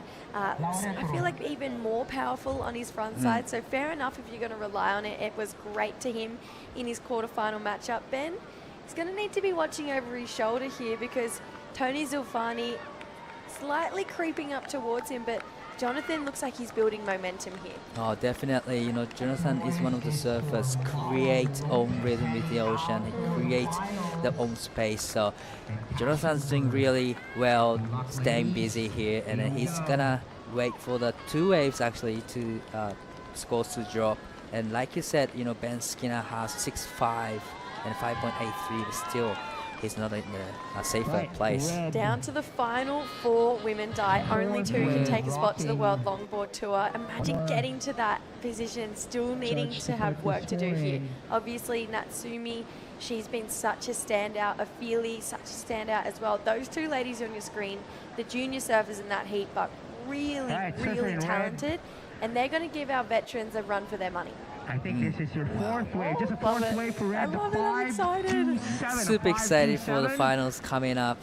And after this hit, we'll see the women's side final. Currently in second, you still have a score locking in. Wow, on screen we have surfing white Philly. Seems super relaxed. You know? Super relaxed, and I think you've got to be with the stakes as high as they are right now. All of these ladies are pretty much 2 scores, well not pretty much, they're 2 scores away from either being on the World Longboard Tour or being just close enough to try and taste it and having to go back to the drawing board. So you'd have to think Natsumi, she's a real front runner to take out this event just with how good she's been. And Ophelia, she's been incredible as well. So it's going to take a lot for all 4 of these women to really lift and push for the finish line. Wow, beautiful hang 5 to hang 10 to the turns. This is Tony, who needs 5.45, but this is a good looking wave. There's a lot of wall ahead of him. Nice drawn out carve there. Wow, that was beautiful surfing from Tony. Well, actually, this wave still going, still providing a balls here for Tony. He needs score 5.45. Nice hang 5. Great finish. He likes it. He pumps up. He's splashing the water now. Great energy. He's got so much energy. He loves a happy dance. I can really, you can feed off Tony's energy just because he feels it so much. Great nose ride, kicks out those hips, a little bit of water on the nose, but solid control on that second carve there. Back to the nose, taps it for a 5, comes through, lays it on rail again here. We see him hold a nose ride through a lot of water. Wow. That carve was beautiful. And just the transition back into the bottom turn as well, really showing how smooth that board looks. I believe that's the 1 model under his feet right now. So you can see tracking through this inside, gets another nose ride, back to the nose. There's the claim. So Jonathan, he's going to need to better here. And wow, nice start to his wave as well. The score, he's going to still wait for 1 more. He's previous to last left at 4.7. This one feeling better, got 2 really nice nose rides. Does he get a solid finish? He thinks yes. So yes. Jonathan, he's looking great as well. And then this is going to be a great answer back from Jack, but unfortunately goes down, air drop in the section and catching a rail. Okay, Ben needs to be really careful right now. Right, Everyone definitely. else is building momentum around him. I know he's obviously that patient surfer. He's got so much experience. He's been a real standout, but he needs to make sure that he's finishing this heat probably without that 5.83. Now it's time to answer back from Ben's beautiful hang 5 to start with. Nice. Wow. Brand has cap back bouncing off the white water perfectly there. Now he's gonna wait for the section to stand up. Nice 5 to 10. Beautiful combination of maneuvers here. So he's gonna stick with it. There's gonna be another inside section here. Hang 5 to hang 10. So arched on the nose. So a lot of variety, a lot of turns, a lot of nose riding there. And why? What do you think? I think that's the best wave of the heat. I loved that wave from Ben Skinner. Again, slightly smaller, but where his board was, where he got to the nose, the power carves that he does are exceptional. He has just absolutely read this wave beautifully. Straight into a 10. Little bobble, had to go around Jack, unfortunately, but look at that roundhouse. Just so much technique, so much drive. Comes back through, waits for this to bowl up again because he's got his board in a critical part. Look how much of the back of his board was hanging out of that wave. So another nose ride into some rail surfing. Then here, we lift. Wow. Big soul arch 10 here for Ben Skinner. I feel like this is easy going into the 7-point range. He is just looking so good. And I think the difference is where he's doing these nose rides. Only the tiniest little bit of his board is hanging out. He's so tight in the pocket when he's working up the face. So, and to combo that up with the power carves that he has, yeah, it's a recipe for a good score. Definitely, I love a big fan of the big roundhouse cutback from Ben Skinner. That was a great turn there, and then he's just showcasing everything on this wave. He needed to answer back, and that's exactly what he did on that wave. Actually, watching Ben surf makes me want to go surf. Oh, definitely. And I think that's if it's making us feel that way, imagine how it's making the judges feel. They are surfers, they get this feeling as well. So I feel like out of all of those rides, that one the most was like, oh my gosh, get me out there. It looks so fun. So I feel like we're going to see, Ben Skinner drop that 5.83 pretty convincingly. Wow, this is going to be an exciting exchange because all the four surfers got the wave. So this is another left-hander from Jonathan. Nice hang 5, but loses a little bit of balance there, but love the powerful hack there from Jonathan. That was sick. That's great surfing, but I don't think it's going to be his top 2 score. So fast wave dropped in for Tony, 6.47. That put him up into the lead. Now Tony is in the lead. Ben Skinner now needs 5.87 to go back into the lead. Still waiting for 3 scores to drop in. 2 minutes and 30 seconds remaining. Timing is winding down quickly. Yeah, so quick. Yeah, what? There's 2 minutes to go in this heat. Oh my goodness. Yeah, I feel like Ben, he's easily, that 5.87, he's going back to the lead. I feel like Jonathan, he's probably not going to get himself into second.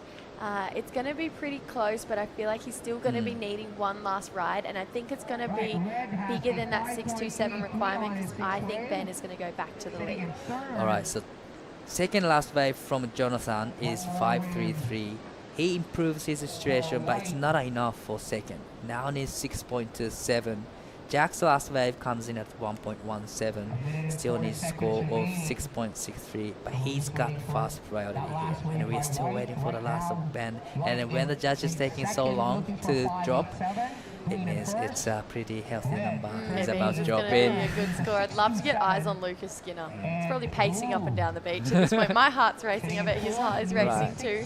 Yeah, this is really crucial right now. Tony and Ben, World Longboard Tour surfers that have been knocked off. They need to get into this final and then win and come second to get back on that tour. So I feel like they've definitely been 2 of the standouts. The score's starting to lock in for Ben Skinner. It's going to be a really healthy number here. Looking so healthy, the last wave for Ben, but on screen we have Tony up and riding. He's trying to get rid of the 5.90. A beautiful start from Tony. Beautiful drop, knee cut back down and straight into the hang 5 to hang 10. Beautiful technique and beautiful surfing from Tony. So now he's gonna stay patient, waiting for the section to actually stand up here. And then now setting up for another nose right there. Little bit water covered nose, but still beautiful surfing from Tony. These guys are starting to feel it. There's a lot of emotion pouring out. Needs to be the best wave of the heat. I still think Ben Skinner sits above it, but I think he's dropped that 5.9 and really solidified himself a spot into the final here. 7.83 is the last wave for Ben. Now Ben back in the lead. So 7 seconds left in the seat already. So it looks like no waves coming through the lineup. And Ben Skinner will have the victory lap here. So it's offshore. What a heat. Wow, that was a great matchup there. Ben Skinner taking it out. Tony Silvani coming in second. They are joining J.R. Esquivel and Jo Marie Abueza, our 4 surfers who have probably the most World Longboard Tour experience. Except for Jo Marie, he's still kind of the new kid on the block. They're going to be battling it out for a spot. How exciting. Wow, it's going to be a great matchup in the final. But stay tuned, everyone, because we're going to have women's final coming up in a few minutes. So stay tuned. We'll be right back after the break. The WSL La Union International Pro LQS 1000, presented by the Philippine Sports Commission, is proudly hosted by the province of La Union, the municipality of San Juan, and the Department of Tourism, Region 1.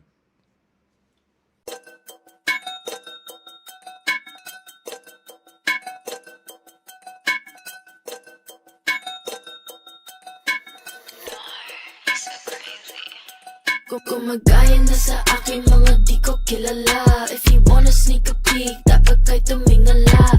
You know I put the work in, hindi to himala. I don't wanna cause a scene, so wag kang magpadala. They call me most high, I'm the prophet. Busy on the uprise, don't you try to stop it. See me at the front line, everybody watching. Do it all in one try, you look exhausted. You know I'm pretty, never modest. I don't ever wanna hide. I wanna be the best. I know one never asked to step aside. I always want attention, I'm always picking fights. If I don't get what I want, better hope that you'll survive. I got on my six, they tryna copy all my tricks now. Sticking to my that's why they think you need to sit down. I got the drip, kaya magin out. Don't think you understand, you're in my lane, you better get out.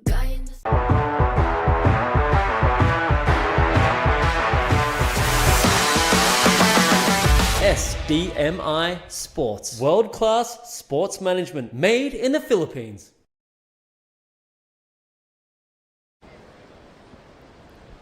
Welcome back to the driving seat of our World Surf League Jeepney. It's finals time for the La Union International Pro. Natsumi Teoka, Mara Lopez, Ufili Akuen, Cash Hoover, Japan, Philippines, Reunion France, and USA. Cash based in Hawaii, Ufili based in Reunion, Mara based right here at San Juan, La Union, and of course Natsumi from Japan. I'm Sam Bleakley, joined in the commentary booth by Jessie Starling and 3 times Women's World Longboard Champion, reigning WSL World Longboard Champion Rachel Tilley. Rachel, replay of Natsumi to kick things off.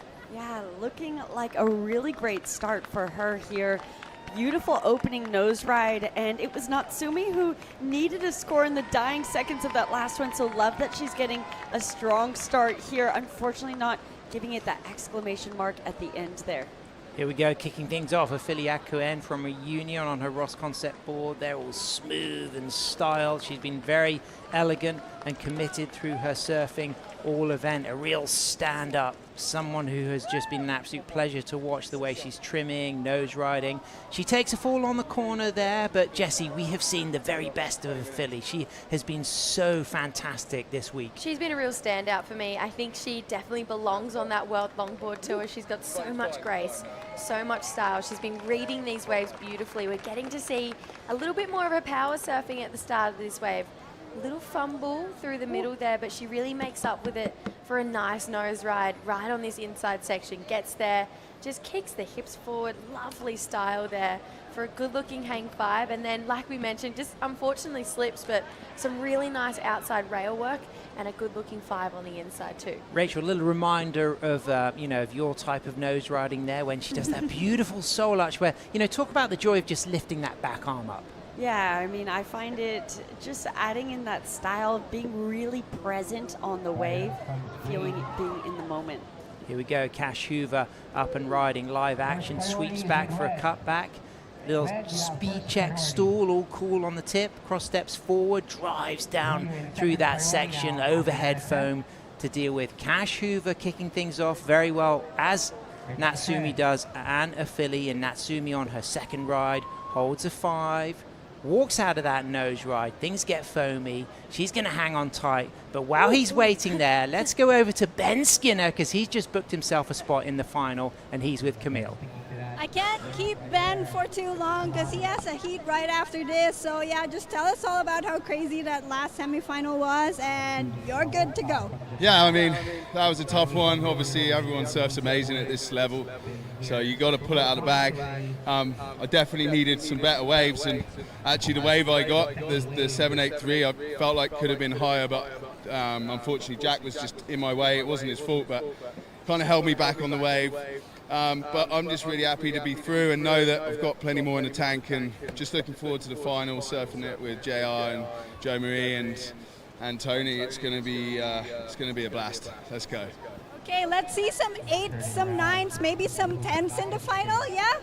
Okay, back to the women's final now. Great stuff. Thanks so much, Camille. Congratulations, Skin Dog and Tony, booking themselves a spot in the final. Both surfers who were knocked off the World Longboard Tour last season. The stakes are high. JR in that men's final already re-qualified, so 2 other spots up for grabs. Live action, our local surfer, Mara Lopez, 2 steps forward, 2 steps back, just sets herself up, ready to pounce on the tip if this wave allows. But that one had a lot of bump, a lot of bounce, Jessie. Not really a massive amount of potential in that ride for her. No, definitely not. But I love the fact that she's staying busy. She's keeping her options open.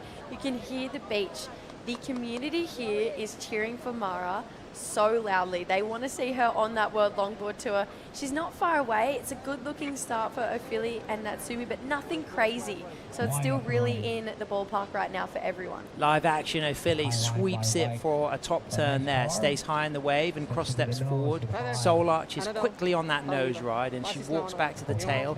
Far back on the board here. It's going to be very easy for her to just readjust her line, but she's just having to break up that ride a little bit by controlling her hands across the 2 rails, so that may well limit the scoring potential on this speed section through the inside, but she's still taking it all the way through to the shallows. She cross steps, kicks out. She's in the channel. Rach, do you think that's going to affect the score, having to grab the rail and go on the knees? Yeah, I think it breaking up that flow, and especially having to use those hands on the rail or knees going to rail altogether, it really kind of minimizes that control that you have through those sections. I did really like that section just after, though, when she really picked that board speed up and flew down the line. What's that song? Hands, fingers, nose, and toes. Do you know that one?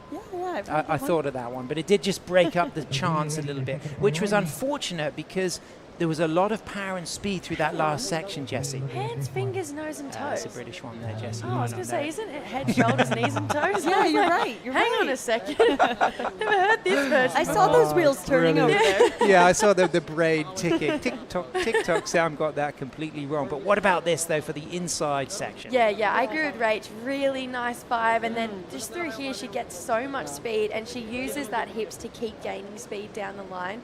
Unfortunately, couldn't get back down the face through this part. So 2 great wave selections, but didn't really have that full flow effect from start to finish. So Ofili with an opportunity to try and clean these up on her next couple rides. So Jessie, replay now of Cash Hoover. She has that great fade and good lift on the nose as well. Yeah, this is what we talk about with that flow, having that full completed ride here.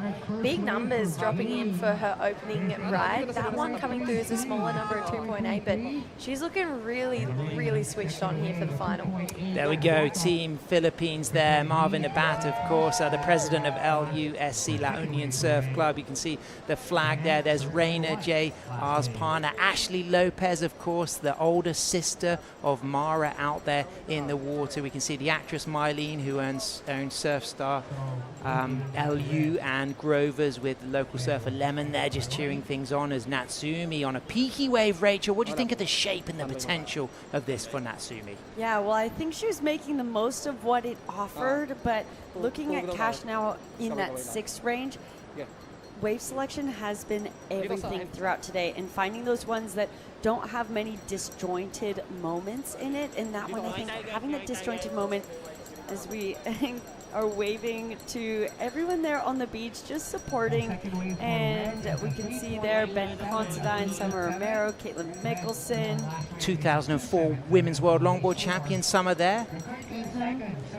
And has been a great force in this event so far. But everyone watching the finals, this is what I love about the longboard community, you guys, is that everyone sticks around. We're all friends. We're all an awesome community. And everyone's learned that really nice balance of being competitors in the water, and then as soon as you're out of that heat, friends on the beach, just really being in on it. Hands down, it's an elite community. It is so cool to see how many people have stuck around wanting to watch the final, wanting to see who is going to make it to the World Longboard Tour, and just the vibes have been honestly incredible. That dog is having the time of his life as well.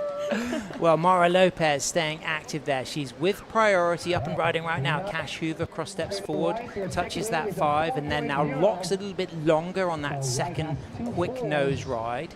Now back to the tail, just trimming, speeding. She'll widen her stance for a little bit of control to align with the lip of the wave to allow her to go back onto the nose.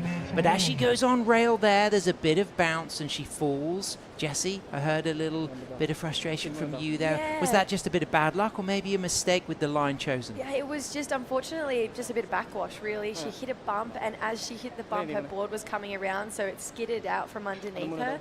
I think, though, started off really beautifully. I thought that was on its way to be a great ride. Cash she's been a real underdog, and she's owning this heat right now as far as it goes with control and great wave selection. A bit like when you're on one of those tricycles in the sidecar and you hit a bump and you really feel it. It goes right through you. Have you been on a jeepney yet, Jess? No, I haven't. Oh, Wait. wow. That's the big buses. Oh, the no, I jeepneys. have. Yeah, that's the real deal. I've actually been on the roof of one of them. There we go, roof surfing on the jeepney, as we can now see that beautiful pan as all of the crowd starting to really appreciate the finals here. This is the first final. Rachel, such huge stakes. You know, this is the first time we've had the opportunity for a World Longboard Tour qualifier out of one event open to all of the regions of the planet. Yeah, I love this new format. I love that this event has been created. I think it's really important, you know, everyone coming out of their regionals, and there's just that one spot from each region, and there's so much talent. Some regions even stronger than others too, so if you didn't have a great heat and one person got out of your region, now there's that opportunity to come and qualify through this. I mean, we have 3 people on this tour in this heat that have been on tour before. Mara, the young gun, the only one who hasn't had a taste of the actual WLT experience. So it'll be interesting to see this dynamic, Natsumi and Ophelia trying to take their spots back. Cash getting that qualification or that wildcard opportunity throughout season wildcard last year. Really found a taste. She's young. She wants to get back on it, but Mara trying to surprise everybody. Late take there, straight to the tip, runs back from that nose ride. Great wave selection, using priority, takes a fall. So 18 minutes remaining, sometimes a fall early in a ride. At least it means that she can get out quick. She's not going to win the paddle battle with Cash. She's just got that little bit more momentum. That will sting Mara a little bit, but there's time to reset, Jessie. Yeah, there is time to reset. She can't let this phase her right now, not with 17 minutes on the clock. And really, Cash is kind of the only one owning this heat right now. That's 6.33. It's a really solid score, but I don't feel like we've seen Natsumi or Ophelia have that solid completed ride yet. Let's see if she can do it on this one. Natsumi streaking through this wave, runs straight up and touches the 5 and back to the tail. She's got a lot of foam now in the face. She'll want to stay in the pocket. She'll hope that it's going to steepen up on the shallow section of the reef here at Mona Lisa. She stretches for a nose ride but holds it, and then a really good controlled, powerful line carving down. And as things stay bouncy, she's got back on some face, but it's going to be difficult to get much more on this ride. So she's going to drop a second score to potentially replace that backup 3.87 and add to her 5. As we see live action clips of Ophelia Cuen from Reunion on the nose on a really graceful quick 10. Walks coolly out of that 10. And she's going to kick out there in the Challenger, swing things round, but it looks like Natsumi, Rachel, who's going to have the quicker of the paddle battle out. Yeah, and Natsumi, of course, not just having experience on the World Tour, but she's had experience. She has ISA medals to her name. She's competed in the top 8. So it's even a little bit of a surprise that we're seeing her needing to utilize this event for requalification. She definitely has the most competitive experience here. So even just getting those edges. And this is a little bit more like we like to see from her, but that end section just kind of going to stand up and take her out of any more scoring potential.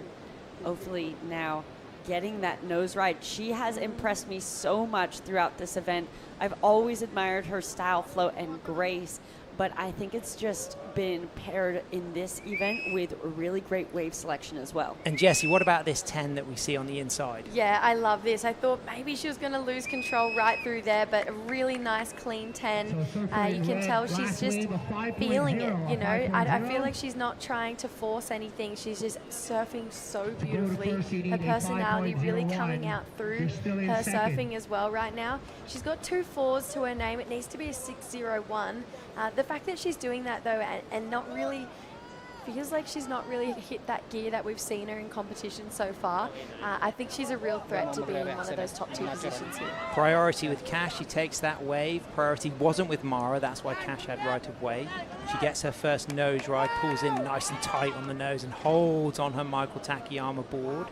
And then from the tail, we can just see her widening that stance to allow that down carve, solid through the rail work here. And as it stands up almost shoulder height through this speedy section, she's going to want to use the rail turns to stay in the pocket. As she does, kicks out on the corner there. So she's already started with a 6.33. And Rachel, she's looking to improve on a 3.67 to better her situation.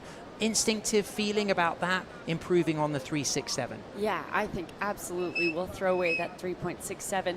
A little mistake here, getting hung up. She had to, unfortunately, use that time to get back in the wave, but really nice, long, tight 5 throughout that section there. Great speed, really nice turn, and then this one stayed open for her as well to find another turn and get one more nose ride here. No, she gets one more turn there, but I can hear the cheers on the beach right now. Wow. You know who's up. Jessie, it's our local surfer Mara, just 15. I mean, you know, if it doesn't go her way in the final, what an amazing achievement to even be in this final. Oh, absolutely. With names like Natsumi and holding a really nice 5 through the inside.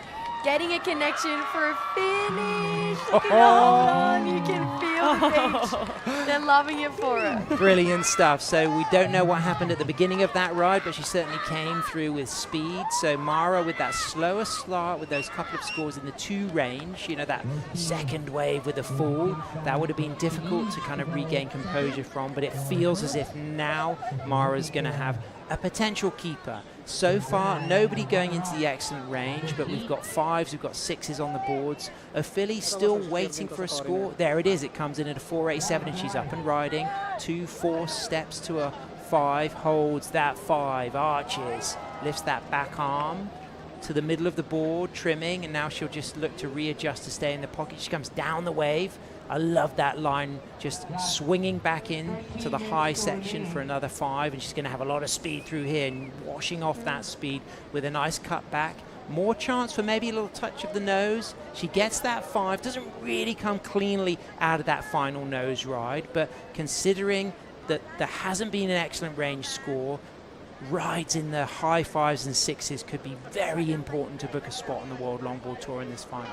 Yeah, as far as that one goes, that's probably my favorite wave surfed in the final so far. I felt like it was a bigger wave. There was a lot of risk out the back here, especially to get to the nose with a lot of chop here. And I feel like, yeah, when you see someone hold on and then throw a little bit extra style, just like Ophelia did, it kind of gets you excited here. And then, like you mentioned, I love this carve as well. She gets back to the nose, watch it steepen up again, and then steps on this tail, draws it back around straight into the foam. It's a shame she couldn't capitalize on that section here, because just getting out in front and then kicking off would have been a really nice kind of finishing exclamation mark on this ride. A bit of water on the nose. It wasn't the cleanest looking nose ride, but a lot of control considering the amount of texture that was on the face. Yeah, and Rachel, there's a real sense of speed on that wave as well. Yeah, absolutely.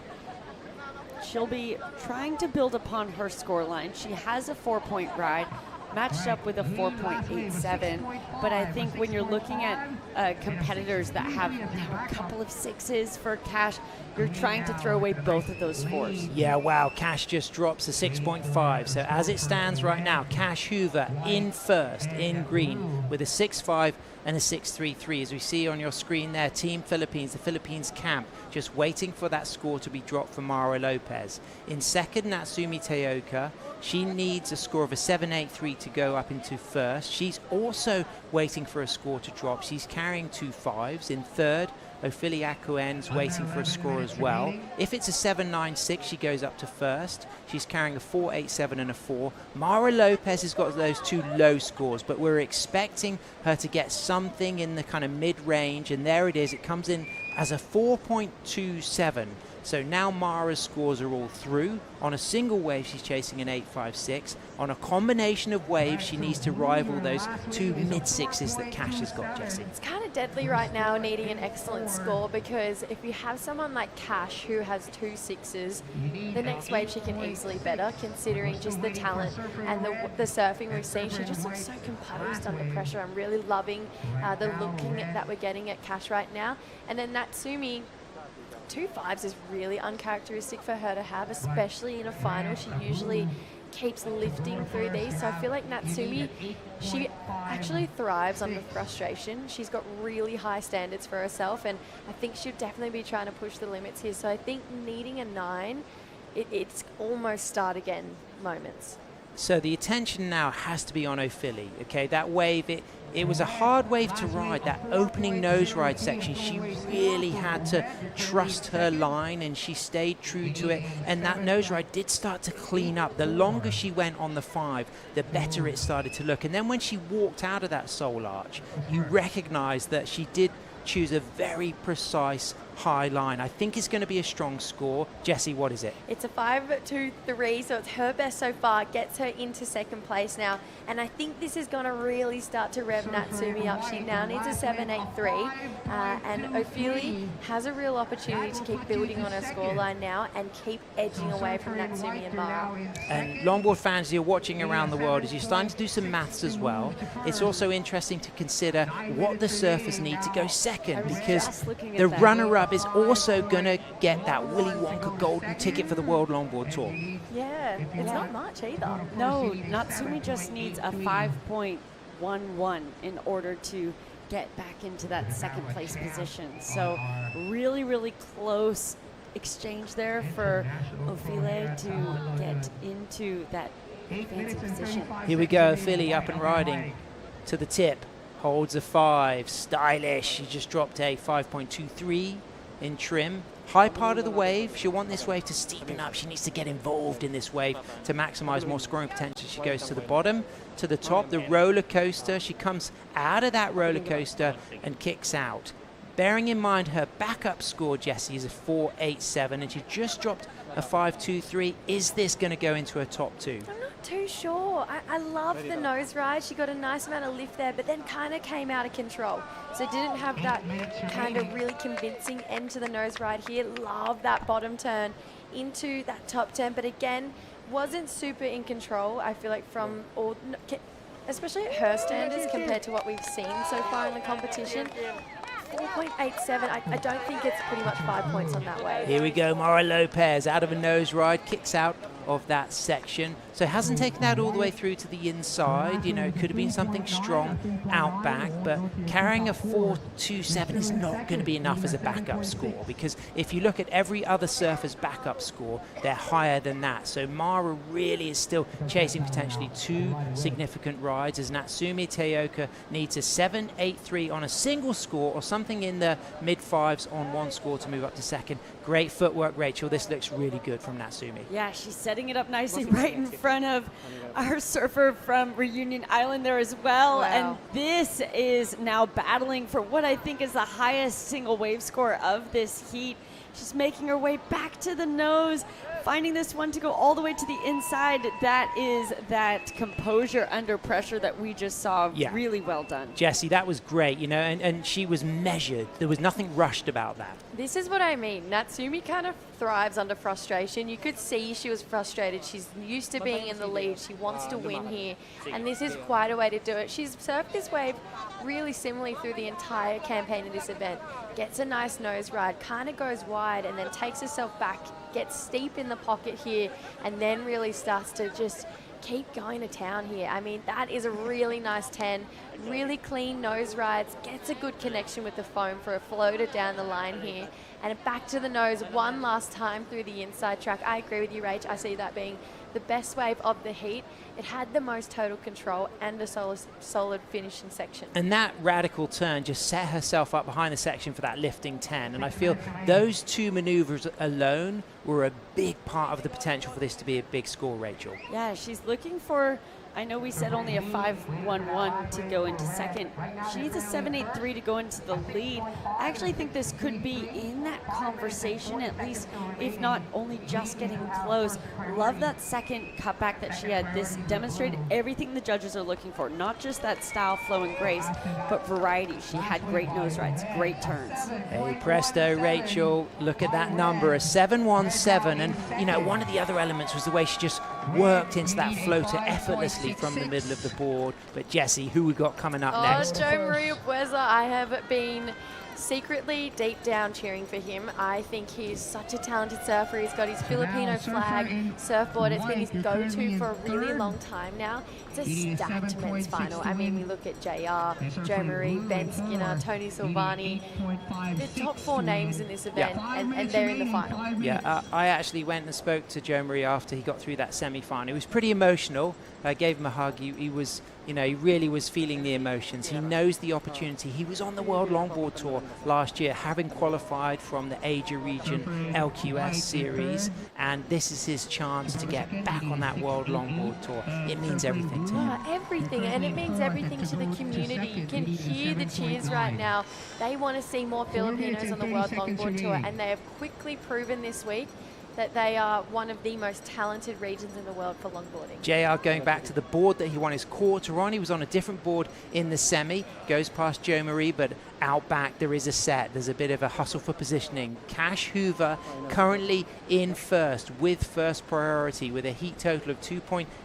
Natsumi Teoka in fourth priority with a heat total of 12.17. As you can see, Ben Skinner and Tony Silvani. Tony just carefully walking across the reef. Ben next, just now talking to JR. A little bit of a high five from both of them, wishing one another luck. Great moment. Luffy rider, and of course Ben Skinner, shaper of his own boards. Luffy, a contemporary of you know, mine and Ben's generation. Ben a lot younger than me, but we grew up competing with Luffy. He's got a really good drop knee. He's a really good longboarder. He's founded that brand in 1987. You know, the longboard renaissance at the very forefront of it. But what was really interesting is that set hasn't materialized, Rachel. It looked like there was something, but obviously it wasn't good enough for any takers. Yeah, and we're going to have Mara be a taker of an inside one. Here we go, Mara on a 5 on a 10. Holds that 5, gets lift, walks back to the tail. Can she keep control? She almost loses it on the cutback, and she does fall. O'Philly up and riding, very poised. Here's the steep section.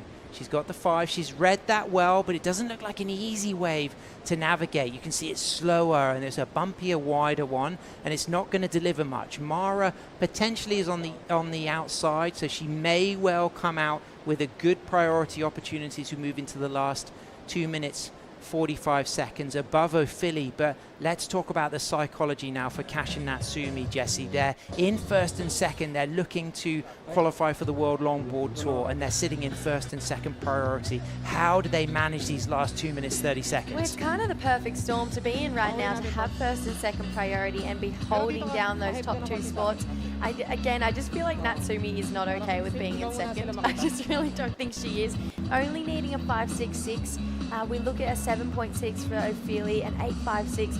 They are in those top 2 spots. Natsumi, like I mentioned, she's going to have another roll of the dice. She's going. Natsumi looking to improve on a 5, holds that 10, walks out of a nose ride. Great clean footwork, and again, a very dynamic turn that puts her in the power source, puts her in the pocket, and then she puts that board on rail once again with risk. There's spray, there's speed. She may well get the chance of a reform. She's reading that very well. There's white water ahead, but she's moving elegantly, and she's left an opportunity out back now for other surfers to get waves, but she's wanting to improve her situation and better her backup 5. Jessie, you like that? I did like it. I'm not convinced on a 5.66, but I didn't see her going for a turn on reef that shallow in there. I was like, wow, Natsumi. You can just see how badly she wants the win here. I think obviously whoever makes it to the World Longboard Tour is going to be stoked, but Natsumi's the type of surfer, she wants all of it. She wants the win and the World Longboard Tour. Right now, yeah, not super convinced on a 5.66, but I just love when you see Natsumi go to her rail. She's so powerful. So let's focus now on Ophelia, Rachel. You know, there's a minute left. She's in third priority. She's sitting wide. She's needing approximately maybe something in the 6s, would you say, to move up? 6.95. So push a flat 7 to move to second, a 7.6 to move to first. Strategy. Well, she is sitting under the priority of everybody. And in order to get basically a 7, you need a decent sized wave in order to do that too. So she's going to try. I love that she's sitting underneath everybody. Mara separating herself from Cash. Everyone's having a really smart idea here if that opportunity comes, but it's down to luck at this point, honestly. If there's going to be another wave, it's looking pretty quiet. Wow, 23 seconds remaining. Jessie, and Cash Hoover with priority is looking like she is a contender to book herself a spot on the 2026 World Longboard Tour. Up and riding right now. Ophelia chasing a near excellent range score on a small wave. Gets that soul arch, walks out. You just feel as if the wave size isn't going to deliver this, as we can see the P still next to Cash Hoover's name, which means she hasn't taken a wave, and Cash is now up and riding, looking to improve on that 6.33. And for me, Jessie and Rachel, it looks as if Cash and Natsumi have done it. Oh, absolutely. And Natsumi's last wave score locking in, it didn't better her situation. So this is a victory lap right now for Cash. Wow, massive moments, Rachel. You yourself are defending Women's World Longboard Champion. These are women who could be joining you on this year's World Longboard Tour. Yeah, they are women joining, and that's, I mean, a huge congratulations to both of them. You know, as we see both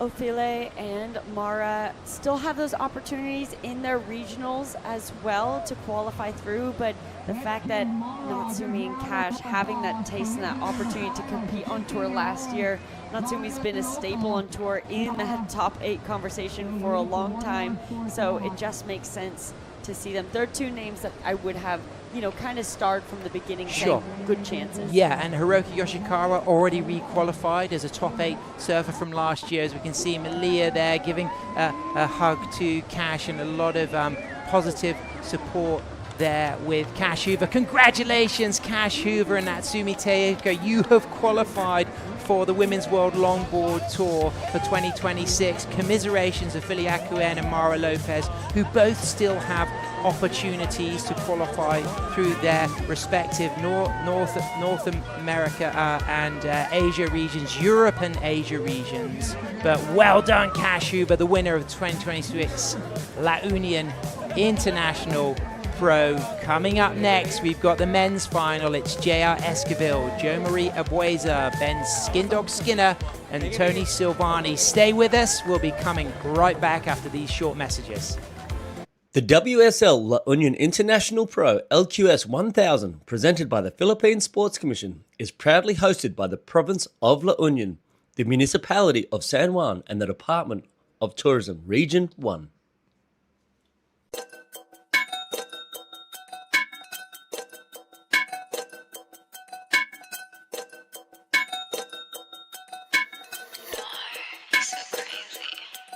Gumagaya na sa aking mga di ko kilala. If you wanna sneak a peek, dapat kay tumingala.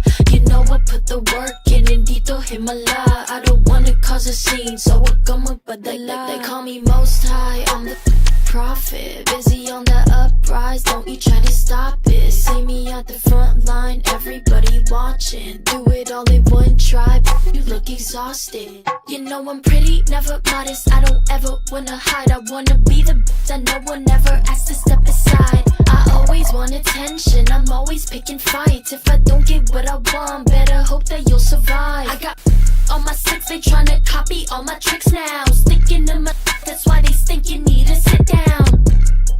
I got the drip, I'ma get out. Don't think you understand, you're in my lane, you better get out.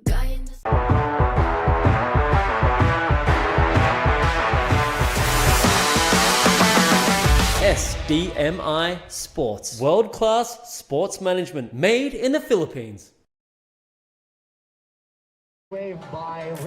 Welcome back. A pleasure to have your company. Thanks for tuning in. Wise moments to tune in as well, because it's the men's final here at the La Union International Pro. JR Esquivel, Joe Marie Abueza, two boys from this patch in the Philippines, Ben Skindog Skinner from Cornwall in the UK, and Tony Silvani from the east coast of the USA. Now a Luffy rider, Ben Skinner on his self-shaped equipment, and of course both Esquivel and Abueza also riding Luffy. So we've got 3 Luffys in this final, and live action kicks off with a couple of scores drop, but this is our first replay. I'm Sam Bleakley, still in the booth here with 3-time Women's World Longboard Champion, and Dai Wacko as well has just come in. Dai, this is JR's first ride straight into action. Beautiful surfing from JR, you know, he's just on fire. We see his surfing in semifinals, and he was so competitive, and he just wants to win here. Beautiful hang 5 to start with, steps back. I love these 2 turns here, nice. You know, his surfing is super precise, and hang 5 there too. 5, wow, a lot of excitement in his surfing. Brilliant stuff, and this is Ben Skinner's first wave, Rachel, kicking things off cool, composed, got the wheel at the front of his swallowtail dynamic design, and he's looking incredible. Yeah, he is. I mean, he had a great heat win just before, pretty convincing lead the entire heat, so he's going in feeling good, has his son Lucas watching on the beach, gets that hang 10. That's so beautiful. And one of the big features, Dai, of Ben's surfing has been his rail game, as we see now Tony Silvani kicking out. So Tony and Ben paddling back out for more. Joe Marie up and riding on his first wave there. Holds that 5, walks out, got the Philippines flag on his board there. Designed and shaped by Luis Bento, of course, making boards also for JR, and a number of the surfers here in San Juan as Joe Marie pounces through that inside, gets that 10, trademark 10 on the backside for the goofy footer as he climbs and lifts and just drops comfortably out of that final turn. So we're expecting now a solid score for all of the surfers. JR in the 10, Ben with his trademark flow, finesse, but that powerful, elegant rail game. Tony Silvani looked like he had a lively wave. We saw the back of it. We didn't see what happened at the beginning, but obviously we're expecting a flurry of decent scores, Rachel, to kick things off. Yeah, absolutely. And let's take a look at this one. Oh, this is live action. Here we go. Skin Dog, toes on the tip, locks in, runs back, goes and kicks out, recognizes that there was no need to stay with that loss of open face to really work with, as we can now see the replay, Rachel, of Tony Silvani. Yeah, straight up to the nose, holding that hang 5 really long, finding that quick 10, going to navigate, finding more opportunity through the inside here, so still waiting for him to get on that tail, and there it is. So now he has provided the complete package back up to the nose. Love the way he set that one up. I love it when these athletes, JR is really great at it, at not taking any time for the setup, that they're really precise with their placement. Joe Marie's another great example. Beautiful levitated hang 10. I mean, that is so technical, so difficult, and that's great. Look at how he just bottom turned straight into the right placement, straight into those cross steps, out from those cutbacks, and he got most of the work done. He's looking for the inside to get maybe one more opportunity, and he gets another hang 10. To me, maybe this was actually from the complete package that we've seen. We haven't seen JR's full wave, but I really liked the look of this one. Dai, as a fellow goofy footer, talk about the advantages that goofy footers can have here at Mona Lisa Point. I reckon, you know, being a goofy footer, you can just stay in the pocket really easy on your backhand, so definitely that's going to be another advantage being a goofy footer. But look at this rail game there, and you can engage the rail more on your backhand actually. Scores coming through. JR kicks off with a 7. Joe Marie waiting for that score. Replay now of JR. Skindog kicked off with a 6-5. Tony a 4-5. Here's the replay, Rachel, of JR. Yeah, so he did well to make it through that opening section. A little bit difficult. This is where it starts getting critical and what we know him for. A beautiful hang 10, really critical right there in the pocket. And those turns that he's able to just really fluidly wrap into this entire package of the wave. So looking at the judges gave this one a 7-point ride. Looking at that hang 10, showing really what they're valuing is those critical hang 10s out the backs, but also that variety and that flow. And interestingly, he changed boards for the semis. I was surprised because this board had been going so well, but he's gone back to the board he won his quarter on, and he looks oh so happy, oh so lively. That board for me just looks a little bit more fruity than the board he was riding in the semis. From me looking at the way it moved, I felt like it could just be a little bit longer. This is the slightly shorter, more compact version. Yeah, it looks a little bit more zesty, a little bit more lively under his feet, absolutely. So still waiting for Joe Marie's score to lock in. But for me, I still think, I don't know, I think it's going to be right there in the mix of that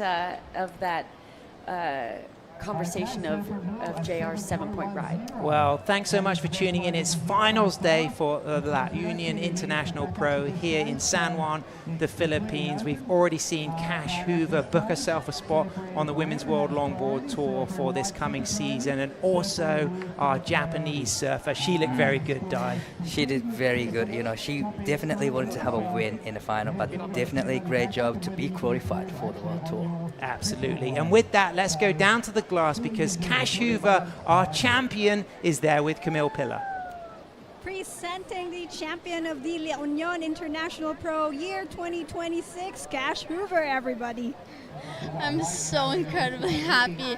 I don't think I've been this happy in so long. I cried tears of joy coming out of the water. I mean, I've worked so hard for this, and this event has been so stressful, and to be able to just feel that I've officially made my spot on tour for this year is the best feeling in the world, and I don't have to go to any more QSs and grind it out.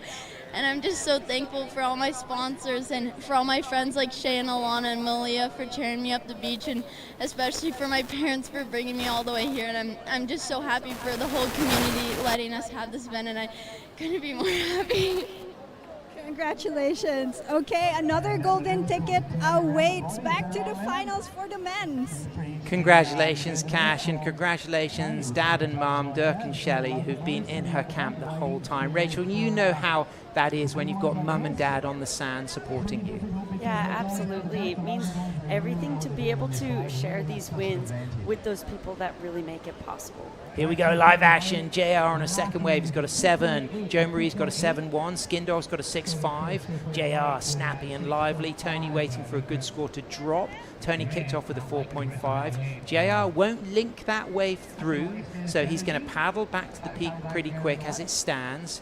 Joe Maria Buezu is out there in first priority. Ben Skinner in second priority. Ben now looking active. He's going to have to dig deep for this one. He's got a fade, a high line, 6 steps into a 10. Wow. Lift and through that section, an incredible bit of driving from the tip on his double scoop, rebounds off the foam with control and power, and then just cross steps forward, all cool, icy smooth now as he just sets himself up for the inside, knowing that he's done a lot of damage out back, just delicately cat-like, touching his toes on the tip and looking over his shoulder there, deciding if it's time to kick out. It is that wave fades, but the degree of difficulty to drive through that section and then bury that rail but come out with control out back, Rachel, was very, very high. Yeah, that was insane. That hang 10.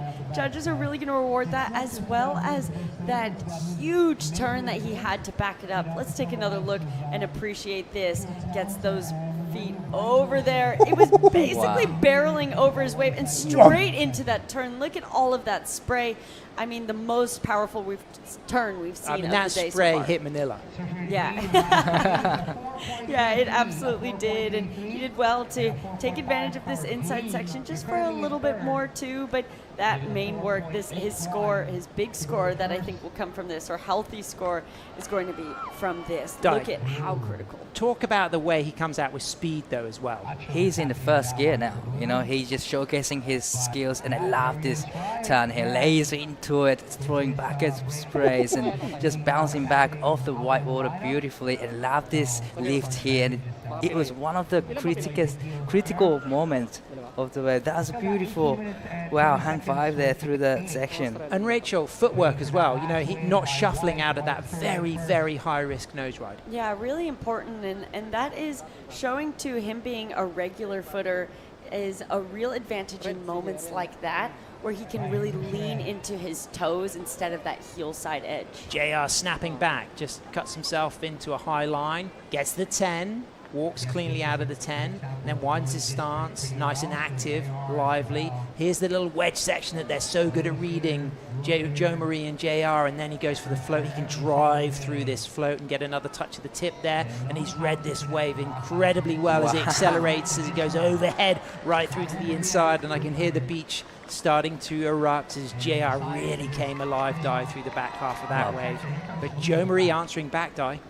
Beautifully down with it by a JR here, but Joe Marie has the best heat score so far at 7.10, so he needs to answer back. But beautiful surfing from JR, and wow, beautiful hang five there, and surfing all the way to the inside. There is inside section. He's gonna hit the section here, and can he rubbery get out of it? Skin Dog up and riding, waiting for scores for JR and Joe Marie. Skin Dog in and out nose rides on rail, and then just drives off the mid part of the wave up to the tip, gets the 10, leans over all body weight right over the tip as he accelerates into that big sweeping down carve round rail re-entry right off the back of the full figure of 8 cut back, and at the front of that jeepney of his, that double scoop swallowtail, absolutely on fire, Rachel.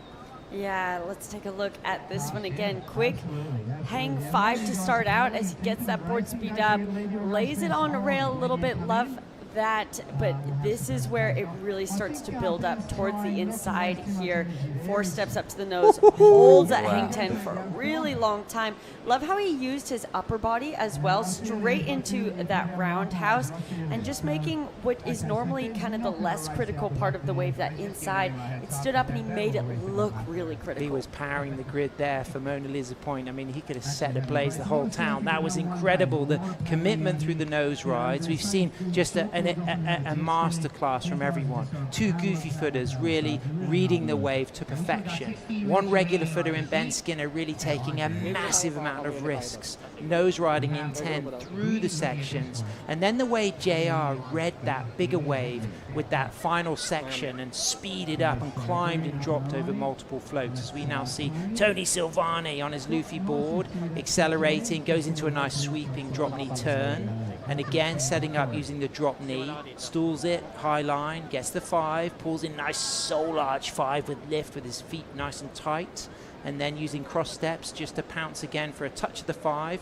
And now things will get really shallow in here, but there's a steep wall ahead, so he's going to find another opportunity to touch the nose and kick out, and Silvani is going to add to his scores, carrying a 4.5 and a 4.33, waiting for significant scores for Ben Skinner. He drops a 6.73 for his previous wave, but we got one more wave to come. We got an important score as well to come for Silvani and JR and Joe Marie. Wow, it's incredible heat so far. Tony just had a great answer back in his heat, and probably with that ride, he's just right back in the mix here. So everyone's got a great wave now.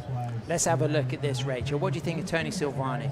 Yeah, great opening hang 10. Talking to him this morning about him making that switch, now being on those Luffy boards, just finding such solid nose rides. He's feeling so comfortable up there.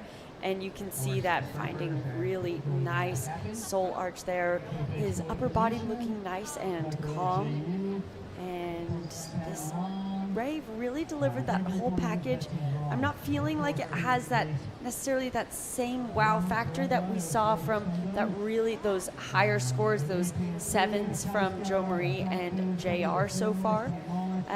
but I think it was a really strongly surfed wave. Will get him back there in the mix because he's trying to drop a couple of 4s. Everyone else has that 6 and that 7 range. I think that will now increase him back into that conversation. Nervous moments for his fiancée Adrian on the beach there watching. She's going to, of course, be cheering him on. He proposed to her a few days ago here on the sand at Urbiztondo Beach as we wait for scores to come through. Ben Skinner chasing a score that I imagine could go into his top 2 here. He's already dropped a 6.5 and a 6.73, but there is one more significant score to come. JR has now tabulated all of his scores. It goes in at a 6.07, so that wave that had the really lively inside section adds to his 7. That puts him in a solid second. Tony Silvani slipped down to third. He needs a 8.73 to go up into first, but obviously less of a score to go to second. Joe Marie is going to drop a score. Things have changed. Ben Skinner looks like he's still in the lead, and Joe Marie has dropped his score. It comes in at a 4.9, so it keeps him in third.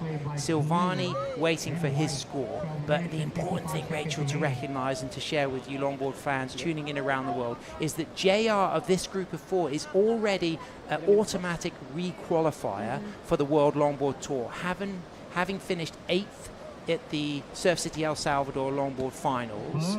He's in that top 10 and he's already re-qualified, so it means 2 other surfers within this. If JR, of course, gets 4th, it makes no difference, but if he gets 1st or 2nd, it does open up a little bit more potential for us to keep an eye on who's in 3rd position. Yeah, absolutely. It's basically just one person out of these 4 people so JR's really he's here to find that win and maybe do what he can to help Joe Marie get that advancing position. He's straight on the nose and then back to the tail and then projects over that section, almost vertical with that climbing top turn, and now he'll kick out. So looking to back up that 7, that's not going to go into his top 2, so he's going to paddle out. He's not going to be in priority. Sitting out there in priority is Joe Marie, waiting for the opportunity to go for a 6.13 to go to first, or a lesser score to go up into second. But Tony Silvani is chasing a score of an 8.73 to go to first, but also we have to remember that it's those top 3 surfers that potentially would qualify if JR's in that top 3 conversation, because he's already on the World Tour. The winner and the runner-up gain a ticket to next year's, this season's World Longboard Tour. Silvani waiting for that score. The judges studying it, as we can see Grover's there, LU, we can see Kai McPhillips on the left there, of course, traveling here with his brother as well, who competed in style, and we can just see all that fantastic food and drink you can get here. I've had fun having some of that grilled sweet corn in the evenings after an evening session, a little cold pale pilsner and a bit of grilled sweet corn, watching Di unleash on his twin fin fish out back at Mona Lisa Point every evening.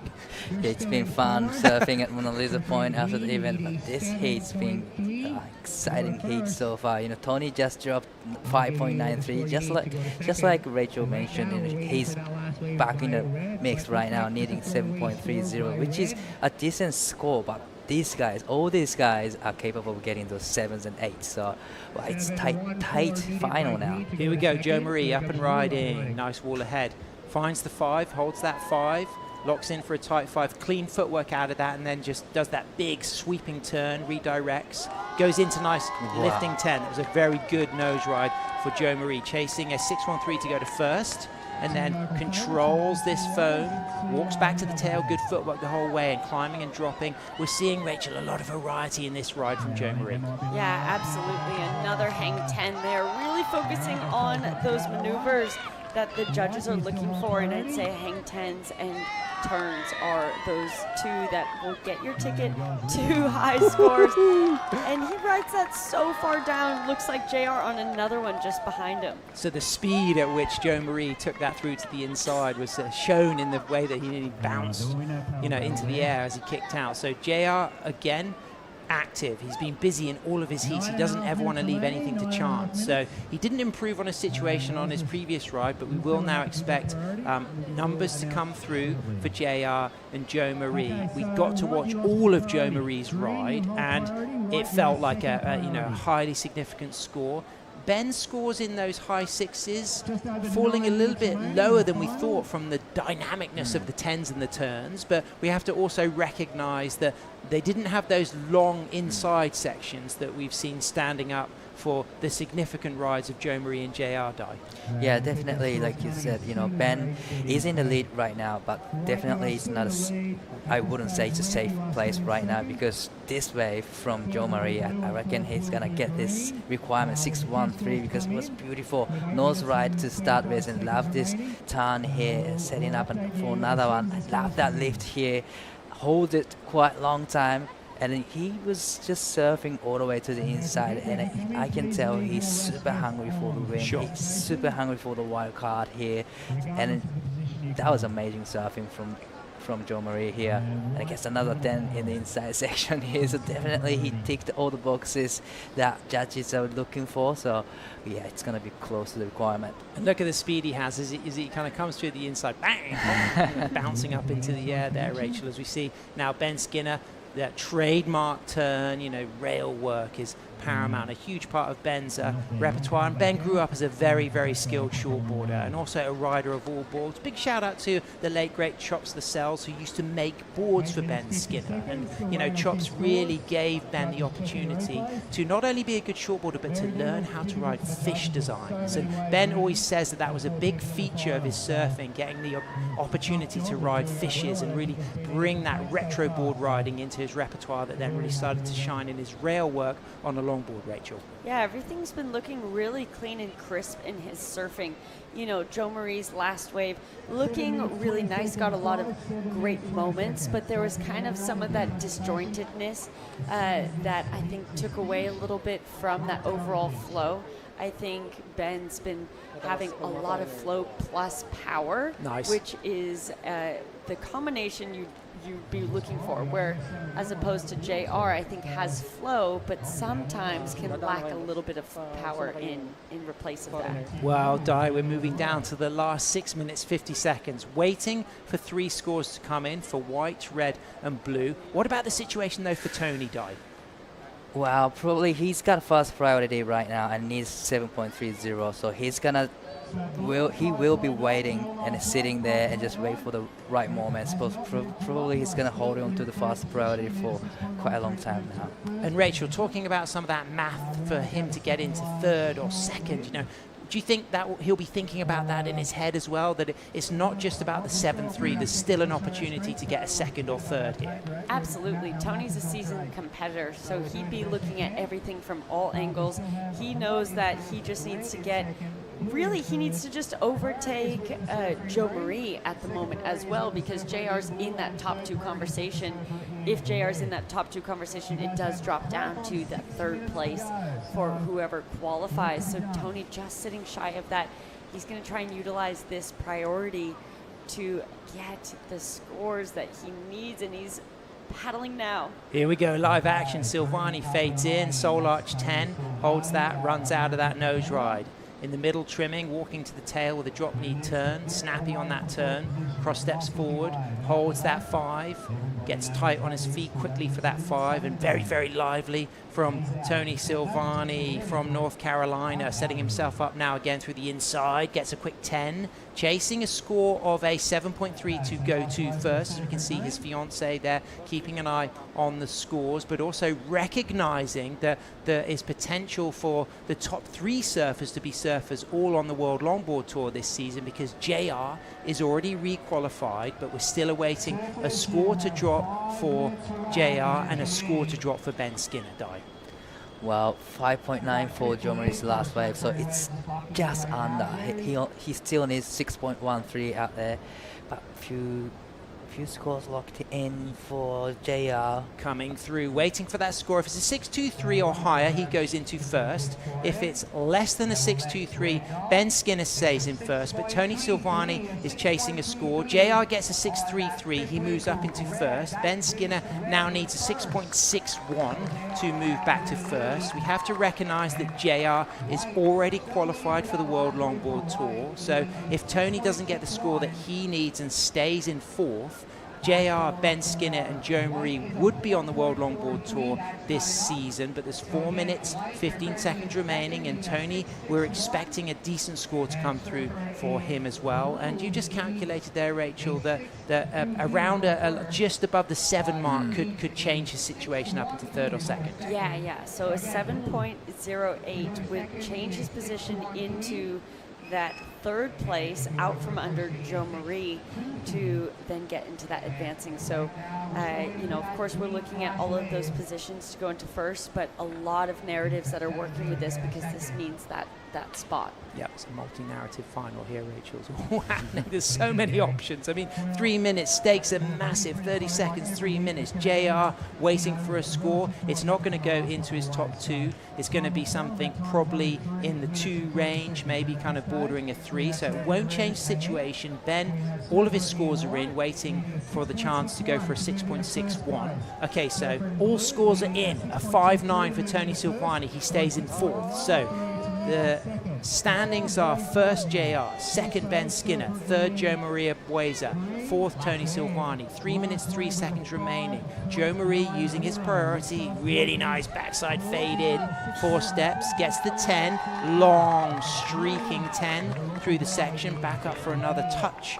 of the 5, and then widens his stance and then just redirects away from the foam, stays now in the pocket. And this is where the local surfers are so good, reading these inside wedges that often seem to stand up for them, because they chose the waves that they knew would allow this, as Joe Marie is absolutely feeling the vibes there. He knows the pressure's on. He knows he's got to stay in that top 3. If JR stays up at number 1, third is good enough, second is better, first is even better. But now we got to really think about Tony and Ben, because they are the surfers who have potential here. Ben in priority, looking to improve on a 6.5. A 6.61 will go to first. Buesa may well change the situation, and Tony will be chasing pretty much something in the mid-7s for first, but maybe the low 7s for third.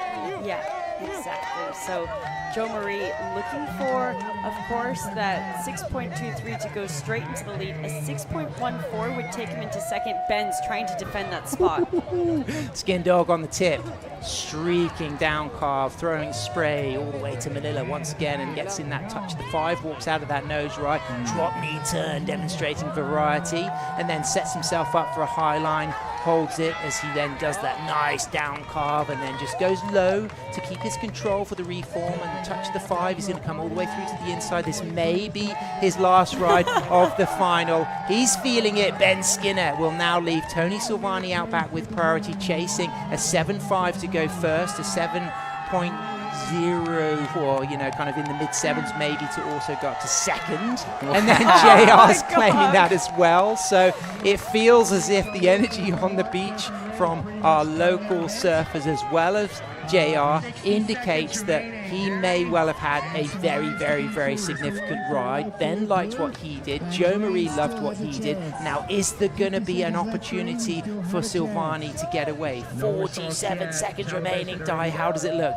Well, I can see some energy in the lineup. Probably he's going to get another chance here. Need a big score though, 7.40 or probably 7. Ooh, Joe Marie drops a 6.23 and goes up into first. Silvani now chasing a 7.4 for first. Sets himself up high line, holds that 5. He probably needs a solid 7 as well to get third. Ben Skinner still awaiting a score. This wave slopes off, but he's up and riding and he's still going strong. Gets the 10, committed to the 10. Roller coaster on that 10. Back into a drop knee turn, cuts it back. He's got a 5.9 and a 5.93 to his name. Stalls it, stretches in for another nose ride through to the inside. Just 5 seconds remaining. Scores coming through for JR and Ben pretty soon, as the judges will have their eyes focused on Tony Silvani going all the way through to the inside. He's feeling it. For everybody. Joe Marie hanging 10, still going. This will count by the looks of it. Joe Marie, as it stands, has moved up into first with a 7.10 and a 6.23. JR needing a 6.34 to go up into first. As we can see now, Joe Marie just sliding his way through on this last counting ride all the way to the inside. So the judges will have to study 4 video replays here. They would have had the opportunity to watch each ride live, and they can start to think about numbers and criteria, and then they'll have the chance to look at each separate video replay. As we can see, Mara holding JR's board. Ben has come in. Ben will be not knowing the situation because we're still awaiting significant scores for everybody. So right now, as it stands, if JR gets a 6.34 and other surfers don't improve on their backup, he goes to first. If Ben Skinner gets a 6.61 and other surfers don't change their situation, he's up into first. And if Tony Silvani gets a 7.40 and other surfers don't change their situation, he's in first. But JR is already re-qualified for the World Longboard Tour. So it's really about not just first and second, but first, second and third, Rachel. Yeah, and you know what? In saying all of that, not thinking that they'll improve any of their situations, I think for sure we're going to see Tony improve his situation. Whether it's going to be enough will be really interesting.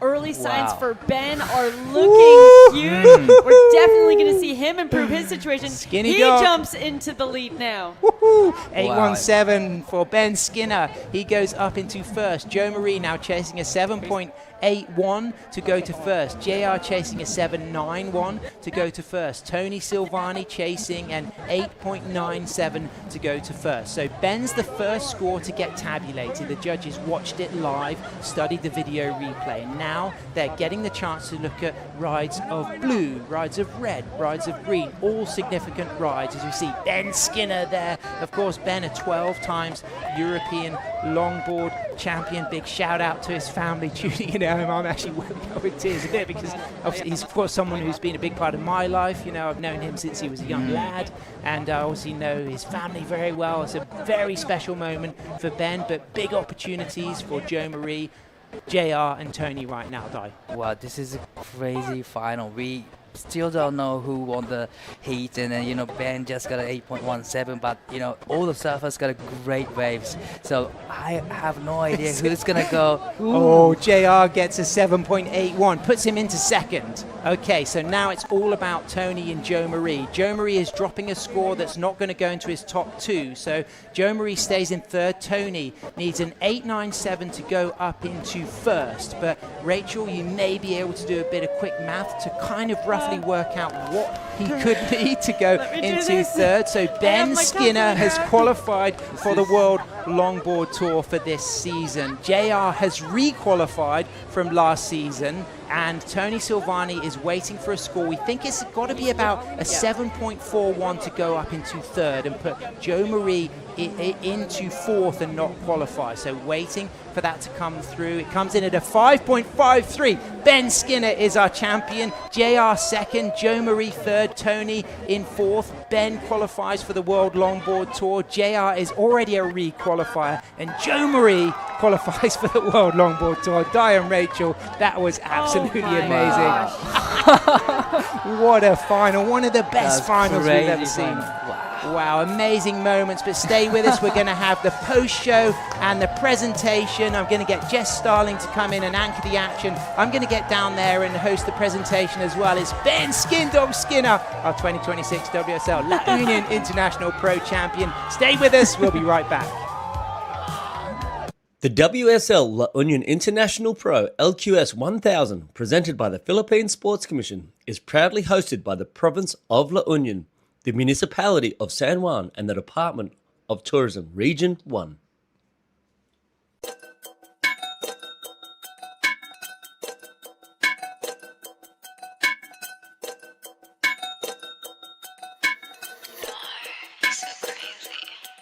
Gumagaya na sa aking mga di ko kilala. If you wanna sneak a peek, dapat kay tumingala. You know I put the work in, hindi to himala. I don't wanna cause a scene, so wag kang magpadala. They call me most high, I'm the prophet. Busy on the uprise, don't you try to stop it. See me at the front line, everybody watching. Do it all in one try, you look exhausted. You know I'm pretty, never modest. I don't ever wanna hide. I wanna be the best. I know one never asked to step aside. I always want attention. I'm always picking fights. If I don't get what I want, better hope that you'll survive. I got on my six, they tryna copy all my tricks now. Sticking to my, that's why they think you need to sit down. I got the drip, I'ma get now. Don't think you understand, you're in my lane, you better get out.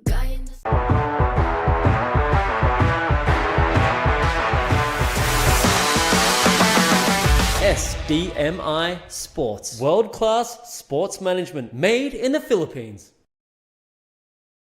What an incredible way to end what has been a major event here for the La Union International Pro WLT qualifiers. You are looking at your champions who just absolutely destroyed that Pilsen.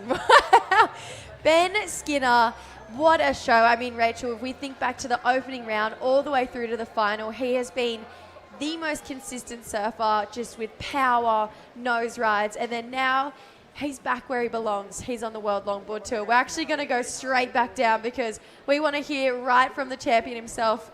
Camille, if you can get a hold of him, yeah, take it away.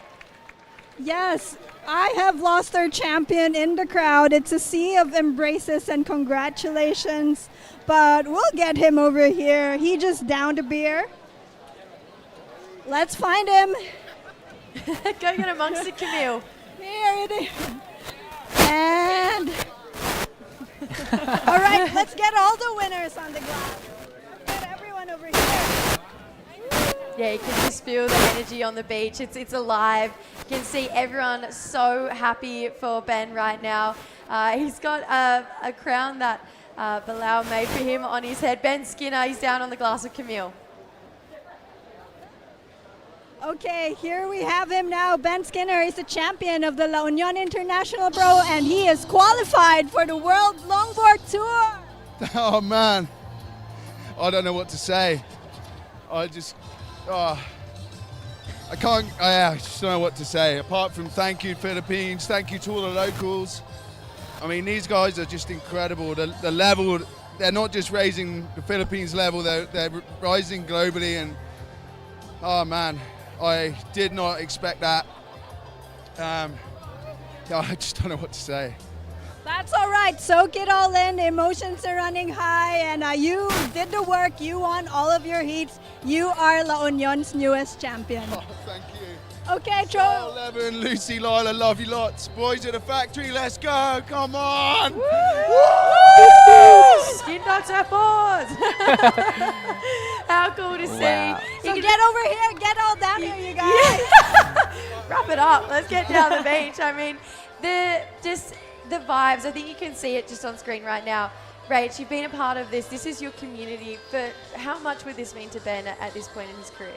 Oh my gosh, it's everything. I mean, to see him not make it through and re-qualify, normally we're seeing him in that top 8 conversation. So it was just a shocker of a year last year. And, you know, it's been so great to see Ben just as a person and as a friend, really over these last few years as Lucas's career has been gaining traction and he's been having so much success. He's put so much energy and focus towards that, and consistently, heat after heat in his post-heat interviews, he's been saying, you know what, it's just a dream here to be with Lucas, to be traveling, and it seems like his mindset has shifted in terms of where he's at from a competition level, and that has just shown in his surfing. So to see him embrace Lucas there, and get to celebrate now that with him, it's been a while. We've seen Ben get many seconds in a row.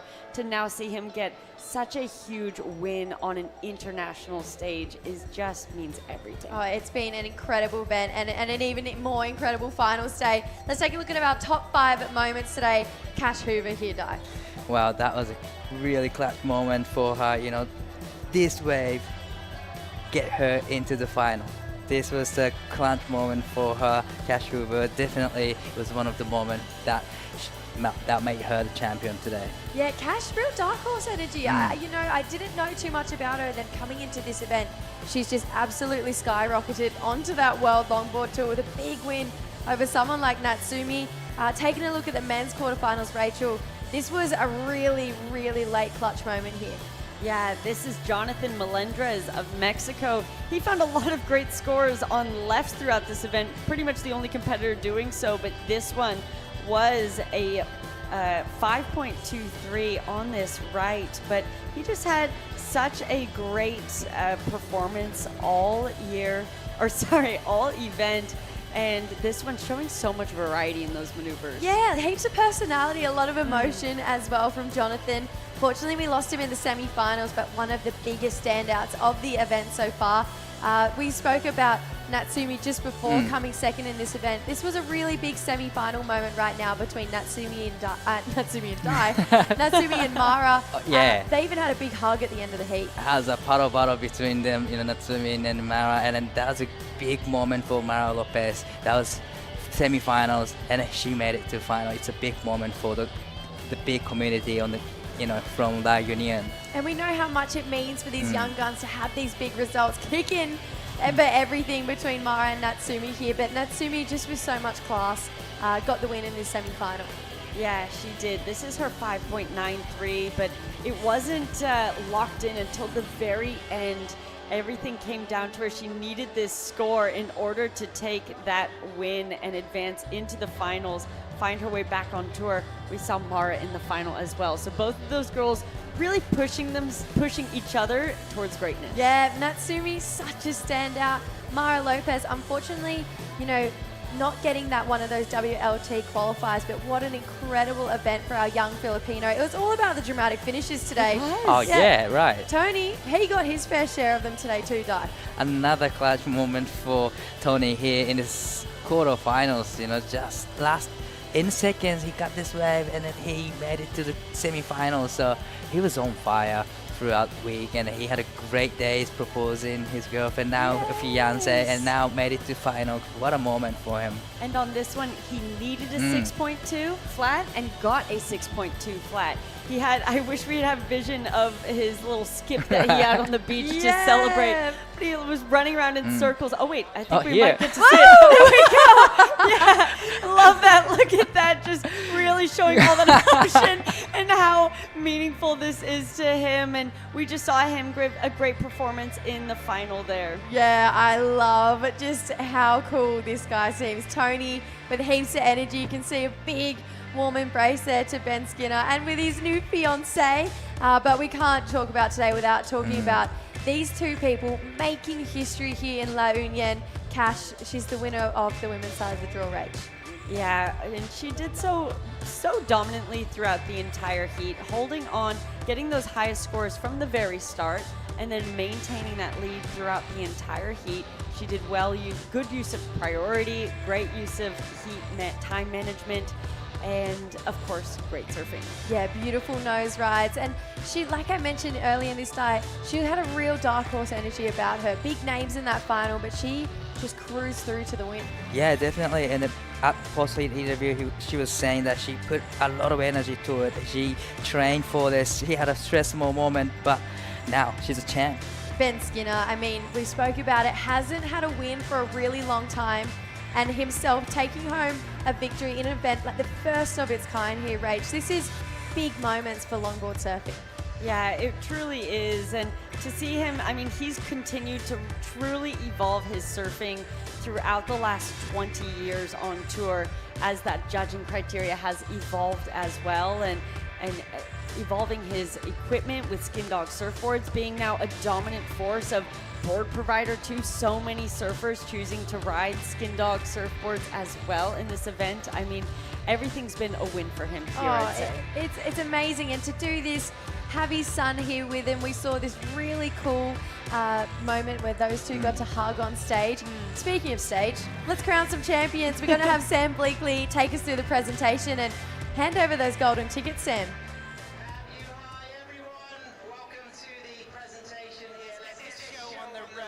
I'd just like to thank all of the crowd here at Mona Lisa Point and just acknowledge that I mean, this event, if it hasn't put your hair on end, then I don't know what will. It has been absolutely sensational. Many of us have had the pleasure of visiting this wonderful location before, but for many of us, this is the first time that we have come. And what we have found is not only great food, amazing hospitality, wonderful people, and world-class waves, we've found an open embrace for the longboard community. So first of all, I want to thank all of you local La Union surfers for welcoming the international community.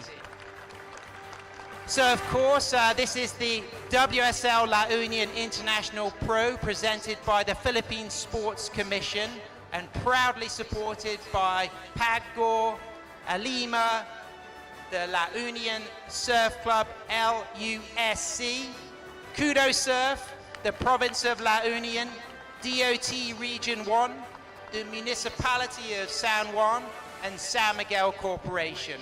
So I'd like to introduce very special people on the stage coming up. We have John Carby, SDMI Technical Director, and we also have Will Hayden Smith, Head of Regional Tours and Longboard Tour, and we have Vinny Marcos, Sports Ambassador, on this stage to assist with the trophy presentation. So brief reminder that the stakes were high. This was a special event. This was making history. The first time ever we've had a global qualifier for the World Longboard Tour event. 4 World Longboard Tour tickets, the winners and the runners-up, getting that amazing opportunity to compete on the 2026 World Longboard Tour. So to kick things off, I just want to get some words from John Carby. John, over to you. Congratulations, La Union. Congratulations to the La Union Surf Club, you guys hosting this down here on the beach. To the president, Marvin Abat, let's get a round of applause, because it's the locals that build the community, and this community of surfers has set the scene for what we just experienced today. To see someone like Mara Lopez, 15 years out in the final. Let's go, Mara, head high. What you did down there was amazing. I'd also like to shout out to Luke Landrigan and Ian Seguin, who helped put these things together. Behind the scenes, they don't get the thanks, but they are the guys.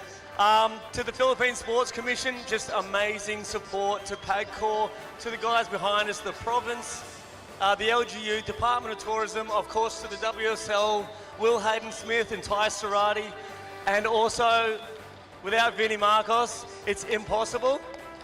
It's an amazing team also of locals who man the stations, who do the security, and who do everything. Thank you to Jerry Deegan, one of the great commentators. And Dom Huey, like I said, it's holistic. We work together, produce this, and thank you to the athletes. Every single one of you, you put on a display and showed what longboarding is all about. So maraming salamat and enjoy the rest of this afternoon. Thanks so much, John. Okay, we're going to kick things off with the awards for the men's division, and that was an absolute smoker of a final. I mean, you know, every single exchange was excellent range surfing, and the energy and the camaraderie that you displayed and the quality of the nose riding, the rail turns, all demonstrating that this is one of the great longboard waves. So in 4th place, I'd like to welcome up to the stage Tony Silvani.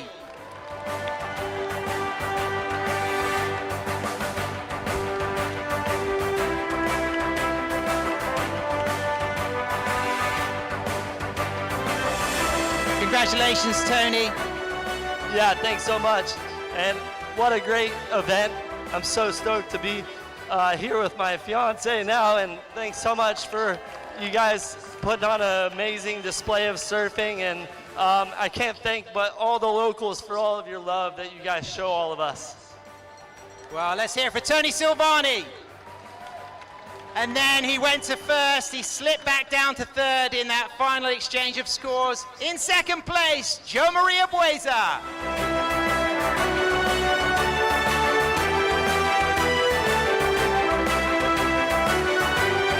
Congratulations, Joe Marie, you got 3rd, but there's something very special about to happen to you right now because you've got the golden ticket.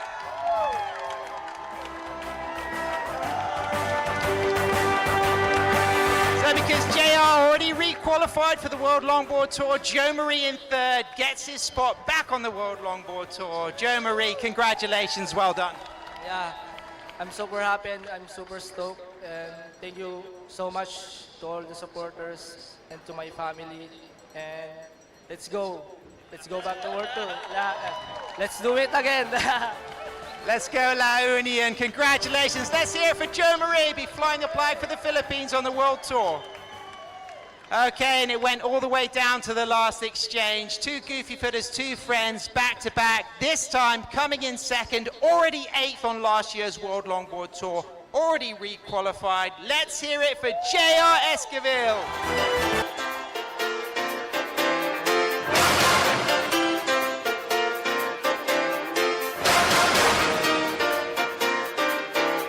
Congratulations, JR. Well, this guy, he was born with a golden ticket. He's already re-qualified, you know, so this was a chance to have a bit of pride, JR, and you did it. The teamwork paid off. Joe Marie's in there. Yeah, I'm super stoked for Joe Marie, and yeah, I'm happy for him to re-qualify on the World Tour.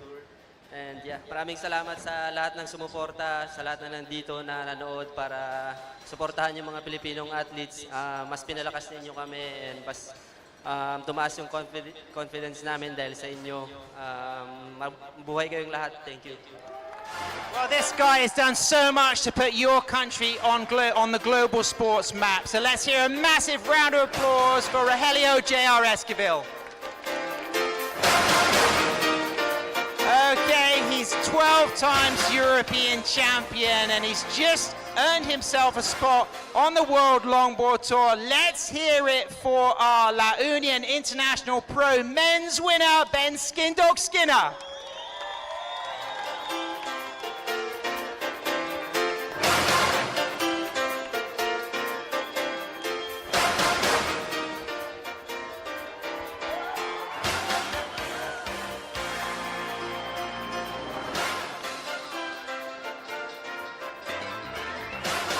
Wow, Ben, what a journey. Not only did you have a time with your son, Lucas, but you've just earned yourself a spot back on the World Longboard Tour, and you put your heart and soul into this week, and the surfing really peaked in the final. It was sensational to watch. The power, the lifting nose rise, the self-shake designs, and the rail turns, and I'm sure you've got some positive words to share, not only with the world, but the local community here.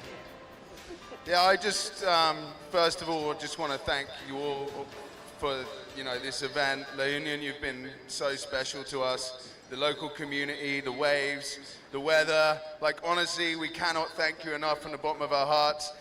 These guys and girls from the Philippines are raising the level of longboarding globally, not just here in the Philippines. And honestly, these guys are some of my favorite surfers in the world right now, so to beat them was epic, and I'm back, baby! Woo! Let's hear it for our champion, Ben Skinner! My friend.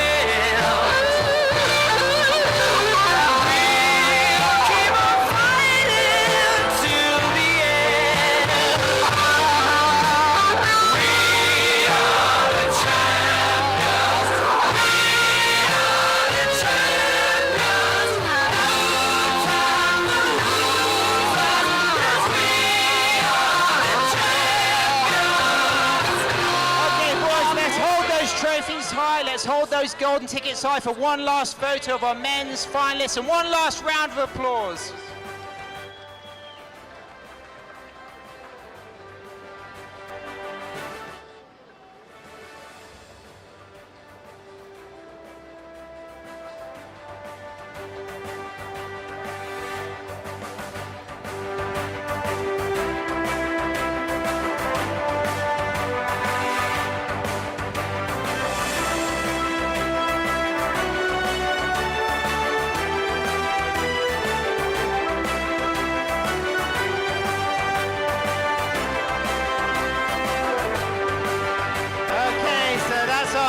Final, and equally impressive was our women's final. So many big names shone through the women's. I really like to mention names like Ashley Lopez, for me is somebody that I really enjoyed watching. Alana Johnson from Hawaii, Malia, you were absolutely amazing. Not everybody can get into a final. You all deserved to be in a final, but I think the very special thing about this final was coming in fourth, one of the brightest talents to come out of female surfing in the Philippines. Let's welcome up onto the stage in fourth place, Mara Lopez.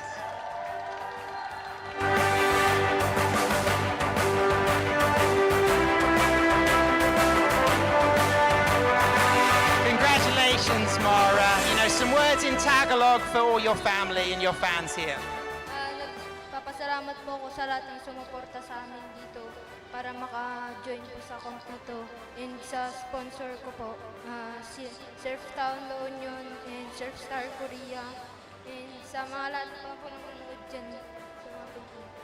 Well, no golden ticket yet, but she's got the opportunity to qualify for the World Longboard Tour through the Asia region. Let's hear it for one of the brightest talents in Philippine surfing right now.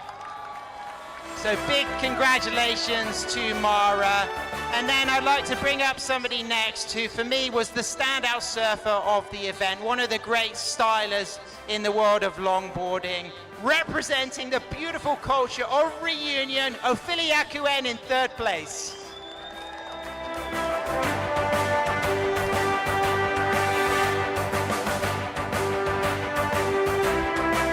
So, Ophelia, you are on such a roll and you know, so close, but you know there's still more opportunities. But I'm sure you're very proud of not only the welcoming hospitality, but the surfing you performed this week. Yeah, it was an exciting journey to come here and be against these insane girls, so pretty happy about all what's happened now. Well, Ophelia, stay believing in yourself because you're one of the best and you can easily get back on the World Longboard Tour. Highlight of the trip so far beyond the wave? So nice, I can't wait for the next stop though. There we go, let's hear it for Ophelia Akuen in third place. Okay, and then moving on to second, she saw her teammate Hiroki Yoshikawa re-qualify for the World Longboard Tour and she has joined her for the season in second place. Natsumi Teoka from Japan.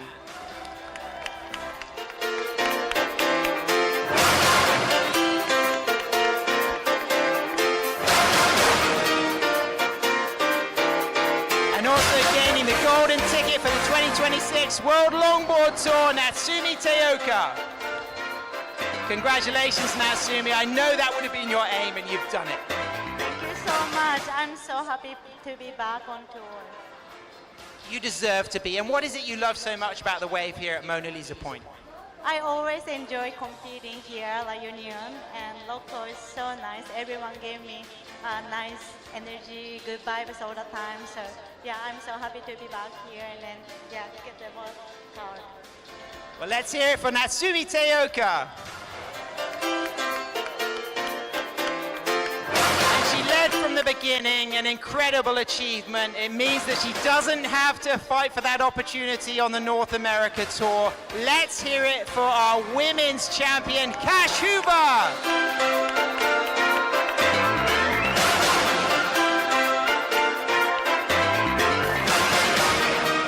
Well done, Cash. You know, your post-heat interview said a lot. You know, you've put a lot of energy. You know, you've got Shelley and Dirk. I mean, big shout out to Mum and Dad. I mean, where would you be without Mum and Dad? They've really held your hand, supported you for this. But also the local community have let you in. They've given you waves and you've shone.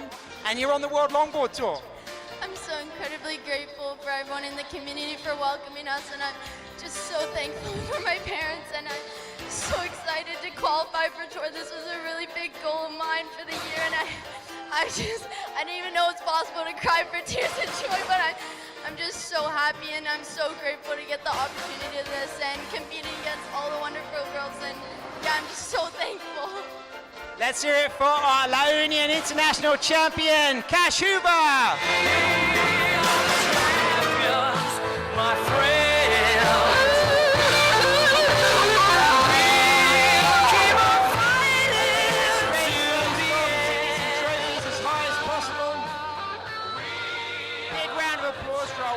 finalists and our World Tour qualifiers.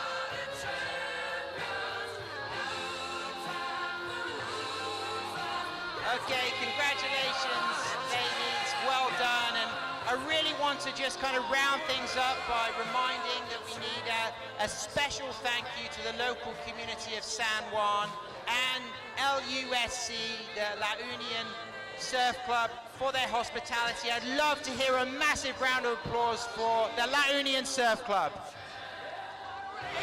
And I'd also like to remind everybody, of course, the WSL La Union International Pro, presented by the Philippine Sports Commission, is proudly supported by Pagor, Alima, the La Union Surf Club, Kudo Surf, the Province of La Union, DOT Region 1, the Municipality of San Juan, and San Miguel Corporation.